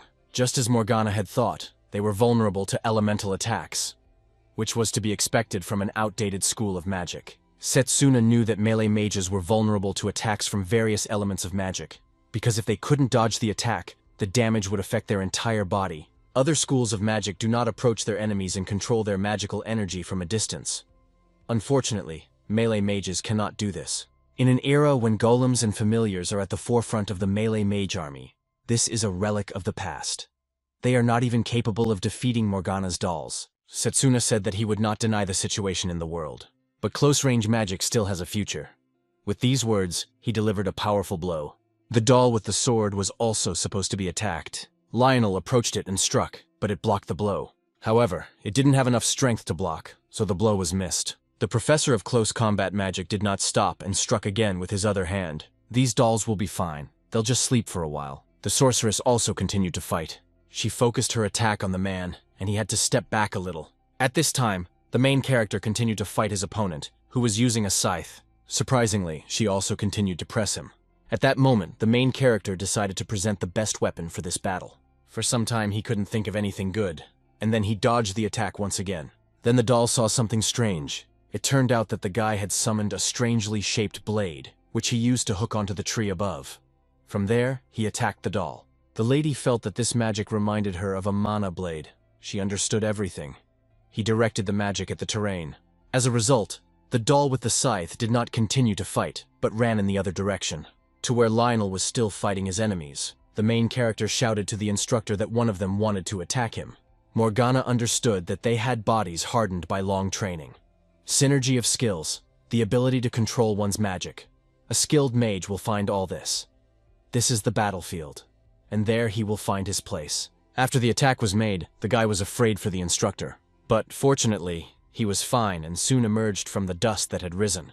At this time, the dolls continued to stand together. They held hands and said that sudden attacks on them were useless. Besides, since they had no resistance to this type of mage, it was interesting to see how they would deal with this spell. These dolls completely enveloped themselves in a protective barrier of mana. The guys realized that it was getting harder for them. If they didn't attack the charged shot, it would continue to gather energy and turn into an even stronger stream of water. Blazer said that this was a rather low trick, but it was nothing to him. Setsuna should understand that if he wanted to, he could blow up this entire forest very easily. The mark on the guy's arm suddenly activated at that moment, and his body, as in the previous battle, was engulfed in flames. Blazer said that everything was fine, because he should still be able to hear him.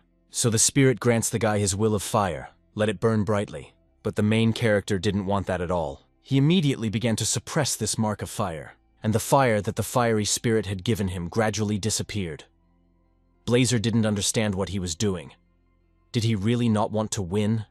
Wasn't that the case? Setsuna said that he actually wanted to win, but this was a test of his strength. The spirit, indignant, noted that this sounded far-fetched. Suddenly, the water dome protecting the dolls disappeared abruptly. At that moment, Lady Morgana told the dolls to send these people to her. They, of course, agreed without question.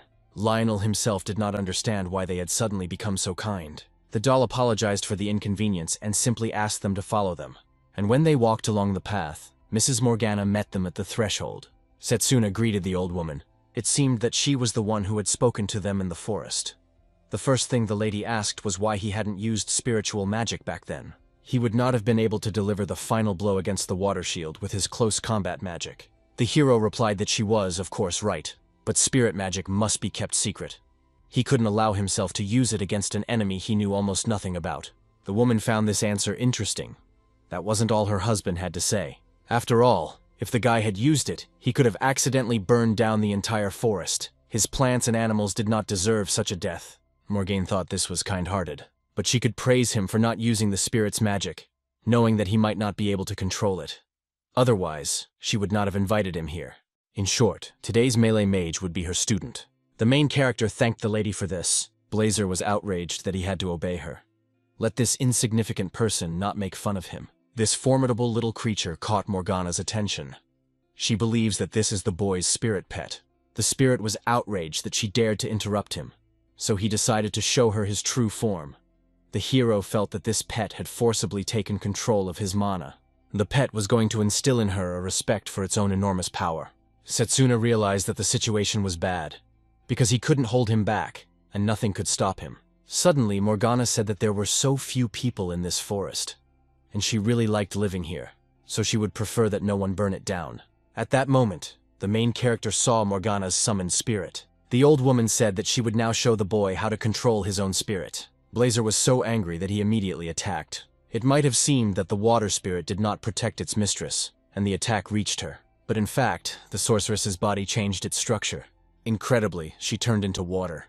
Then the woman said that the final touch remained. She controlled the water that was somewhere far away, and it came to them from there. Lionel was surprised that this old woman was able to summon water from the lake. Together with her own water spirit, she commanded this water. Now Blazer was under attack. He couldn't defend himself against all this, and succumbed to the attack. The fire burning on the sectional's body gradually began to disappear. Blazer was outraged. How dare she do such a thing? The lady said that this spirit did not recognize the guy, and he was not as strong as he thought. In her eyes, he was just a wild beast. But if you create a strong bond with the spirit, controlling it will become second nature to you. Setsuna couldn't believe it. Could he also learn to control his own spirit so skillfully? It turns out that there are 3 stages to learning spiritual magic. First, you must become one with nature. It is thanks to this that a person will be able to visit the spirit world at will. There, they must meet their spirit face to face and gain its recognition. As far as the woman knew, the boy had skipped this stage, and his contract had been concluded by force. That is why he can hardly use spirit magic. All because that boy Danon does not know how to train his own students. Setsuna was surprised. She had just literally called the director a boy. Morgana kept saying that there were many spirits living in this forest. It was the perfect place to start diving into their world. The boy's training would begin tomorrow, and he would show why the spirit had chosen him. Setsuna declared that he would not disappoint her under any circumstances, and soon his training actually began. It wasn't just training, he also took care of his pet, and of course, he continued to build his strength alongside Lionel. Day after day, the young man saw how the power of the spirit could be applied. He constantly meditated and trained according to the woman's instructions. Once, during one of these training sessions, he noticed something. It was a beautiful starry sky that lit up everything around him. It was so beautiful that the boy stopped and began to watch this wonderful sight. When he reached one of the rocks, he felt something strange. Incredibly, it seemed as if it had always been there. It was literally like a part of nature. Right now, the guy realized that he could even handle Blazer. The lady announced that the guy had learned to sense spirits. This was a great achievement in only his second week of training. Then she gave him permission to go to the spirit world to meet his spirit face to face. Setsuna was very happy. She also told him that in their world, magical power is irrelevant. Only the power of the spirit matters there. The boy had already learned to sense spirits, but he was about to meet a creature that had lived for over 1,000 years. He would not be able to handle it, so the woman would go with him. Blazer said that she was still capable of something in this world, but she shouldn't even think that she could handle him in the spirit world. Of course, this also applies to the boy. He smiled and said that all he needed was his recognition. The lady also asked Lionel if they could hope for protection. Traveling to the spirit world would leave them completely helpless in this world. The man confirmed his willingness to help protect them. Now there were no more problems, and they could set off on their journey. To do this, the young man must first forget everything around him. Only then would the doors open before him. Everything happened exactly as the woman had said, and the guy fulfilled her conditions. So, a few moments later, they found themselves in the spirit world. There, of course, they were met by Blazer in his true form. They had finally arrived. Morgana noted that the spirit of fire was indeed very proud. At that moment, the guy realized that thanks to the fact that he had learned to sense spirits, he understood even better how strong Blazer was. The spirit smiled, and said that the boy was actually not so weak anymore. The woman began to create something strange. So the hero asked what it was. It turned out to be a barrier that protects the guy's willpower. If he comes face to face with the spirit, he will be able to subdue it. Blazer was indignant. Did she really think that this would save them from him? He directed his mana directly into the guy's body again, and it began to burn. Then he announced that he could control mana like no one else. The power of the spirit worked the same way for him, and now it was no longer a barrier. Setsuna smiled and stood in a fighting stance. It seemed that there was really only one way to gain Blazer's recognition. His interlocutor noted that then there would be no need to feel sorry when only ashes remained of him. Lionel, as promised, watched them in the real world. It seemed to him that the battle had already begun. The man was absolutely certain that Setsuna would prevail. But soon his confidence was overshadowed by a slight uneasiness. It was strange that this ominous magical energy was approaching. It was getting closer and closer and seemed to be heading towards their house. Could someone be targeting their house? Only now he won't let anyone interfere. The professor of close combat magic stood frozen at the door, waiting for the enemy. The enemy quickly dealt with the lady's dolls. Then he entered and greeted him. He was curious to know if the old lady was home. Lionel was surprised to see Leo here.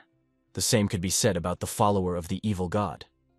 Is that the melee combat professor? Incredibly, Setsuna was also here, which was very convenient. The man noted that the entire faculty had been looking for this guy, and suddenly, he appeared before him. Suddenly, someone else burst into the room, and it was not as calm an appearance as Leo's. One of the dolls flew inside and was destroyed. The professor did not expect to see more uninvited guests. The one who came inside addressed little Leo. It was Zagan, the 9th apostle of the dark god. He said to leave the heart and the old woman to him, and everything else would belong to him. Leo smiled. He and Setsuna had once been best friends. Perhaps the old woman and the puppets would be enough for him. Lionel sensed the magical power of the enemy who had appeared. It seemed that he was also an apostle. This also made him smile. They were very untimely after all. If he weren't a professor, he would have already made his escape. Leo said he could still do that. After all, they weren't here for him. The man explained that he didn't seem to understand jokes. There is not a single professor in this academy who would abandon his students in trouble. With these words, the man rushed into the attack. In the spirit world, Blazer said that the guy seemed to want him to recognize him. He would have to achieve this not only with words, but also with deeds. Setsuna realized that he should not give in to fear. In this world, willpower decides everything. So he just needed to gather his willpower into a fist. The old woman sensed something strange from the human world. Seeing her concern, the guy asked if something had happened. She replied that something strange had happened in their world. Now she felt some kind of sinister presence in the forest, and it seemed to have even affected her dolls. The boy was confused. What was this sinister presence? Could it be the apostles? So he asked Mrs. Morgana to return to the world of the living. But the woman replied that if this space disappeared, the spirit would immediately consume his will, and he would never be able to return to their world. Setsuna understood this perfectly well, but he had to deal with it himself. The professor and the dolls would need her help in battle. The old woman did not want to do this, but she had no choice. So she removed the barrier and finally asked him not to stay here too long. If he died, all her instructions would have been in vain. In response, the boy promised that he would definitely return. Then he returned to the fire spirit and apologized for keeping him waiting. Blazer still did not understand why the guy was so eager to obtain his power. Did he even understand what he was asking for? Did he really want to destroy the world? Memories immediately flooded the guy's mind, and he told him that he had lost absolutely everything. Blazer somehow even saw what he felt. The apostles had defeated the mage's army and brought about its downfall. And everyone the boy trusted, all his professors and friends, absolutely everyone, died. And so his pain summoned the spirit of the times, and it sent him here. After what happened, the guy swore to himself that he would never let anyone take away what was dear to him again. Blazer asked if he wanted to take revenge on those who destroyed his world or challenge them. That sounds pretty typical for a human being. However, he tasted despair but knows no fear, like a madman, and that's curious. In that case, he agreed that this guy really deserved the right to fight him. However, now he wants not a part of his power, but all of it. Therefore, it is not a test of endurance that awaits him, but a real battle that he will have to win. The hero wondered, does someone really want to compare his willpower to theirs? In that case, he was ready and rushed into the attack. His opponent did the same, and they clashed in battle. At that moment, Lionel also entered the fray in the human world. He confronted Zagan, trying to inflict serious damage on him. The creature noted that he was fighting well for an ordinary human. Then it attacked, and Lionel was about to take the blow without having time to react. But fortunately, the doll came to his defense. Zagan immediately sensed alchemical magic. He was very upset that his attacks had been interrupted, so he told it to get out of his way. At that moment, he became even more serious and began to strike more and more blows. Lionel couldn't believe what was happening. He saw that the doll, which had withstood several blows, flew to the side. After that, the enemy was ready to deliver another critical blow, and this blow was so powerful that it flew several hundred meters. The man realized that this creature was sending out one attack after another and seemed to be completely tireless. His mana seemed to be getting stronger and stronger. I wonder how he does it. Zagan yelled at Leo to stop standing around doing nothing. Leo had no choice but to agree to join the fight. He directed his dark energy toward the old woman. She sat motionless, still in the spirit world. And then there was an explosion, after which nothing could be seen. But Mrs. Morgana was fine. She had protected herself with the help of a spirit. Surprising, isn't that how guests should behave? Leo found it strange that she woke up and could have taken pity on him. The woman did not understand what he was talking about. What does it mean to pity young people? She would never agree to that. Zagan was going to interfere with this attack, but Lionel couldn't let that happen, so he stopped him. As a result, the attack should have reached Leo's body, but that didn't happen. The woman couldn't believe that this man had dispelled her attack. Leo asked if this was the spiritual magic he had heard about. He apologized to her, saying that it wouldn't help them. While the guy was distracted, Lionel tried to attack him. Leo couldn't understand how this man had escaped from Zagan. He should be more careful. His partner was indignant. He should just shut his mouth. After that, another attack was made, followed by an explosion. There was a moment of confusion. Morgana thought that this man had dodged. But why did he do that? If he could, why not just dispel any magical energy? Perhaps certain conditions were necessary for that. In a close combat attack, he might not have enough time to dispel the magic. And if there was a collision with magical energy, could it be that he deliberately uses close combat magic to gain an advantage? The melee magic professor managed to dodge the attack. After that, he grabbed some kind of shield and defended himself with it. At the same time, Zagan did not recover, trying to inflict as much damage as possible. Leo noted that everything was clear to him. They seemed to want to attack him from underground, but it was all useless. He enveloped himself in a dark barrier that was supposed to protect him. The woman thought that if she couldn't damage him even like this, she would have to pull an ace out of her sleeve. Using her spirit power, she began to use water from a nearby lake again. Thus, a huge ball of water was directed towards the house. The guy thought it was strange. Now they seemed to want to drown him. It sounded very cruel. Morgana noted that he was indeed dangerous. But if they surrounded him with such a large amount of water, they would have no choice but to swallow her. She decided to stick to her plan and directed the water at the guy. He smiled. It seemed like there was too much here. But he shouldn't be upset. He felt sorry for her. At that moment, the energy of the evil god was applied to them. As a result, the water began to gradually develop. And when there was nothing left, the guy said that he had also learned something. Morgana couldn't believe it. It seemed that he had used long-range magic to dispel her spell. The enemy confirmed this. She would probably agree that he had a nice souvenir from the world of the dead. In that case, he was going to finish what he had started.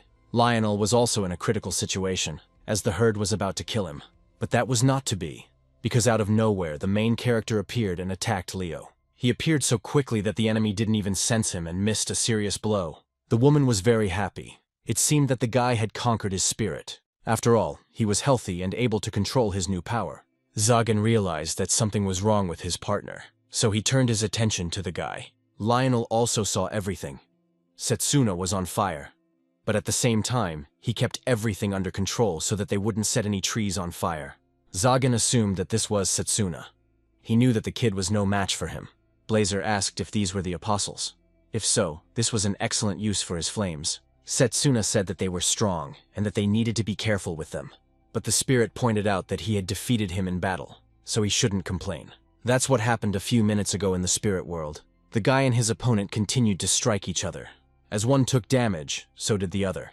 It was something like a battle of endurance.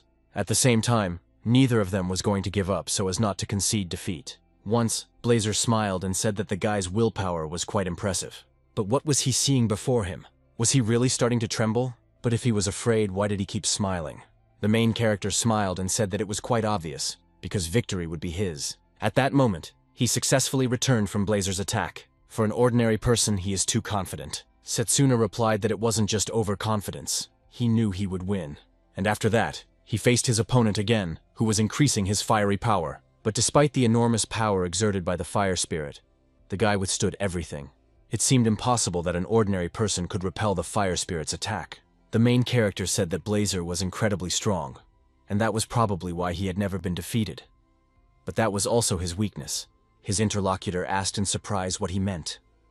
It turned out that in his past, Setsuna had been defeated time and time again, and had experienced despair time and time again. But by falling to his knees, he learned how to get back on his feet again. Therefore, no matter what happens, he will never give up, and his willpower will lead him to victory. He told Blazer that this would be his first defeat. Although Blazer had no intention of giving up, he shouted that the opposite was true.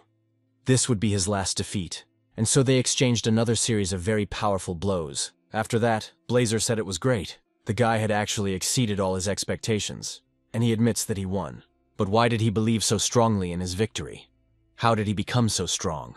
Setsuna felt his willpower grow stronger during the fight. Willpower, burning with a wild flame, became a part of him. So that's it. Without realizing it himself, Blazer had already acknowledged his victory. Deep down, he understood that this guy was an ally he could trust with his power. So he asked Setsuna to give him his hand, and so their alliance was sealed. Now, the hero could use this power. The young man thanked the fire spirit for entrusting him with his great power. But the spirit asked him to leave his gratitude behind and go to the world of the living, because that was where he was expected. And right now, Zagan was on his way to fight him. Lionel warned the young man to be careful of his claws. The man was about to reveal this, but the young man realized on his own that the man was stealing the magical energy of those he touched. This is one of the apostles the guy fought in his future. This ability is called Hunting All Living Things. It cannot dispel combat magic. But with its help, you can absorb the mana of those wounded by its owner. By absorbing the magical energy of others, this monster single-handedly defeated the army of the Northern Kingdom, which, in turn, had the strongest alchemical training in the world. Zagan shouted that he had no idea how the guy knew about him, but that wouldn't save him. At the same time, Leo appeared. He objected that his partner was lying. The previous attack had managed to wound him. Setsuna really did start to move much faster. The hero was surprised. Could he really still have the strength to stand? He deflected his attack, partially reducing its damage. Perhaps he had become smarter. Zagan shouted that this was his prey, and that Leo should not interfere in their battle. Leo agreed. Before the regression, the main character was able to defeat this creature by keeping his distance thanks to magic and ranged combat, because he is strong in magic and close combat. Therefore, if Zagan wounds him in this battle, it will be the end for the young man, although he is no longer the same person he used to be. Therefore, after being attacked, he counterattacked even faster, and thus, of course, he was able to push his enemy away from himself. After that, he himself rushed into the attack, but he didn't deliver a serious blow and had to retreat. Zagan was outraged that this was impossible. How could he be faster than him? It turned out that Setsuna had added physical enhancement to Blazer's power. Lionel understood this. He was already combining his new skills with close combat magic. It was incredible. That's exactly what happened. The guy instantly attacked his opponent. He was so fast that he attacked in several directions at once, and the enemy couldn't do anything about it. Lady Morgana also realized that he had mastered control of the range of his limited attacks. He was doing well. Zagan realized that the situation was critical, so he started screaming to distract the enemy. The noise was so loud that everyone had to cover their ears, and the main character retreated to keep his distance. Zagan said that if the guy wanted to walk around covered in fire, he would gladly consume him. Would his magic now belong to him? He feels this enormous power. He is a hunter of all living things. And now the guy is his prey. Setsuna smiled. Then he asked if he was sure of his words. Zagan did not answer, but instead rushed into the attack. He became quite fast and was even able to strike the guy. After that, of course, he didn't stop and continued to chase him, striking blow after blow. Suddenly, he felt something strange happening. He felt a strange heat, so he decided to take away Lady Morgana's water magic. Just as he was about to approach her, he stopped abruptly. What happened? For some reason, he couldn't move. At that moment, the main character said that what he thought had happened. Spirit magic is bad prey. Even if Zagan could absorb it, he still wouldn't be able to use it. In fact, it would devour him from within. The power of the spirit would not yield to some animal. Zagan was indignant. Had he deliberately fed him all his magic? Then he turned to Leo and told him that there was magic inside him, so he should dispel it right now. But Leo was in no hurry to do so. His partner had told him not to interfere. Had he already changed his mind? Zagan shouted at him not to delay and to do it quickly. Then the guy agreed. After that, he released his dark energy, which pierced his ally. The latter did not understand what his partner was doing. It turned out that this was all part of the plan. The energy passed through Zagan and attacked Lady Morgana. No one expected this, and everyone was in extreme shock. The old woman was seriously injured. Zagan was outraged. Leo had betrayed him. But the guy said that their goal was his top priority, and for their goals, the death of that old woman was more important than his life. It was true that his sense of smell had helped find and track down the old woman, but he apologized for smelling too much like a dog, so the guy simply expressed his deep gratitude for his service. Zagan yelled that he would regret it. If he died, none of them would survive. He would finish them all off in the name of his master. Morgana was still alive and shouted for Setsuna to do something. He immediately obeyed her and used the magic of the fire spirit. This skill was called Inferno Strike, with which he destroyed Zagan. Zagan only had time to say that they were all pathetic, worthless creatures. After that, his soul stone was destroyed. The boy was surprised to see these black stones, but then he quickly turned his attention to Leo. And he saw no one there. Had he run away again? Unfortunately, the guy couldn't sense his mana. So Setsuna just shouted in despair that wherever he was, he should remember that he would find him. And next time, victory would be his. Morgana's body fell to the ground. Her strength was already leaving her, so Setsuna ran up to her. He asked the old woman to hold on a little longer. They would help her now. But the woman objected, saying that the apostle had used the magic of decay, and so there was no way to help her now. Lionel understood this, so he didn't even argue. Setsuna understood too, but he wanted to do at least something. The professor tried to support him. Then Morgana asked him not to cry, because the spirit of fire had recognized him. She also had a request for him. The old woman was holding something in her hand and held it out to the boy. It turned out to be an artifact that contained the power of Morgana's spirit, Otani. The spirit of water might be useful to him, so she was counting on the young man. Setsuna asked her not to talk as if this were the end. They would surely come up with something else. There had to be something. But it was too late. Morgana had passed away. After what happened, the young man turned to Professor Lionel. He asked him a bitter question. What is the point of strength if he still cannot protect those who are dear to him? The man replied that in life, you can never predict what will happen next. No matter how strong a person becomes, they can never be prepared for everything. The most important thing is to keep moving forward, no matter what happens. To keep fighting until your last breath? Setsuna should know this better than anyone else. At that moment, the doll behind them continued to watch them, and soon she decided to approach them. Putting her hand on Setsuna, she noted that they seemed to be caught. Her voice was very similar to Morgana's. The guy asked in surprise what it all meant. The doll said that she shouldn't say anything about the end here, or she would jinx it. She was actually fine. That's right, he didn't understand that she was the real Morgana. The old woman was just another alchemical doll. She was special because Morgana had put her soul into her, so she had all her power and feelings. They even tricked that young apostle, but experience cannot be bought. Lionel couldn't quite believe it. Was it really not the real Morgana? The girl confirmed it, but she was the pinnacle of her alchemical art. It seems he wasn't really surprised. She was sure of it. He had never seen such realistic dolls before, and in the spirit world, he also saw her as an old woman. His interlocutor replied that it was just the spirit world. There, everything depends on what a person wants to see, but Lionel objected that she was too young for Morgana. And then his interlocutor took off her hood. Her ears were immediately visible. It turned out that this girl was an elf and lived longer than ordinary people. Let them try to guess how old she was. Lionel suggested doing it sexually, because he should be better at it.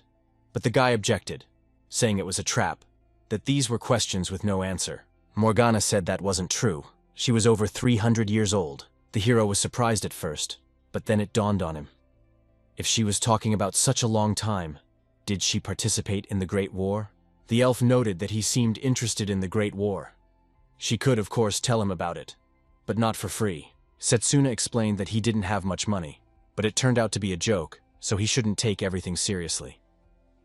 Morgana suggested moving to the lake, where it would be quieter, and it was there that she would tell him about the lost history. Soon, everyone arrived at the lake. Upon arrival, Morgana grabbed a stone and threw it. It began to skip across the water like a frog. Unfortunately, the elf was unable to break her 90-year-old record, even though she had hoped to do so. Setsuna asked if the professor thought she was acting strangely. It seemed to him that it might just be stress. Soon, Morgana said that they needed to return to the topic of war.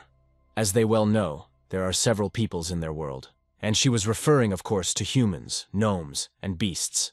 Among them are elves, who live, one might say, forever. Thanks to their love of nature, the elves were able to establish contact with spirits.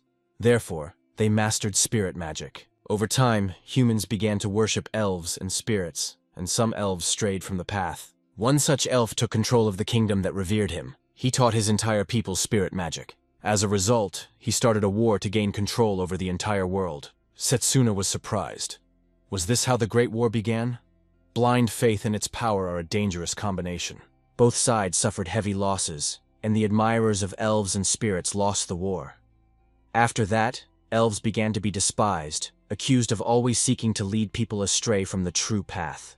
The boy suggested that the magic of her spirits was simply called ancient magic, to hide the fact that spirits were being used. Morgana confirmed that this was indeed the case. Lionel asked if she didn't hate humans for what they had done to her people. It turned out that there was a time when she did hate them. But the guys were curious about how she felt now. Now she just keeps her distance from them. Many still hunted elves, and even after 200 years, she still felt remnants of hatred for the Cretan people.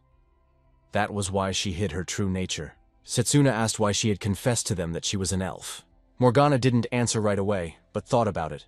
It turned out that she told them because Danon trusted them, and they proved that they were indeed trustworthy. Besides, the boy had cried, and how could she not show her feelings after that? While they laughed, the hero thought about the great war of the elves and the magic of spirits. Fortunately, he managed to defeat one apostle. But with great power comes great responsibility. In Setsuna's hands was forbidden magic that had claimed many victims. After the conversation, the lady began cleaning up the area. Lionel and the main character also joined in, and when it was all over, the elf said that their paths would now diverge.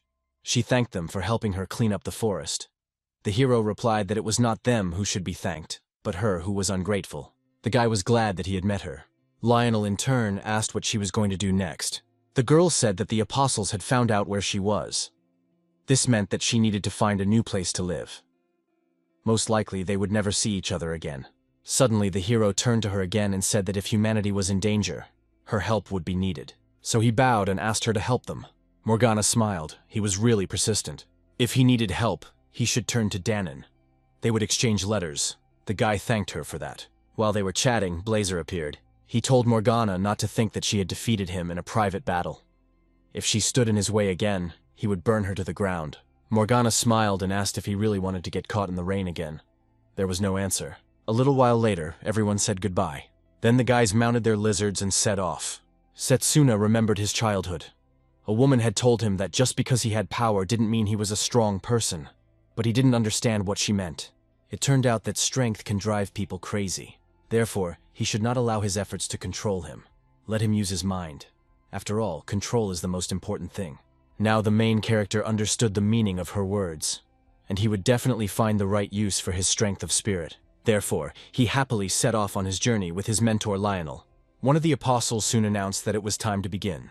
Another asked Leo if he had failed to kill the boy Setsuna again. He had also abandoned his ally, probably leading to his death. The guy objected that this was not the case at all. His main task was to kill the witch Morgana, and he had accomplished his goal. The senior apostle asked if he was sure she was dead. Leo said he hadn't checked her body, but she seemed to be dead.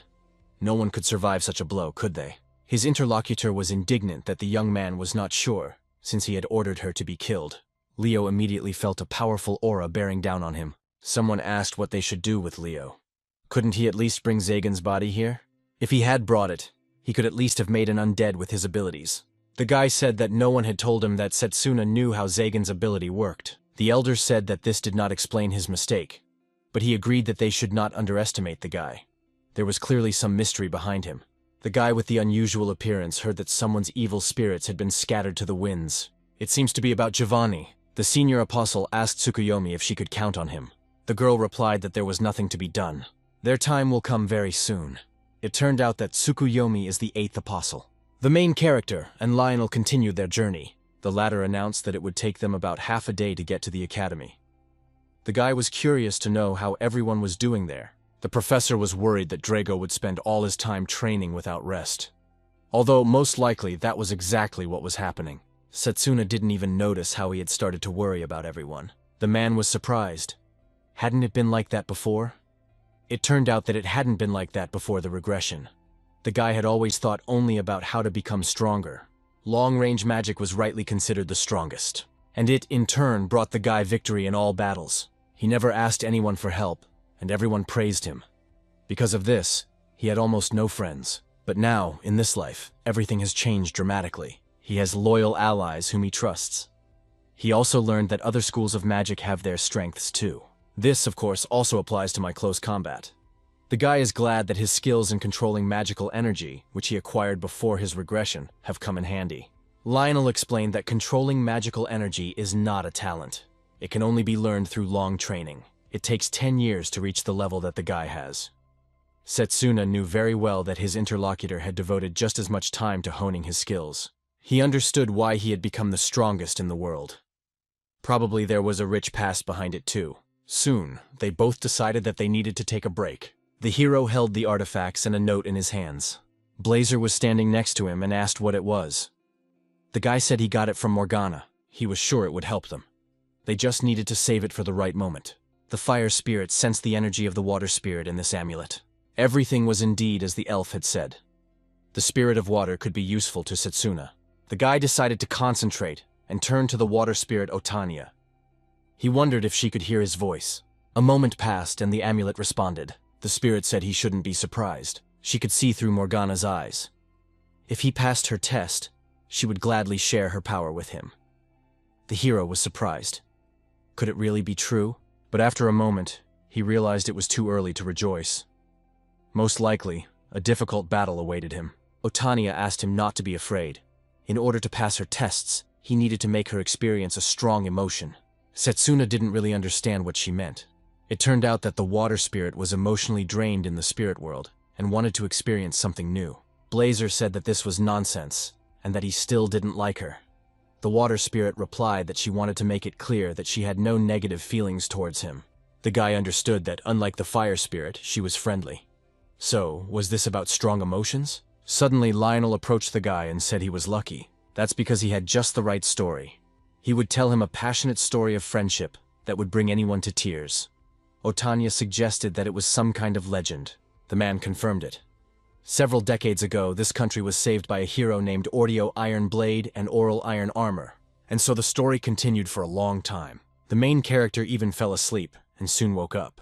It was surprising that the man still hadn't finished telling the story. The water spirit, in turn, continued to listen to it. The guy thought he needed to consult with the Steel Ones when he returned to the academy, and after a while, that's exactly what happened. Layla asked if he really wanted to find a way to make someone experience strong emotions.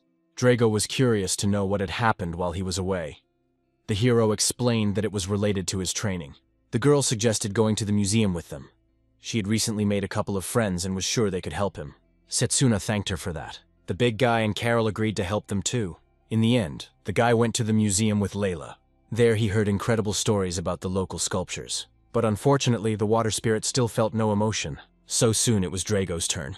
And he, in turn, could not think of anything more interesting than showing off his muscles and bragging about his body. But this only confused Otanya. She was even indignant. The next to volunteer to help was, of course, Carol. Together with her pet, she demonstrated a very interesting ice technique. But this technique only interested Blazer, who attacked the ice sculpture. The water spirit, however, again felt no negative emotions. It was sad for this guy to realize that he couldn't do anything right.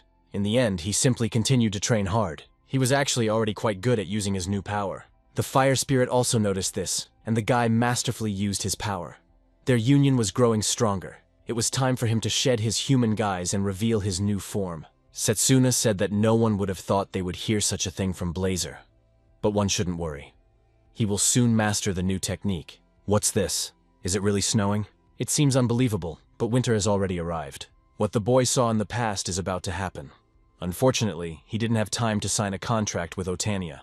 The boy decided to postpone his training for now, because he had important business to attend to.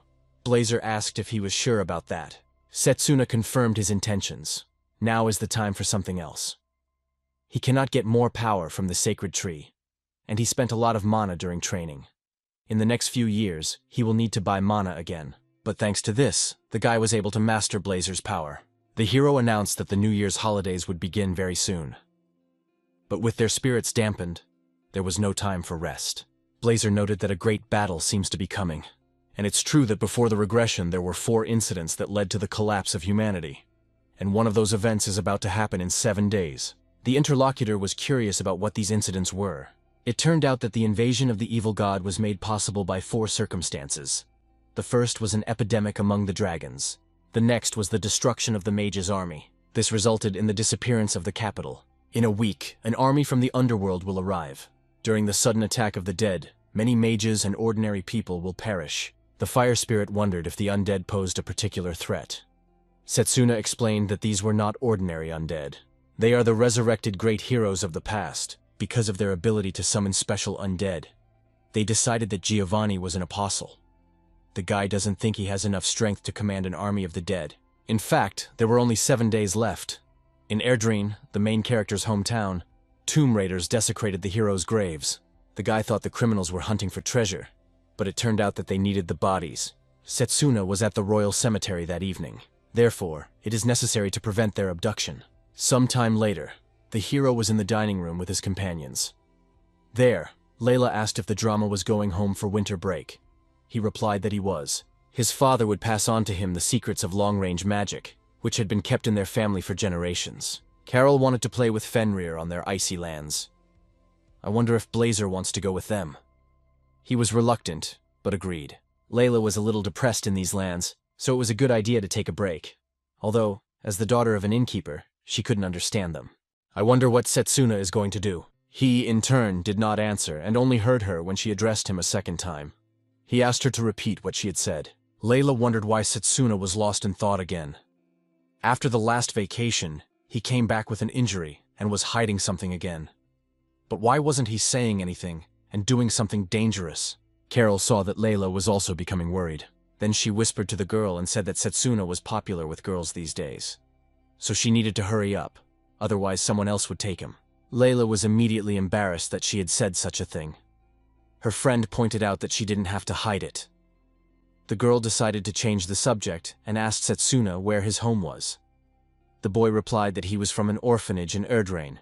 It turned out that this place was not far from Layla's home. A guy overheard this. He asked if the girl really lived in an inn. The hero asked who he was. The interlocutor was indignant, saying that his name was Carl and everyone should remember that. Then the guy calmed down. He noted that if Layla became part of his circle, she wouldn't have to return to the rotten tavern, and he, in turn, would not skimp on treats for her. Suddenly, someone used wood magic to lift the guy up. It was some girl who yelled at him to take his dirty hands off Layla, and the latter in turn saw who it was. The girls hugged each other. Layla became even more charming. Setsuna still didn't understand what was going on. He asked who she was. The girl said that it was Roberta, her relative. She was going to take her home for the holidays. The temple was helping to organize a festival in Erdrain. The guy immediately noticed this event. He asked if she was talking about the annual festival. Roberta was surprised. Perhaps he had heard about it. It was true. He knew that people prayed at the graves of heroes in the royal cemetery.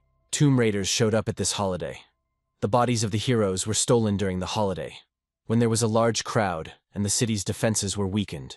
The hero wanted to talk to her. The girl translated for him. It seemed that they did not harm Layla here. Then the guys introduced themselves. Carol did the same. They are all Layla's friends and do not hurt her. Roberta wondered if he was the same Setsuna. Layla had said that he was a talented guy. It turned out that Setsuna was also from Erdrin. So Roberta asked if he wanted to go with them. The guy was happy. It would be wonderful if he didn't mind. Finally, winter break arrived, and everyone set off on their journey. First, they had to take Layla home. After that, Roberta and Setsuna would go to the city. Layla was sad that the guy would be alone with her relative. Suddenly, she remembered Carol's words about how this guy was becoming popular, so she had to hurry before someone else took him. The girl decided to take action and said that she also wanted to go to the party. But then something happened. At first, no one understood what had happened, but it turned out that they were stuck. Near them was a pack of magical dogs. Lately, there had been a lot of demonic creatures around. I wonder why.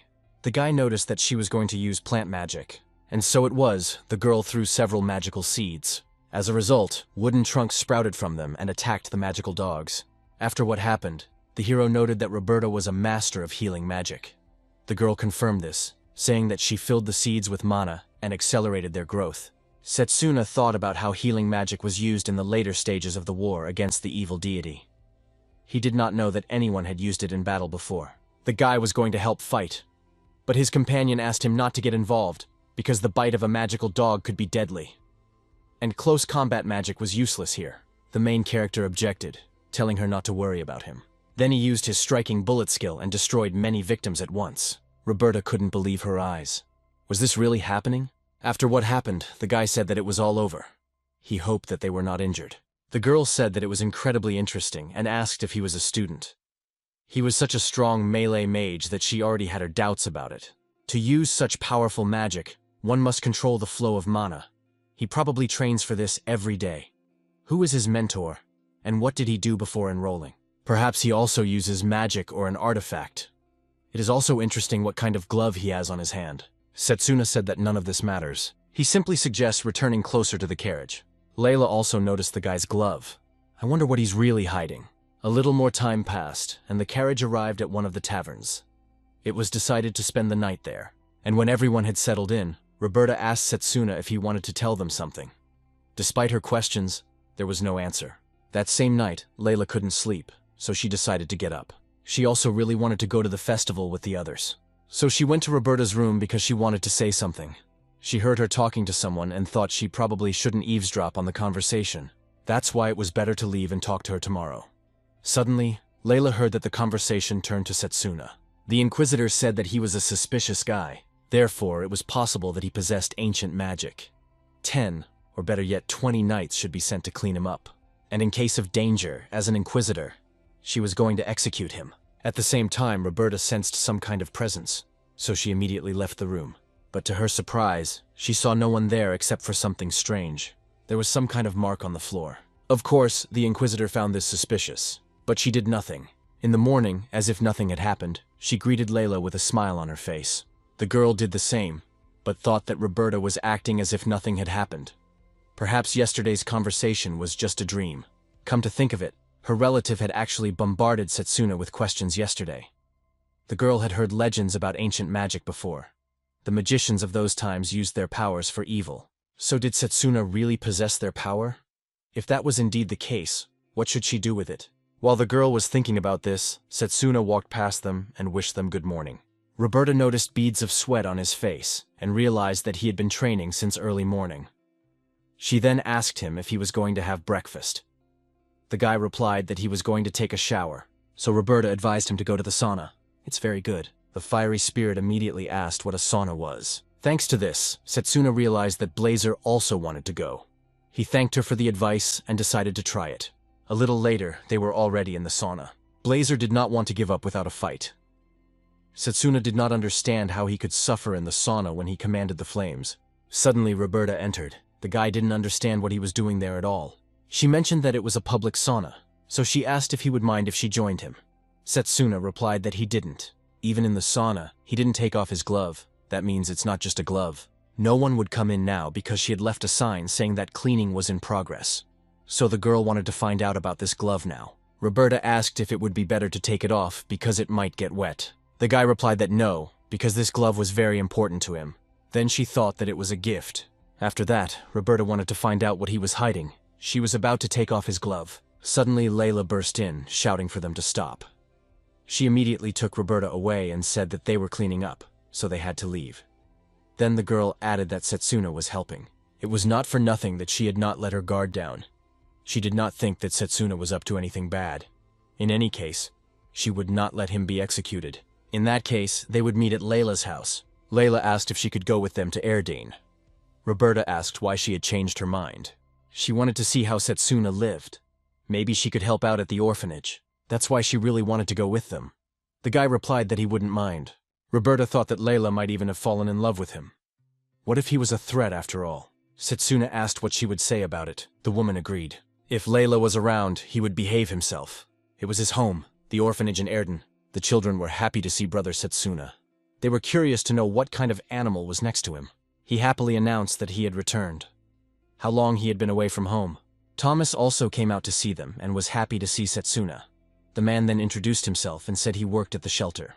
He also thanked them for looking after Setsuna. Setsuna replied that Thomas was like a brother to him. Thanks to his efforts, the shelter was still standing.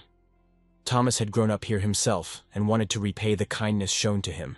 In fact, she had never seen Setsuna so happy. Thomas still couldn't believe that this guy had decided to become a melee mage. Wasn't he going to become a ranged mage and build a career? It's very difficult to be a melee mage. There's no need to worry about it because he got where he wanted to be. Even Layla mentioned that this guy is an excellent mage. With such a noble lady by his side, he won't have anything to worry about. Then they came to the grave. Setsuna announced that he had returned. Layla asked Thomas whose grave it was.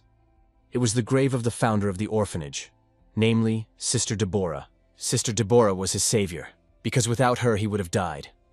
He saw no hope in this world. Layla noticed that he cherished this woman very much. Roberta replied that he could tell him if he wanted to. However, he apologized to Roberta and said he had other business to attend to.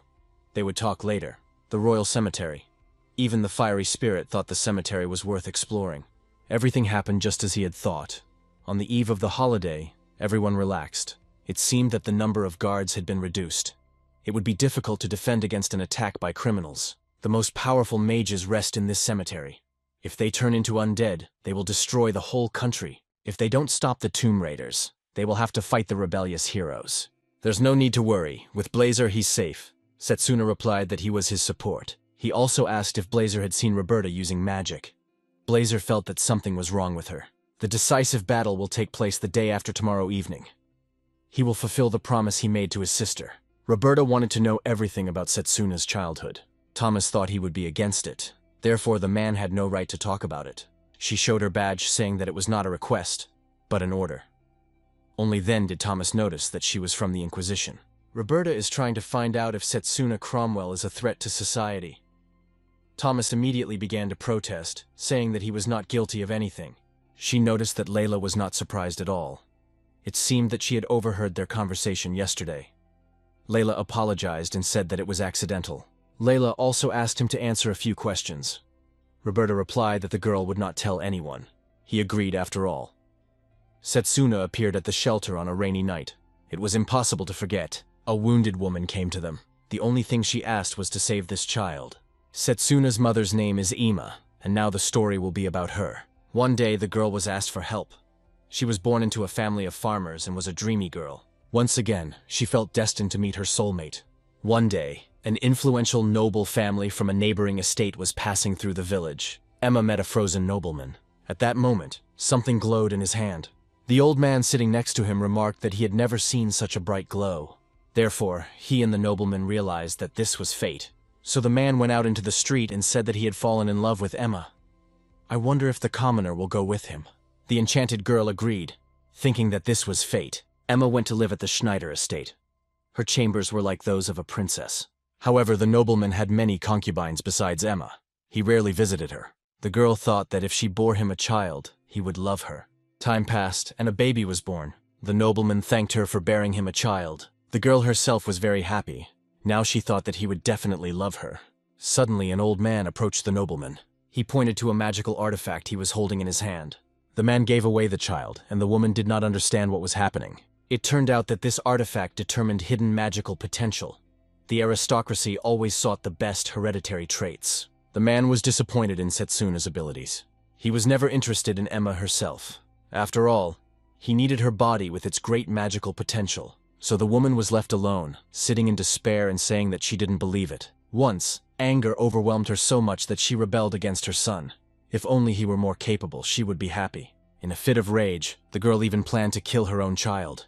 But when he smiled at her sweetly and carefree, everything fell into place. The weapon in her hand immediately fell to the floor, and Emma, in turn, began to cry bitterly over the fate that had befallen her. A little while later, someone knocked on the door. It was an old man, and he apologized to the young woman.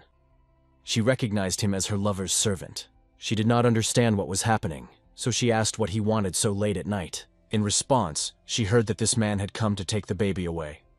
Illegitimate children of aristocrats bring nothing but trouble. To take the child away meant to kill him, that is, to get rid of him. The old man said that one woman could not raise him, and all the trouble should be entrusted to them. She would surely give birth to another beautiful child. Everything became clear to Eme. She agreed to give up the baby, and asked him to wait a little. But after a while, she still hadn't left the room. The servant decided to find out what was going on.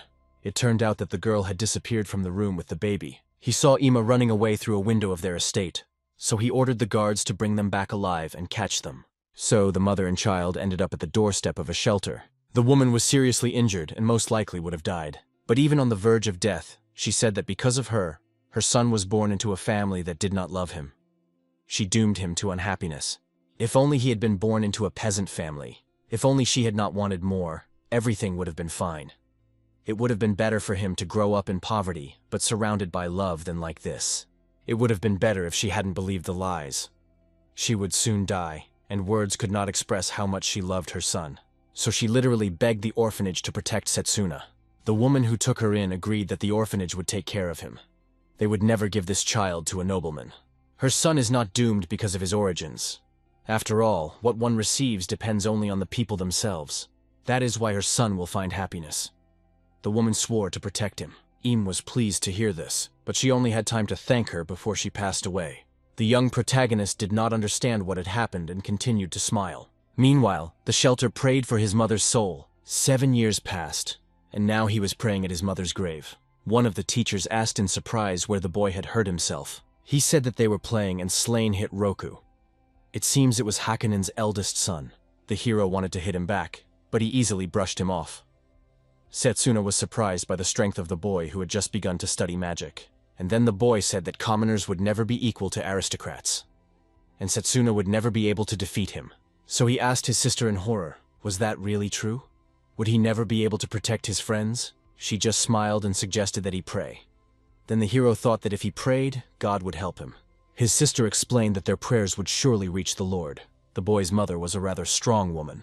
Therefore, Setsune did not need to rush. He would also become strong. If he couldn't master magic, he would find another path. During her escape, Emma took a book from the library with her. She did this because she believed that this book would help her son. His sister gave the book to the boy when he was a little older, and he began to study it. It was incredible. The boy became very interested in controlling magic. Soon, he even had training sessions, although there were some things he didn't understand. Then his sister suggested he try it in practice. She used a spell called a fireball. Of course, this spell was powerful, so the girl compressed it. She was able to pierce a small leaf with a fireball. The main character found this incredible. The spell releases a huge ball. I wonder how she managed to compress it. The mentor said that once you learn to control the flow of mana, you can use spells in different ways. This is exactly what is said in his book. He had just started his training, and this book contained many useful lessons. The guy noted that this was good and suggested continuing. But he didn't really understand what was written in this book. It turned out that this book was intended for experienced magicians, but that was okay. His sister suggested that they read it together. Since then, Setsuna has been constantly learning to control magic. He did this without interruption in any situation. Even when the other children were just relaxing or playing, he continued his training. 5 whole years of intense training passed. The main character was already 12 years old at that point, and had mastered the basic skills of magic. One day, a man approached him and said that he was impressed. Sooner or later, he would become a powerful magician. I wonder if he has already chosen a direction in magic. Setsuna stated that long-range mages are known for their precise control of mana. If he learned to fully control mana, he would have more room for maneuver. In addition, he would like to try his hand at different areas, but to do so, he needs to master the spell weaving of each school. But once he embarks on a certain path of magic, other areas become inaccessible. So the best he can come up with is to train his mind and stay close to each area. By the age of 17, he will have chosen the direction that suits him best. His interlocutor did not expect such a detailed answer and did not understand where the boy had put the sweet little Setsuna. Suddenly, another boy approached them, and he turned to Setsuna. He said that something bad had happened, because Slain had taken Roku away with him. That guy had been bullying the girl and then dragged her into the forest. Without hesitation, the main character rushed to the scene. Everything was just as the boy had said. Roku was scared and begged them to stop. But Slain indignantly told the commoner not to resist.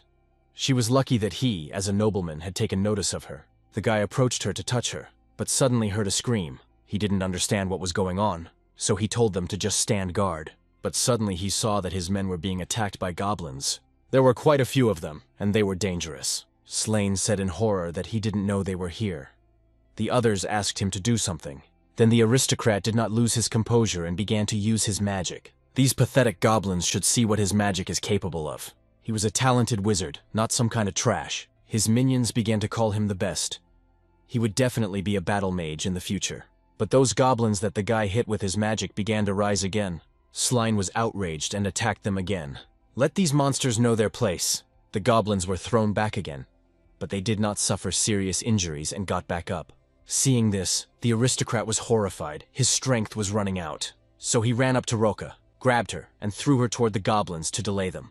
At that moment, the girl found herself in the middle of a pack of goblins. She was frightened. The wind could not resist them. But suddenly, someone appeared right in front of her.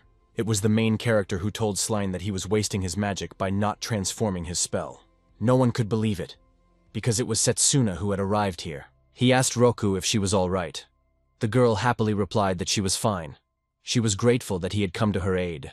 At that moment, Slain thought that everything was going perfectly. He distracted the goblin with himself, so he could run away, and the commoners could deal with the goblins themselves. But things did not turn out as he had expected, because the goblins chased after them. The children did not understand what was happening and why they were being chased. The main character explained that the goblins were angry because of Slain's blows. Let Raka go to Thomas and the others. The goblins continued to chase the group of children. Soon they all split up, leaving Slain alone. The boy did not understand where his people had run off to, because he had not allowed them to do so. But he couldn't stop either, and after a while he found himself at the edge of a cliff. And yet there was nowhere else to go. The goblins continued to chase him, because he was their main target. The guy tried to do something, asking them not to come closer, but the creatures didn't listen to him and rushed to attack. At the same time, the main character arrived to help without his friends. This guy looks pathetic. With these words, he delivered a powerful blow to the goblin. The aristocrat was surprised. Was he really going to help him? If this man saved him, he would make him his servant. Setsuna was annoyed by these words. Let him not talk nonsense, he was not going to save him, because he knew what this guy was going to do to Roka. He would drag him out of here so that he would pay for his despicable deed. After saying that, the guy continued to fight the goblins. He was doing quite well against them because he had experience with magic. Slain was surprised. So it seemed that he had learned to control magic. At first, he was surprised that this guy was capable of anything. But he had so little mana that he didn't even have enough for the simplest spell. He may think he is strong, but he shouldn't get cocky. After all, in this world, everything depends on the amount of mana. The hero said that he was absolutely right about mana. He really did have very little. Even with these goblins, it was quite difficult for him to cope. For 5 whole years, he diligently honed his mana control. That's why he's now going to show what he's learned during that time.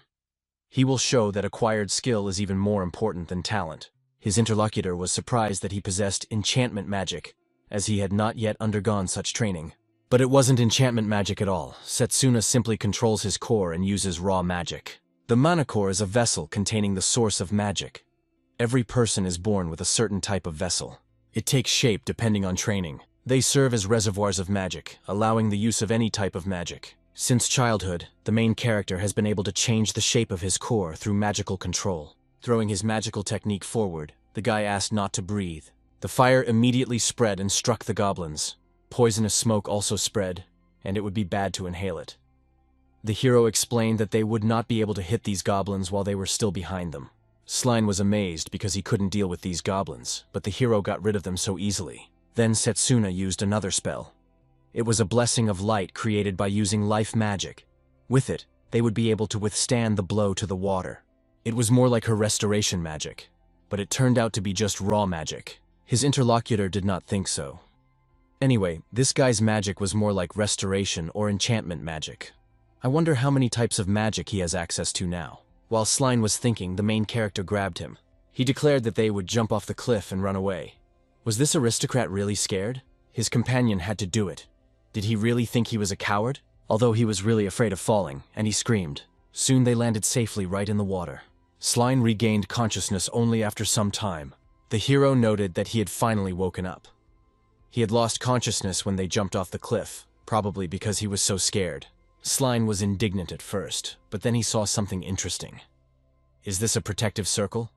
Could it be formation magic? It's incredibly outrageous that even he knows this. Angered, the guy called the hero a commoner again. Then he asked if he was some kind of genius in magic. Setsuna replied that he just trains every day and knows nothing else. Since the other guy had finally come to his senses, it was time for them to leave. After all, he still had to answer for what he had done to Roka.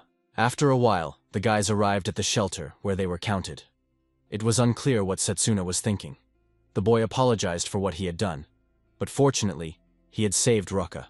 And here was the culprit. Roka looked at Sline with great malice. The main character said that they hadn't met anyone from the Haken family on the way, so the girl could do whatever she wanted with this guy. With one word from her, Setsuna would turn him back into a goblin. The culprit said that there was no need to do that. She wouldn't do it. While he was talking, the girl approached him and struck him directly in his manhood.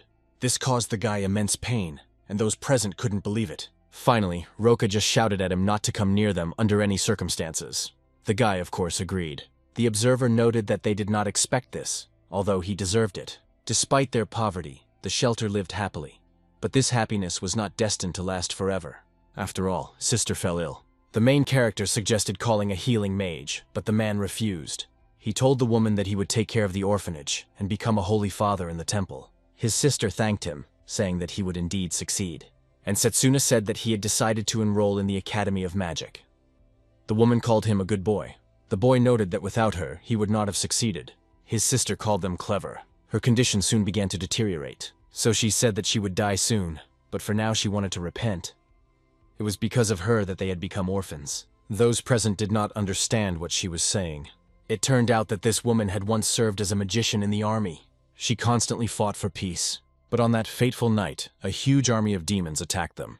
The woman couldn't protect her own village. The hero shouted that she was not to blame for anything. But the sister objected that their parents were among those who died that day. The demons put a curse on her that ate away at her body from the inside. As a result, she could no longer have children. She left the army and sought hope in this village, seeking forgiveness. By caring for them in the orphanage, she tried to atone for her guilt. In reality, she wanted to help herself. Of course, it sounds pathetic, but they are her true treasures. And she says this sincerely. The woman is grateful that they have been with her all this time. It was a great joy for her to see their sincere smiles. The main character said that they were happy thanks to her.